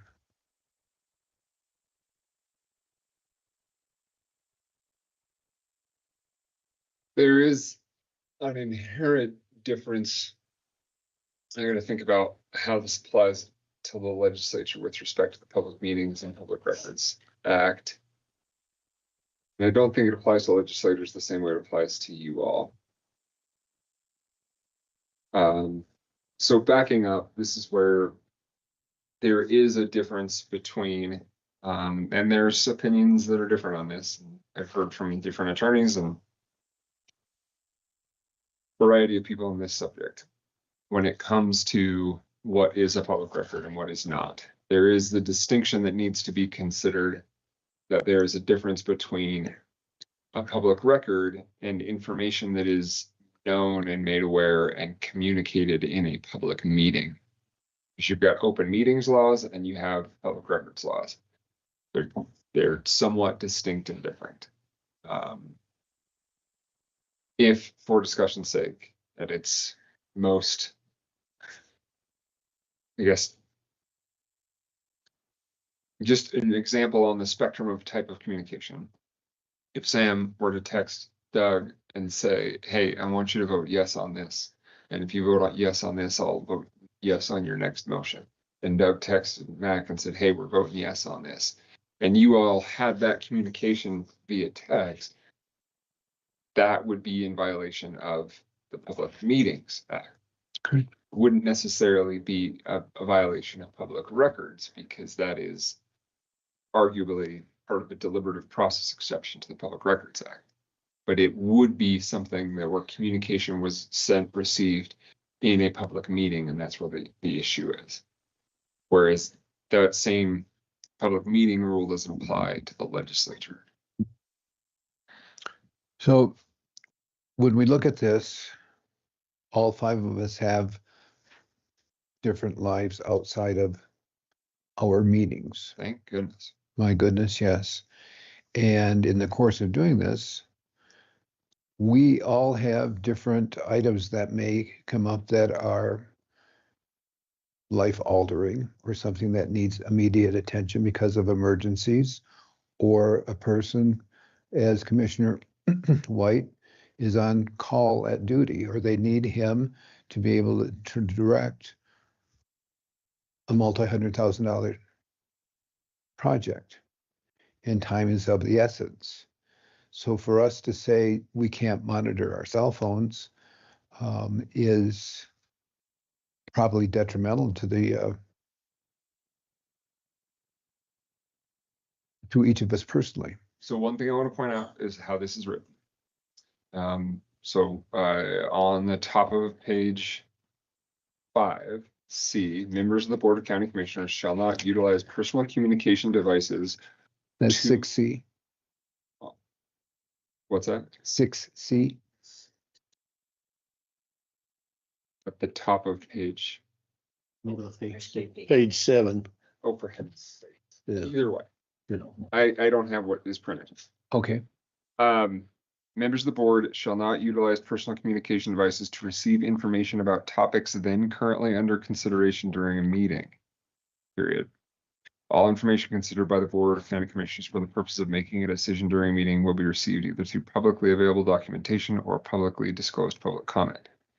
So it's not saying that Samuel over here can't have his phone, and if it rings, or if Dave has his phone and it rings and somebody just really needs to auction something off, that he couldn't see, oh, that's someone's calling. Hey, let's take a quick recess. Step out. And plus, if you guys, if Sam stood up and walked out, you guys could still continue to operate without. Correct. You gotta set that right. I'm out. There's places to go. So the reality is, like, yes, I don't think that this paragraph is prohibiting you from continuing to exist in your other life outside of being a commissioner. Could this statement then be construed that it addresses any issues or problems we may have had in the past? I would say let's keep it at this. And I think you can add more information to this to if you want to add to it. But the reality is, like, you all are up here on video, everyone in the county is watching you. Like, you want to be engaged in the conversation. You want the community to know that you're taking whatever issue that is on the table seriously.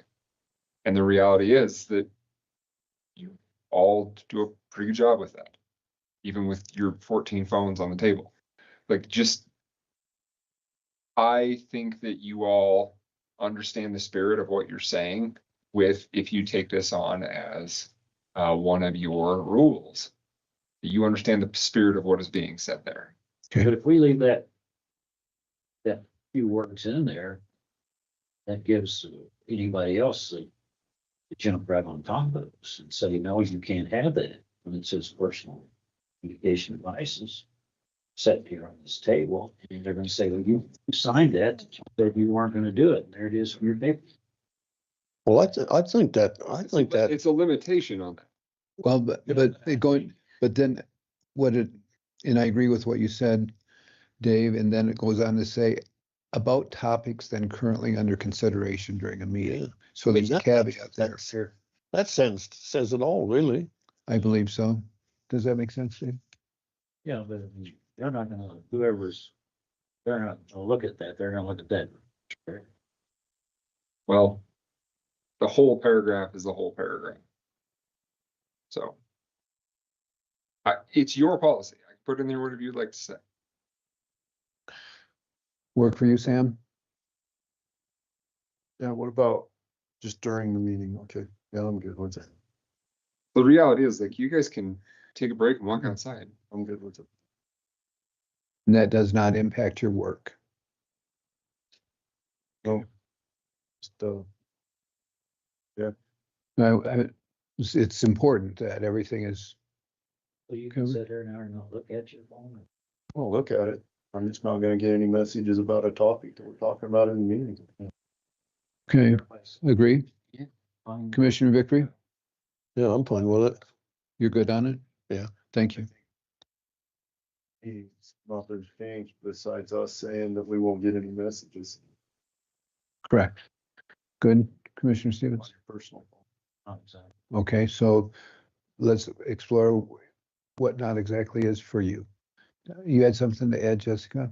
If I may, just for a second, there has been times in the past where the public does text one of us. Sometimes I'm included if technology is not doing what it's supposed to and they can't comment. So that would mean that any of the commissioners or myself get a text about something they want to say in the meeting. We would not be able to then pass that along. Is that correct?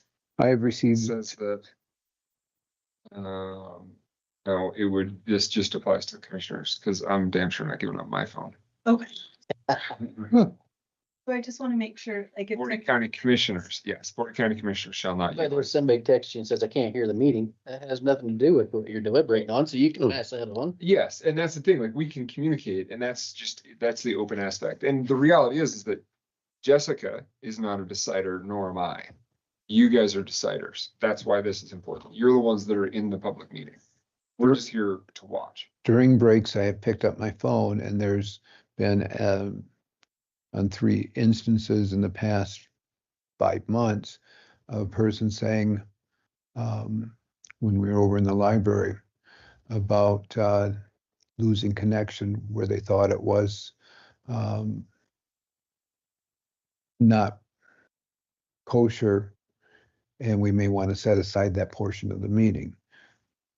I've had a couple of people, someone on one of the more recent policies saying, remember to bring this up. But I pick those up during a break. I don't stop the meeting, and does that make sense? Okay. Now Commissioner Stevens has some reservation and I'd like to address that to see. stay up here just to go back and. Please do. That's okay. Dave? Well, just thinking down the road, Great. but how people can pick that apart, but I don't, maybe, and shouldn't, but maybe they will.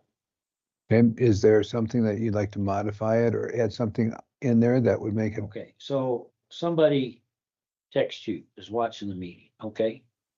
Okay, And they want to comment on something, how are you gonna handle it? You're gonna say, well, go away and I'll talk to you after the meeting?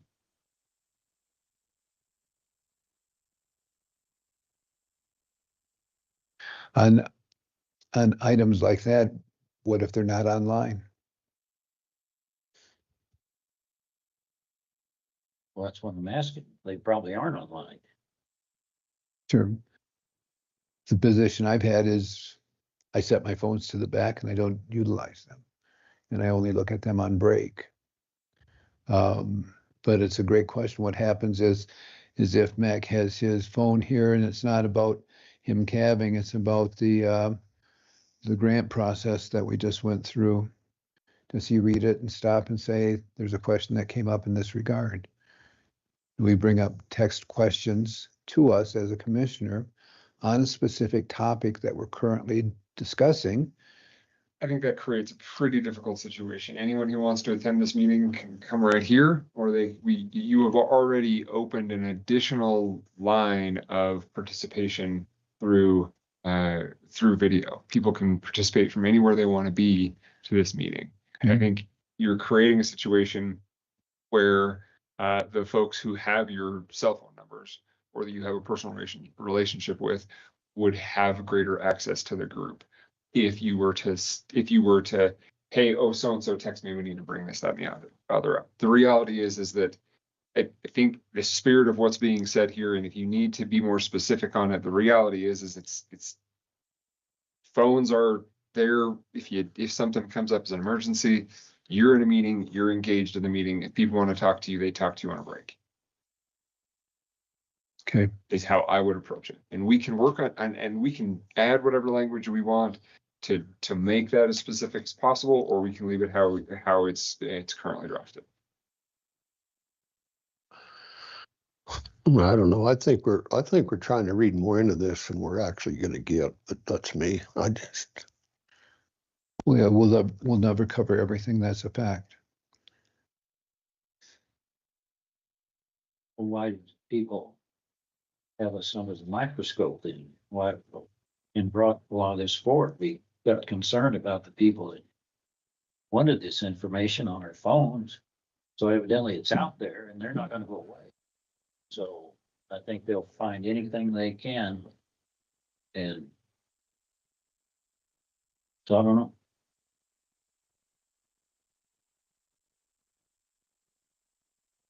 But you're in a public meeting. No, I think most of them never said they couldn't hear me. So I don't know. I mean, I'm just saying, whatever. The reality is this just outlines the nature of how a public meeting operates. Information that you use to make a decision should be publicly available. That's the point. And that's what that's what this line in your rules says. We can add more if you want. We can subtract, but essentially this is just codifying the essence of the public meeting rules in the statute. Are you comfortable with it? I'm comfortable with it, but it's also like, it's defensible, which is the question that comes to me. Or if you guys are comfortable with it, I think candidly, just with anything else in this policy, this is something that you will use amongst yourselves to enforce and deal with. And if you all are comfortable with it and you're willing to and able to hold each other accountable and say, hey, I noticed you were texting on your phone earlier. Remember, let's try and keep that. Let's try not to do that. Whatever it may be, I'm sure that you all will hold each other accountable. Make it like this third grade teacher. Get caught texting, you have to read it in front of the class. That could be. Does that work? Oh, it was 2 months ago, we was gonna get sued. Correct. Some group So- attorney that was wanting to see what was on. Not gonna go off this sunset. That's not why you're making a policy. I understand that, but I understand what policies lead to too, so, but I'm all right. It'll work. And also one thing that I noticed in here is that we don't have a significant conflict of interest aspect. So I think I do want to add something to that. Sure. 2.5.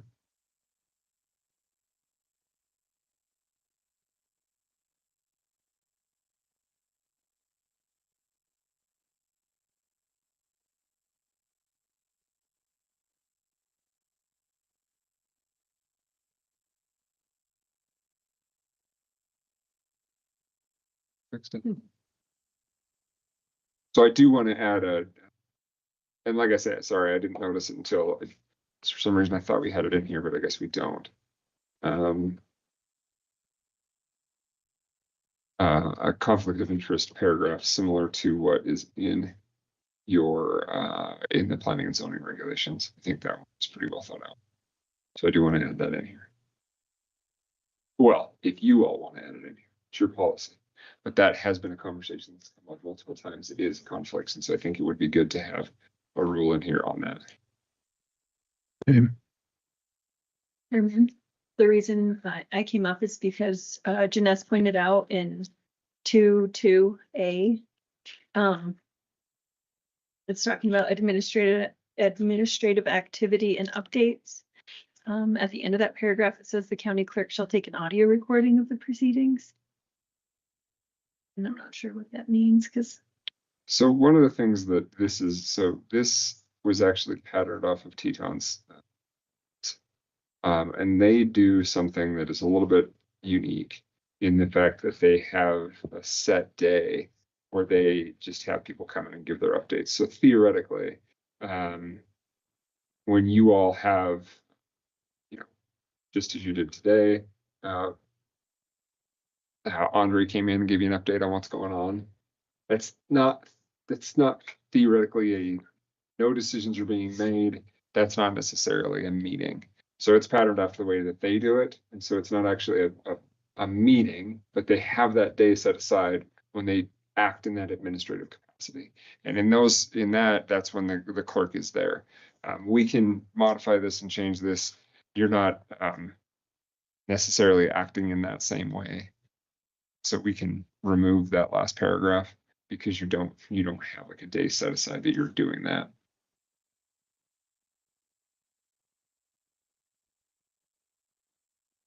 Okay, Is that something you would like me to do?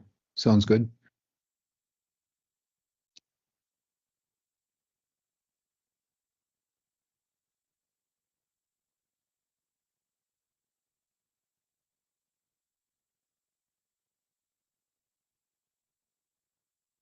Clayton, can you talk me through the Roberts Rules of Order, revised 11th edition? I don't see any. So is that us adopting those rules, but we still have the option to set them aside with 2/3 vote, correct? I'm trying to. Page are we on? Chapter 3.3.2.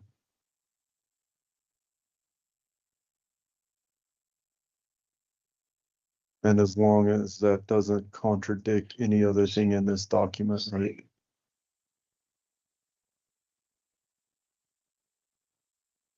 That's what it states. Yeah, so I'll give you an example. We actually had something come up at planning and zoning a while ago, where there was a motion that was made at a planning and zoning meeting to, remember the exact Roberts rule. It was a motion to take up the question as a committee of the whole, if I'm not mistaken. We're watching the state legislator, huh? That was it. Have they been doing that lately?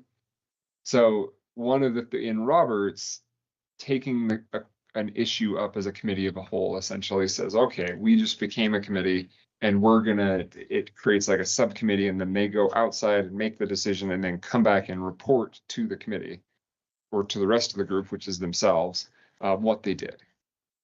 That is an example of something that is dealt with in Roberts, but conflicts with the Public Records and Public Meetings Act, as it essentially grants a group authority to act outside of the meeting. So what this is basically saying is, for all intents and purposes, we follow Roberts, except when it does not comply with state statute. And I think there's actually a Roberts book in planning and zoning sitting on the shelf there. I am not super familiar with it. If you guys adopt it, I will become more familiar with it so that I can, work through that with you all. But then you have you have your rules of motion and then discussion, and so on and so forth. And then that also addresses questions of a vote, a tie is a no, things like that. Is that, because I saw in here too, you cannot call the question until there's been at least 20 minutes of debate. Is that Robert's rules or is that side Robert's rules, or do you know? Where's that at? So that is 315. Subsidiary motions. Roman net.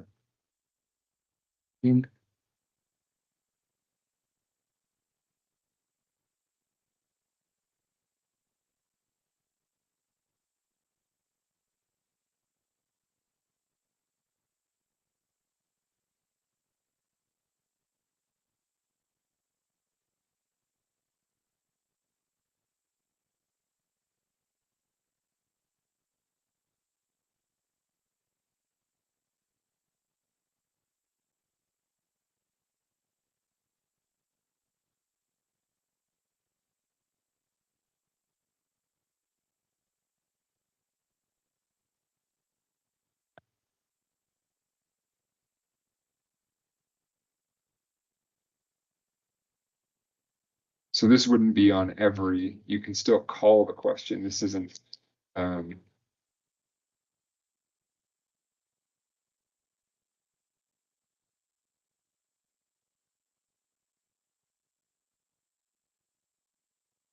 you can still call a question once every member has had their opportunity to speak. It doesn't say you have to discuss every issue for 20 minutes. It's basically just saying that you guys can't railroad. Three of you couldn't railroad two that are To try to call the question, so it's either 20 minutes or everybody's had their opportunity or something to that. or right? Commissioner Vickery's had 4 opportunities. He smiled, see? I don't know what you guys would do without me. I don't either. Section 3-5, Does that answer your question though? 3-5, page 10 in mine, chapter 3. Section A, Roman numerals 2 and Roman numeral 3.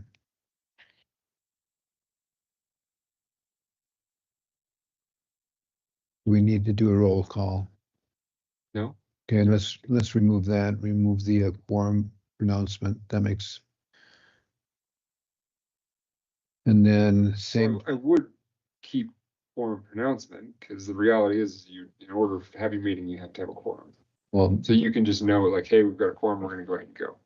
Just, okay, And the forum can consist of somebody on the phone. If I'm sick and stay home and still want to participate. Yeah. Forum can put it on the phone. yeah, keep your germs at home.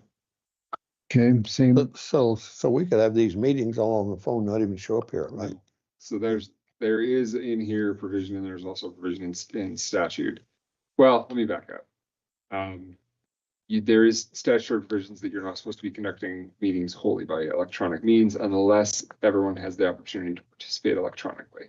Theoretically, you could all sit at home and have these meetings. I think the effectiveness of your meetings would plummet. Well, I just threw it out there because it sounded to me like we could. Now it still sounds like we can. I just, you have to be able to have the logistics of everyone being able to participate, and given what most of the text messages that are received by folks in the audience, such as Janess and Jessica, are like, hey, We could get up here on Zoom, have a great time and not even be here. yeah, but like your connectivity issues create problems. Oh, that's true. Yeah, because those two words are distinct. That's what. I agree. I like that. Bradley cannot participate unless he has his microphone. section 3-5. Item C. Does this have any impact under what we categorize as old business? No. Okay, good enough. And it also gives you the opportunity to change something by a vote of the majority. which we did earlier today. Yeah.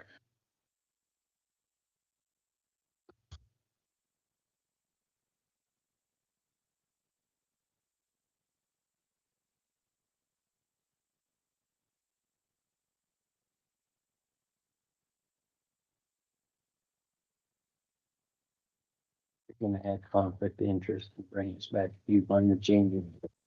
Yeah, I was trying to crank these out for you guys.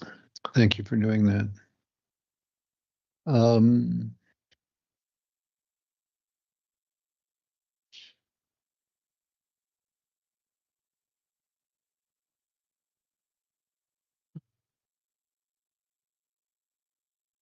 one of the items is on the very last page, chapter 5, chairman, chairwoman.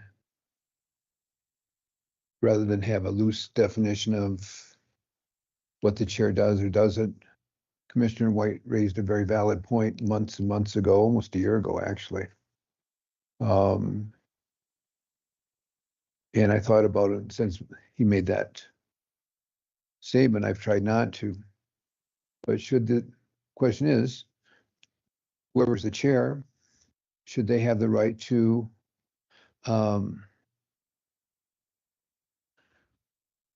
vote unless it's a tiebreaker? And should they have the right to make a motion or second a motion? The short answer to that is yes.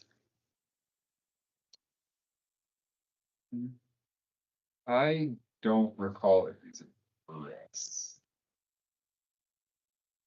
My understanding of the chair and what I've tried to do is there's no written guide on this, is only conduct the meeting itself outside of the meeting parameters.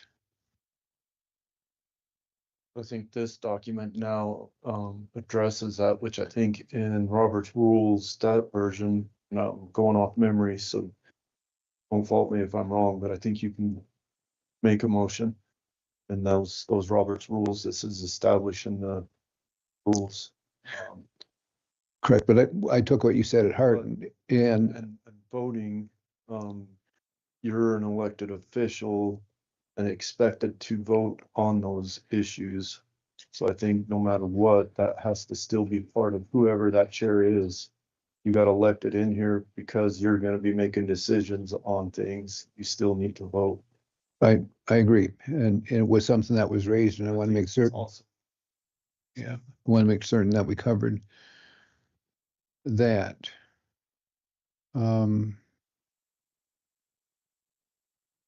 I know there's one Robert's rules and I can't remember which one, but for a chairman to make a motion, he has to set aside his chairman to the vice chair. The vice chair assumes that chairman position and then the chairman can, but I'm gonna have to reread up on which Robert rules were. And do we want to go to that extent? Correct. I'm gonna have to get educated back up on which version this one is, Lynn, before I can comfortably answer which version this one is. How about that can be one of the things that can be looked at that I can look into, get you as a response.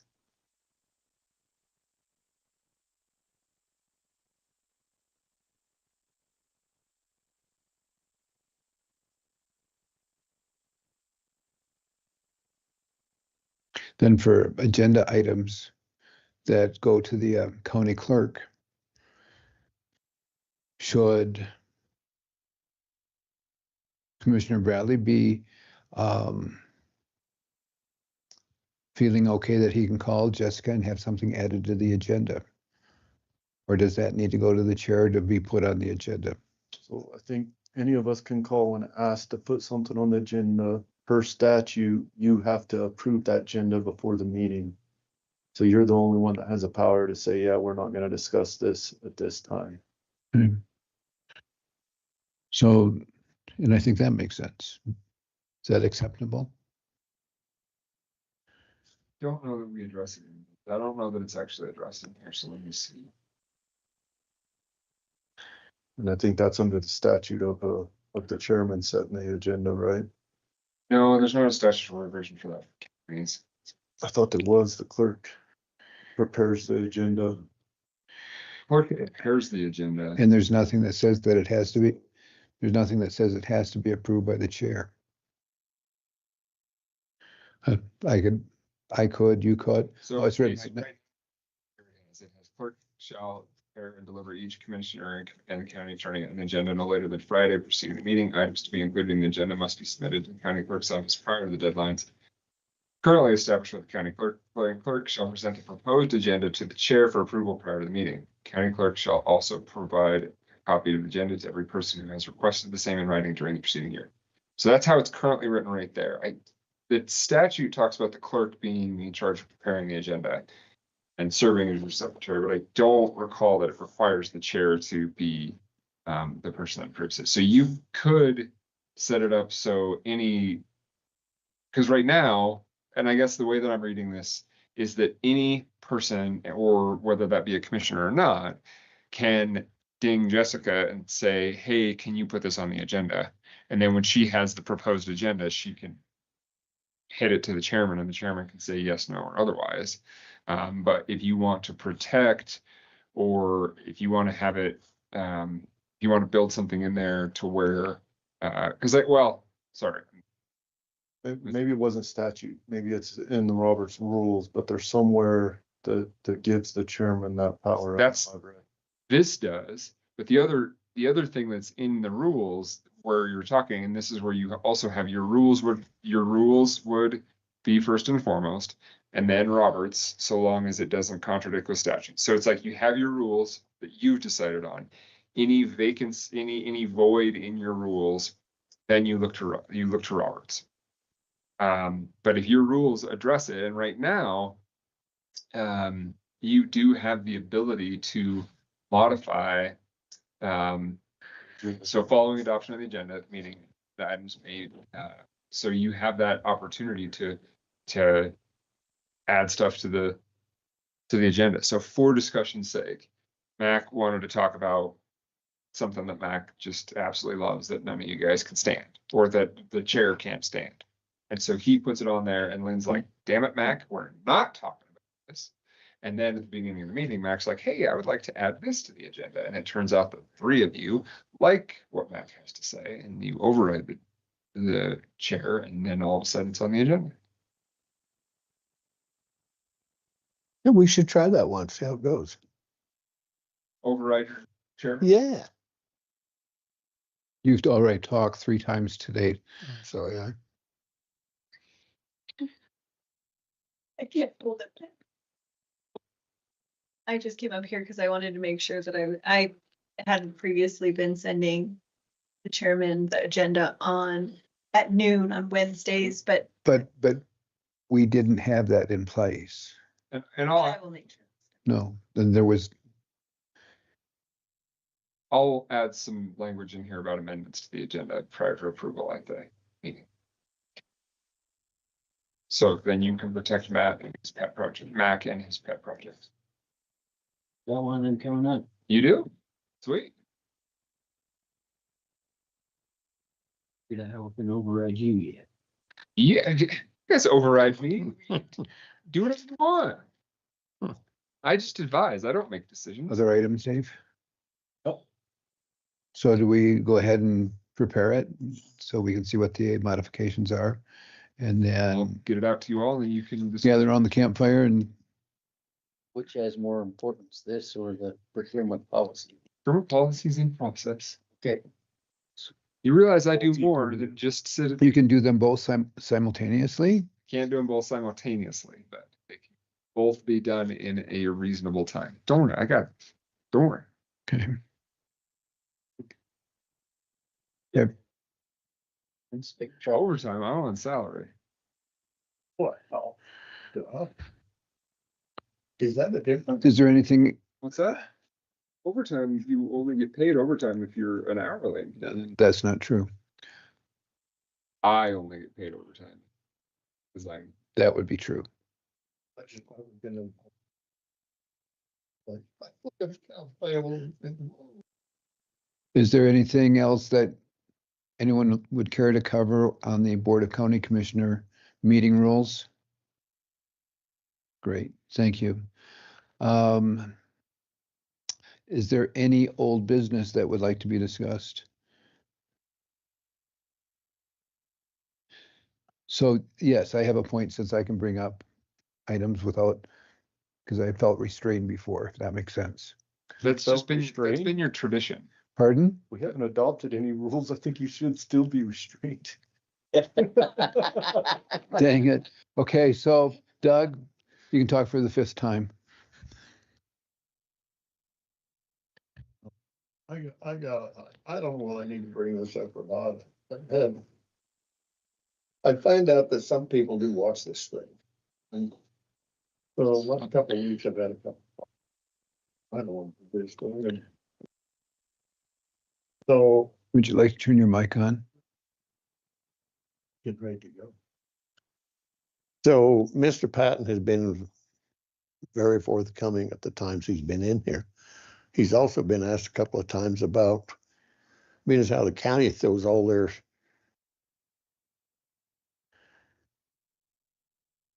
salaries out there, if you would, wondering why they couldn't. And he just at some point said, well, he'd go to the board. And so this never happened. Whether it should or not, I don't know, but I'm just wondering. Clayton? Please stay. I'm just wondering if it would be appropriate for this commission to see what payroll ledgers are.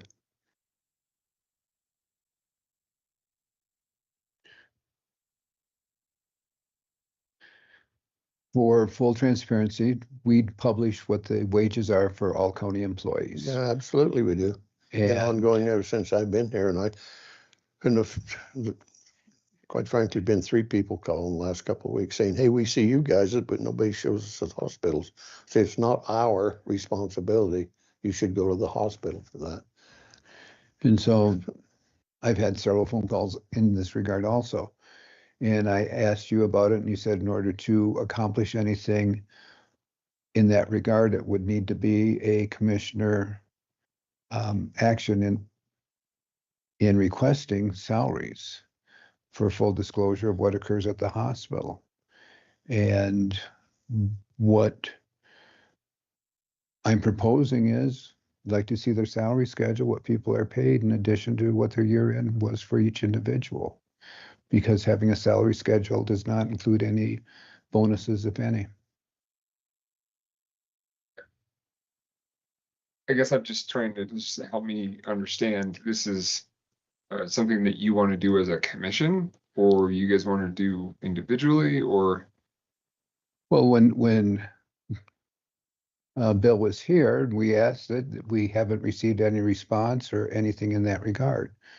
When I spoke with Janessa about it, you said that I could do it as an individual, which I'm glad to do, or if we wanted to do it from a board position, we could do that also. So I'm offering it up to the board to see if they would like to have that available. Okay, so you were looking at me, so you posing a question to me. For context, you being the county, are required to publish it by statute. Absolutely. They, as a special district, are not. Correct. However, there are constituents that still insist on full transparency as far as where their tax dollars are going. They have the choice to vote that the leaders of that district, no different than the school board district, right? School board district doesn't have to. And the school that for statute, right? School board publishes their salaries across the state for all the different school districts. Cemetery districts, do they? Which one, Do please? cemetery districts have to do that too? I don't know, but regardless, is a question that has come up where constituents would like to see that. And I'm. So why would they request that through the hospital district board that they elected? They can do that, and they also have requested it through me. I'm not for doing it as a commission. Okay. And I'm not either. I just brought it forward because it was brought forward. And so just brought it out here, but I'm not going to be as a commission request that. Okay. I don't think, quite frankly, I don't think it's our business that way, but That's me. I think if individuals throughout the community want to know, they should go request it. And we could each, as an individual, do that also, but I'm not gonna do it. I thought Mr. Patton's been pretty good. They're struggling. They, to bring something like this up, just throws that much more fuel to the fire. Stay out of their business and do it individually if you want. Okay, sounds good. Thanks. Good enough. Any other old business? Open to public comment?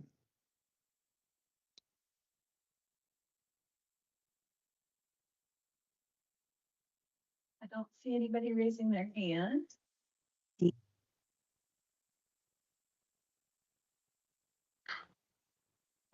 Okay, motion to adjourn. So moved. We dare. Second, all in second. favor? Aye. Opposed? No,